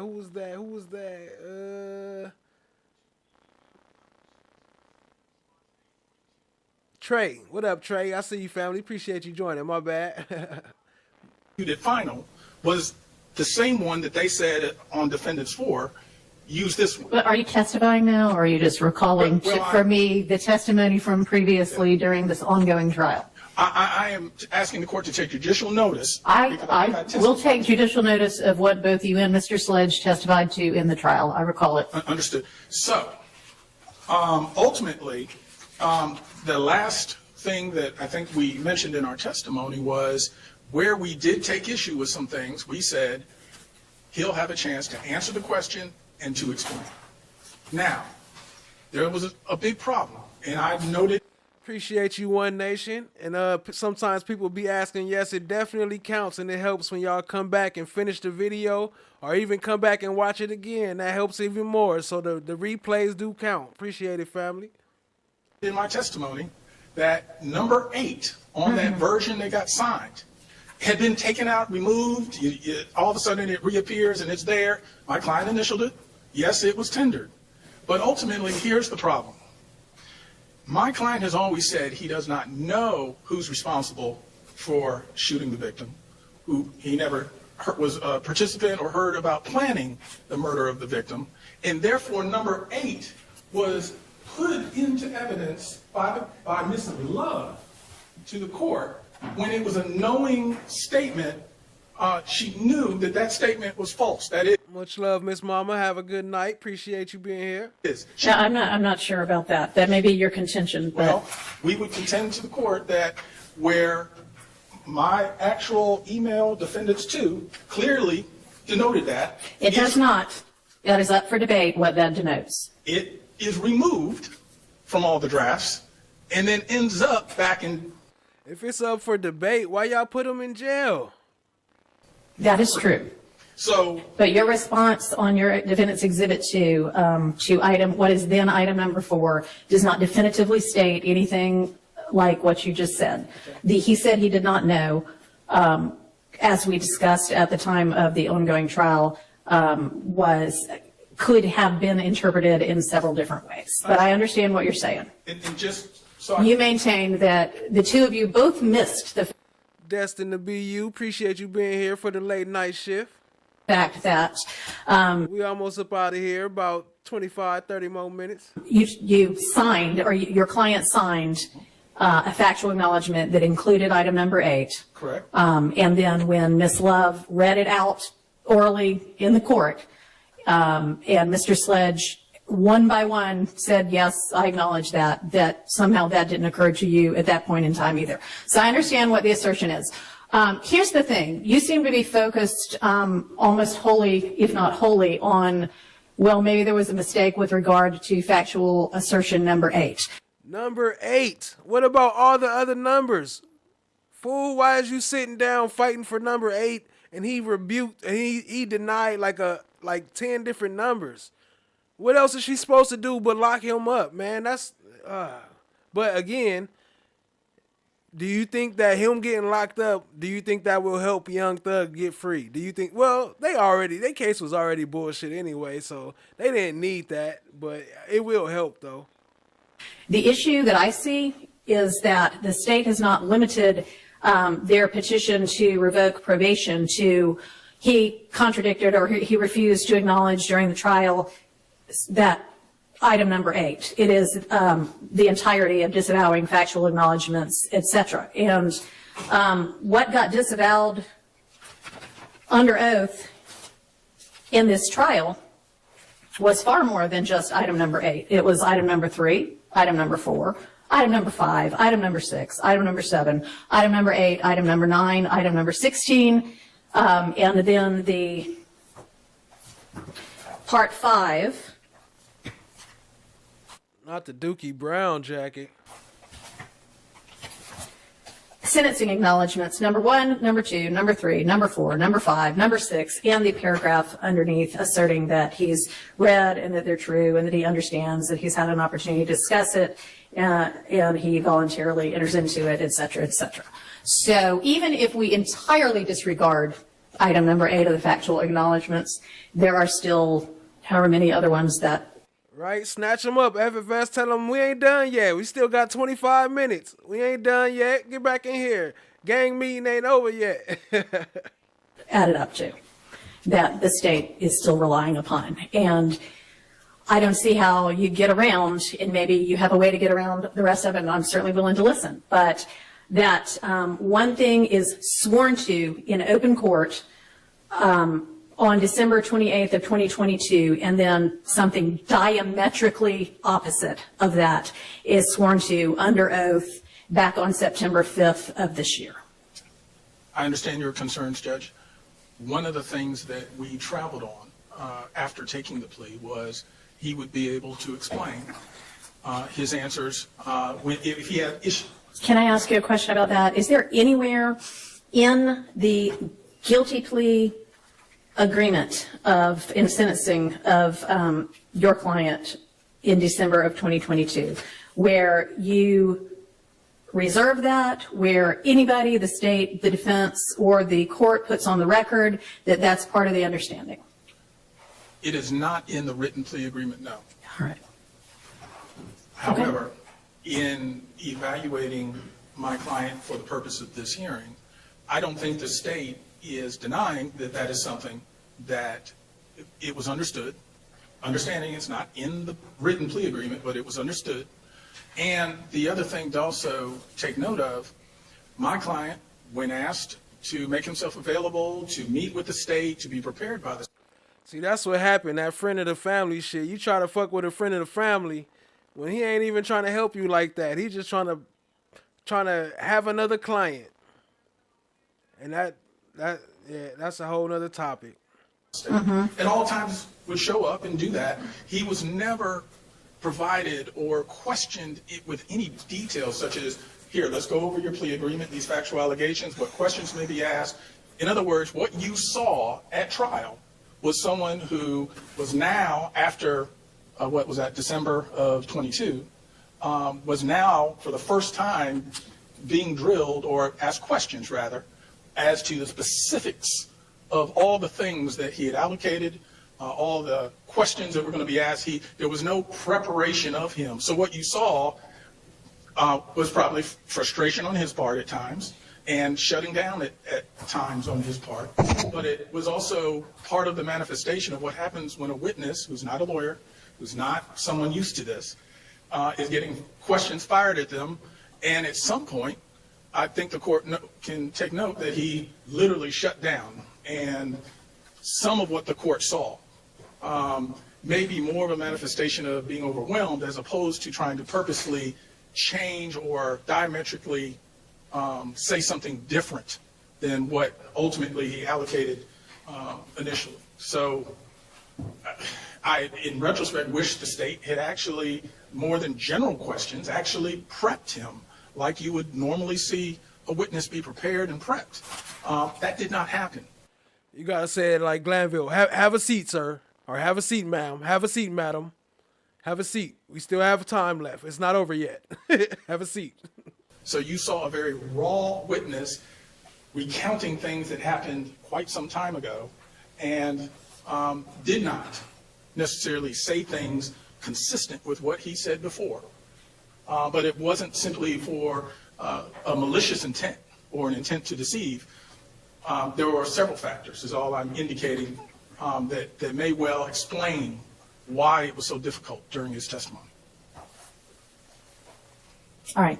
And why he said all that, why he didn't include the part, if you do decide to lock my client up, can he turn himself in? Can we set a date? Why he didn't say it then? Why he wait until the dude come in with the cuffs?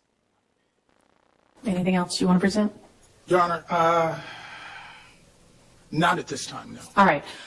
Can the state give me a quick rundown of what this defendant's prior history is, including any prior probation violations? And then I guess I know that the probation officer is on here, so I probably need to at some point ask that officer if they would like to be heard as well. Your Honor, we would defer to probation as it relates to, I know they have a full account of his history as All it right. relates to. You know what? I think I'm still on Zoom. Yes, Judge. Yeah. And what's the officer's name? That's Jolly. Oh, it's my regular probation officer from long ago, whom I haven't seen in the last 2.5 months because I've been otherwise occupied. Right before she made her ruling, I would have been like, hold up. I want a new counsel. Nope, ineffective counsel. That's not the deal right there. I don't want that. Nah. Take that back. Hello, Judge Whitaker. Hello, I'm trying to, oops. Okay, I'm trying to get myself on video. I know. So that it's not a disembodied voice. Hang on.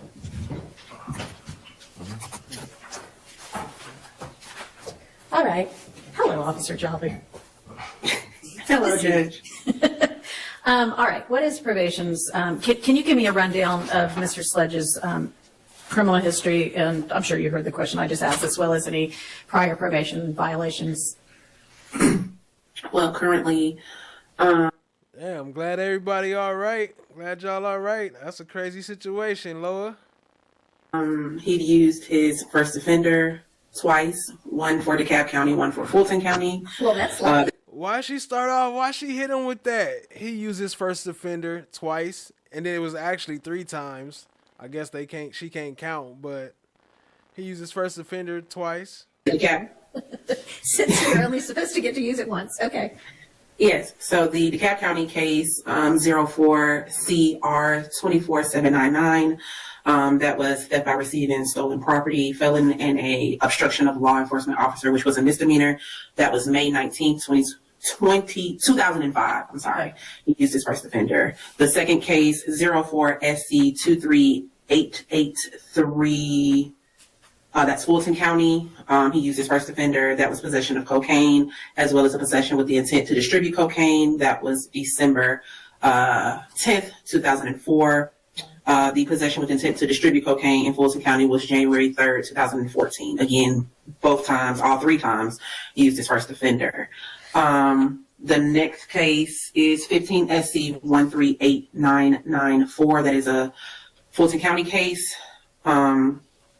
That is the gang participation, aggravated sex battery, attempted aggravated sex battery, aggravated battery, aggravated assault, criminal damage first degree, criminal damage second degree, and possession with a firearm by a convicted felon. That was January 10th, 2018. All right, so given the fact that he had at that point a possession of a firearm by a convicted felon, does that indicate that at least one of those first offenders was not successfully completed?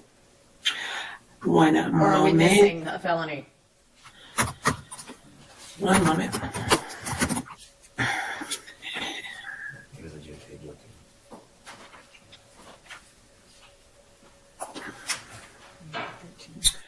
That will be correct, Your Honor. In addition, of course, the current case that he is currently on probation on. As far as previous revocations, so, hang on. So the 15 SC and then this 22 SC case, right? Is there anything between the two of them? There's nothing in between the two of them, no. Okay.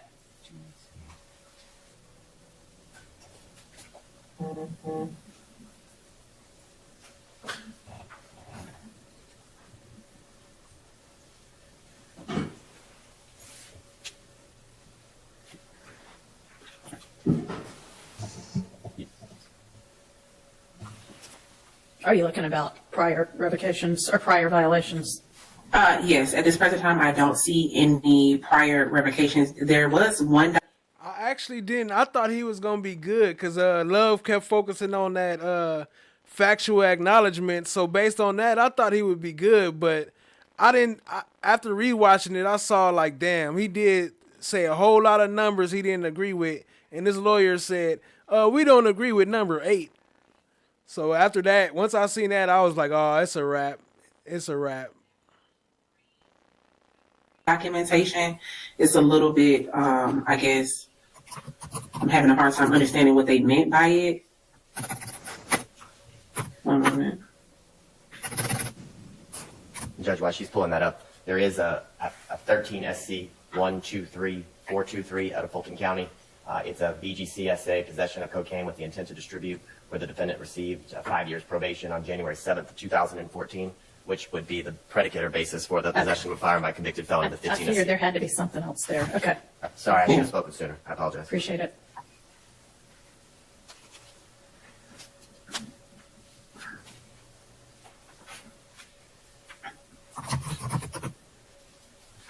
Yeah, the only documentation that I have regarding a revocation. Hold on. Chloe Albert's Revenge said, how you use first offender twice? Did he order it off the menu? Is it a coupon? Like, let me get another one of them, what you call it? Them first offenders. Yeah, let me get another one of them. Just said revoke closed July 16, 2008. Doesn't really show any actual time served or any time being revoked or continued on probation back in 2008. Okay. So I'm unsure if that's an actual revocation that was completed. Okay, well, yeah, it sounds like maybe it was revoked, but it was just wrapped up in something else is how I would check that. I don't know. But, or that a violation was found, but we don't know what that was or anything like that. Shout out to FFS with the 91,000 points. God damn. All right. So does probation have a recommendation in this case? Due to the last minute notification of this probation revocation, I would leave that up to the courts to make that decision. Okay. All right. Well, I find there to have been a violation as alleged. And again, even discounting the item number 8. What is the state's recommendation? In full candor to the court, Your Honor, I'm going to leave it. The state is going to leave it in the full discretion of the court. Your Honor is fully aware of the conditions. Your Honor witnessed the testimony and how it affected the trial of the case. And I'm going to let Your Honor be the full steward of deciding what the penalty should be as it relates to all of the time that Mr. Sledge still has remaining on probation. All right. Well, I know that at least I believe in the petition for revocation, the request is that the entire 30 years be revoked. Is that right? It's not the request. Or is, oh, you're just telling me that's what he has at this point, although it can't be all of it, right? I mean, he's been on probation for at least a couple of years, and did he serve it? What's left? He just started on December 8th of 2023. I think he got credit for the time. I think he was in for 2 years, so he would have 26 and change or 25 and change. I'm sorry, correct, 22. My bad. The exact number.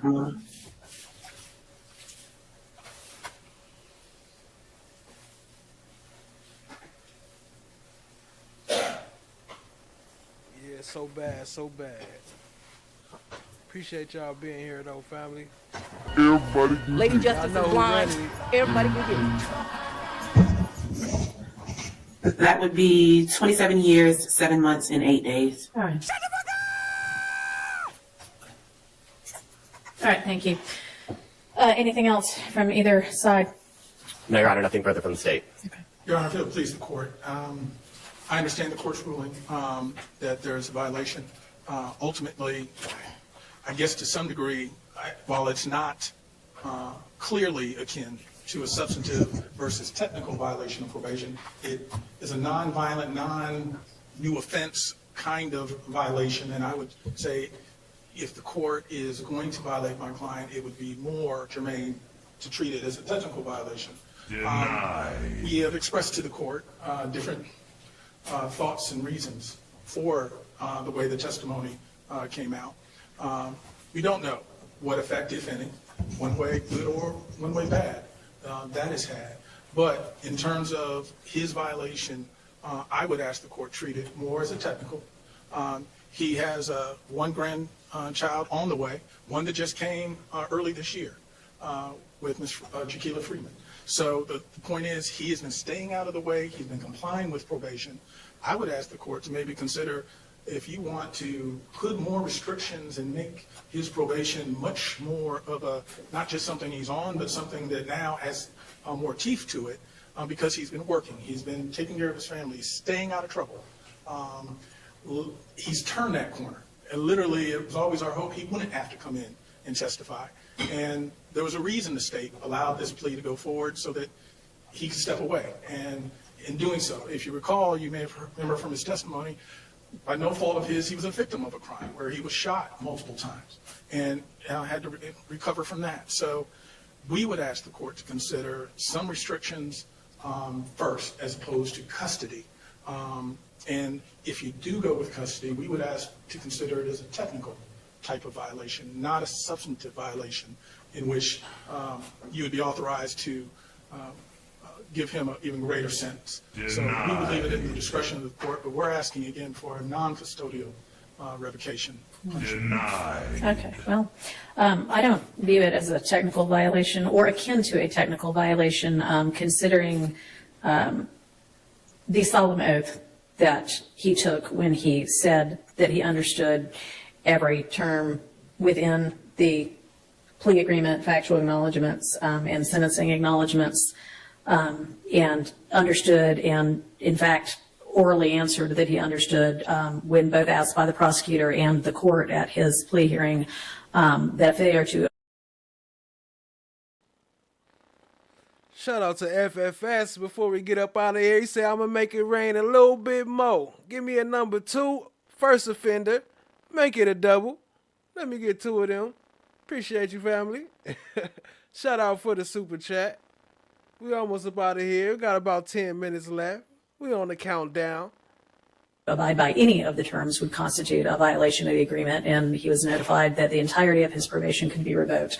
I do appreciate the fact that this particular violation is a non-violent violation, but I also appreciate the fact that some of the why this could have occurred include the fact that there is just not a proper regard for the judicial system and the seriousness with which an oath in court needs to be taken.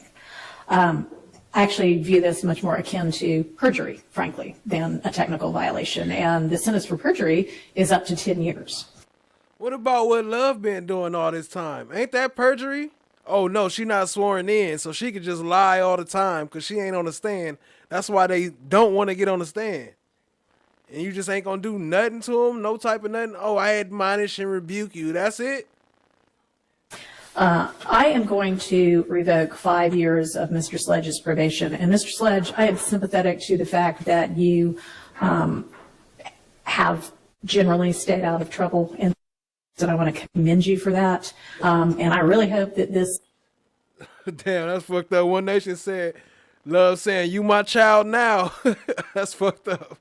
You ain't going to be wearing that shirt now, nigga. You're going to be wearing these county blues. Revocation doesn't set you back, but we've got to take seriously the court system. So that's the sentence of the court. I find there to have been that violation. I'm revoking 5 years. And reinstating will be continued on probation, and reinstate the balance. Thank you. Might I ask, is it possible for my client to turn himself in to make arrangements? I think y'all knew when you came in here that this was a strong possibility. So, no, I'm sorry. All right, court is adjourned.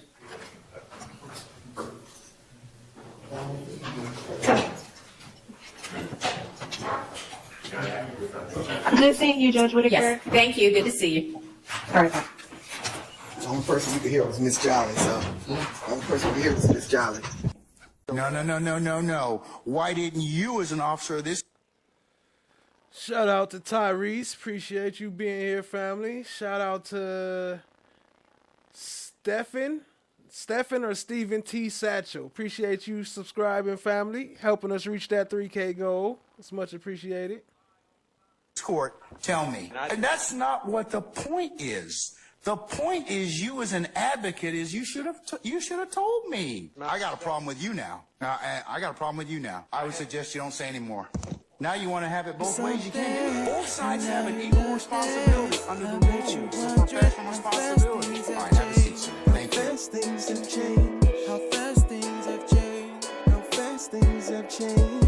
Now I see you running, coming for my come up. Broke out all your shackles, turned it to some armor. Used to be the judge, but now you have no honor. To die with your pride is to live with all your karma. Shout out to Reggie Righteous. Link in the description. Y'all go check that out. Go sub up. Give him some views. Go run his views up. Appreciate y'all, family. Now you understand. Another night of fun. There's a lot of fun talks about. All right. Anybody else have any other issues as to... Uh-oh. Fulton County has no problem coming in here and cuffing all of us, okay? Don't be an idiot. Are you trying to tell me about myself? Here you go, FFS. You don't even have a mirror to look at yourself. You homeless, and you don't even have a mirror to look at yourself. Here. So I know you all about your principles. But can we please listen to Arnold so we can get out of here? It's 4 cops on the other side of that door. You know if they come in here, they're gonna get your ass on a whole lot of other shit. You lying ass bitch. I knew it. Mama, I hate you, Will. Don't you never come back to my house, And I hope they blow your motherfucking ass to smithereens. You better hope they do, bitch. You better hope they do. This nigga kidnapped me. I think I'm entitled. You want answers? I want the truth! You can't handle the truth! What are you, fucking nuts? You thought... you just... Oh...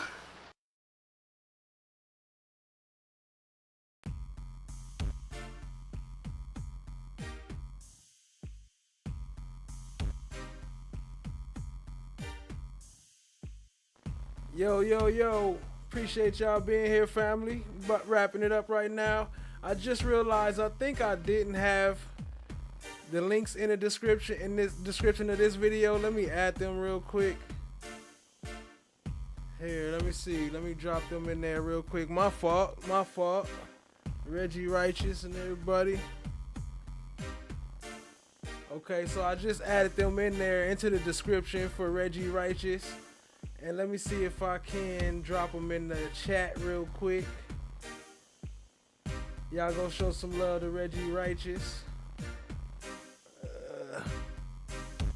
Gotta take out some of it, of course. Appreciate y'all being here, though. Shout out to everybody that been new subs, the new members, and all that. Shout out to everybody. Appreciate all the support. Real quick, I want to drop this link for Reggie Righteous. I added it to my description, but I want to drop it in the chat. Did I do the right one? Okay, yeah, here we go, right here. Okay, for sure. Appreciate y'all being here one more time. We almost up out of here, family. That's his beat in the background playing too. I don't know if y'all can hear it that much, but that's his beat.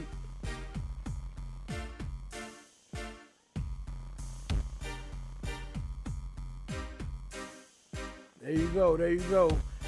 FFS said, we got another half hour. Get back here. It ain't over yet. All right, I dropped the link in the chat. Appreciate all y'all being here, family. Much love. Y'all go show some support to Reggie Righteous and sub up. Show some support to Cat Not Williams and sub up. What up, Overlord? Let's see, Whitaker. Okay. OG Cappy.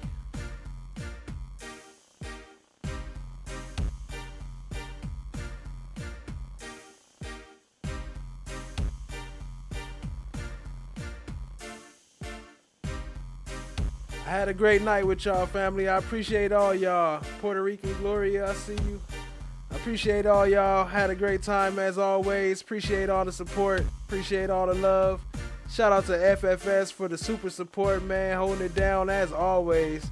The biggest supporter on YouTube, hands down. Appreciate you, family. Not just to me, I mean all around. He be showing love everywhere he goes, so appreciate the love, family.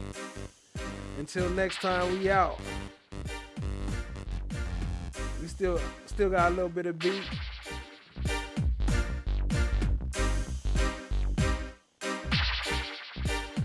I hope this don't set you back. Facts, that was a joke, Mary Lou. That's a fact.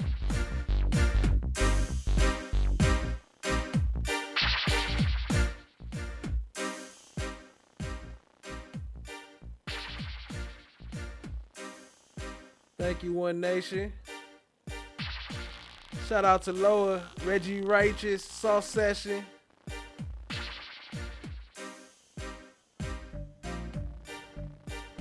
FOGs, where the F you going? Hey, I'm still here. We still rocking FFS. I'm still here. Dope live as always. Appreciate you, One Nation. You ain't even got a mirror to look at yourself.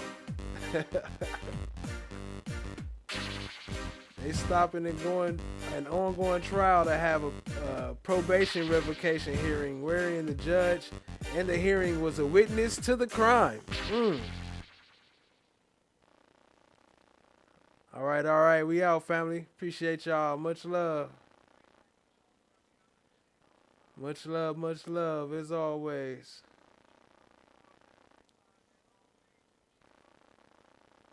No. Why didn't you, as an officer of this court, tell me? And that's not what the point is. The point is, you as an advocate, is you should have told me. I got a problem with you now. I got a problem with you now. I would suggest you don't say any more.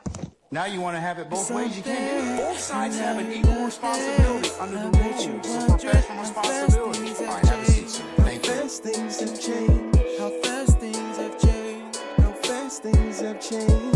Now I see you running, coming for my come up. Broke out all your shackles, turned it to some armor. Used to be the judge, but now you have no honor. To die with your pride is to live with all your karma. Now you understand. Appreciate you, Puerto Rican Gloria. Now you understand. Another night of crime. There's a lot of women housing development. All right. Anybody else have any other issues as to... Uh-oh. Fulton County has no problem coming in here and cuffing all of us, okay? Don't be an idiot. Are you trying to tell me about myself? You homeless, and you don't even have a mirror to look at yourself. Here. So I know you all about your principles. But can we just please just listen to Earn so we can get out of here? It's 4 cops on the other side of that door. You know if they come in here, they're gonna get your ass on a whole lot of other shit. You lying ass bitch. You knew it. Mama, I hate you.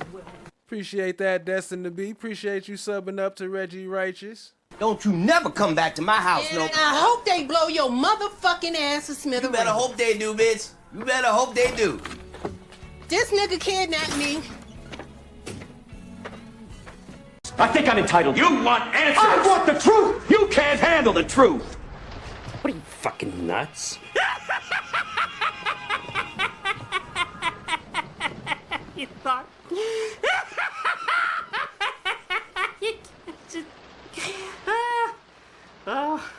Who that? You got another live stream? Who you on? FFS? Let us know.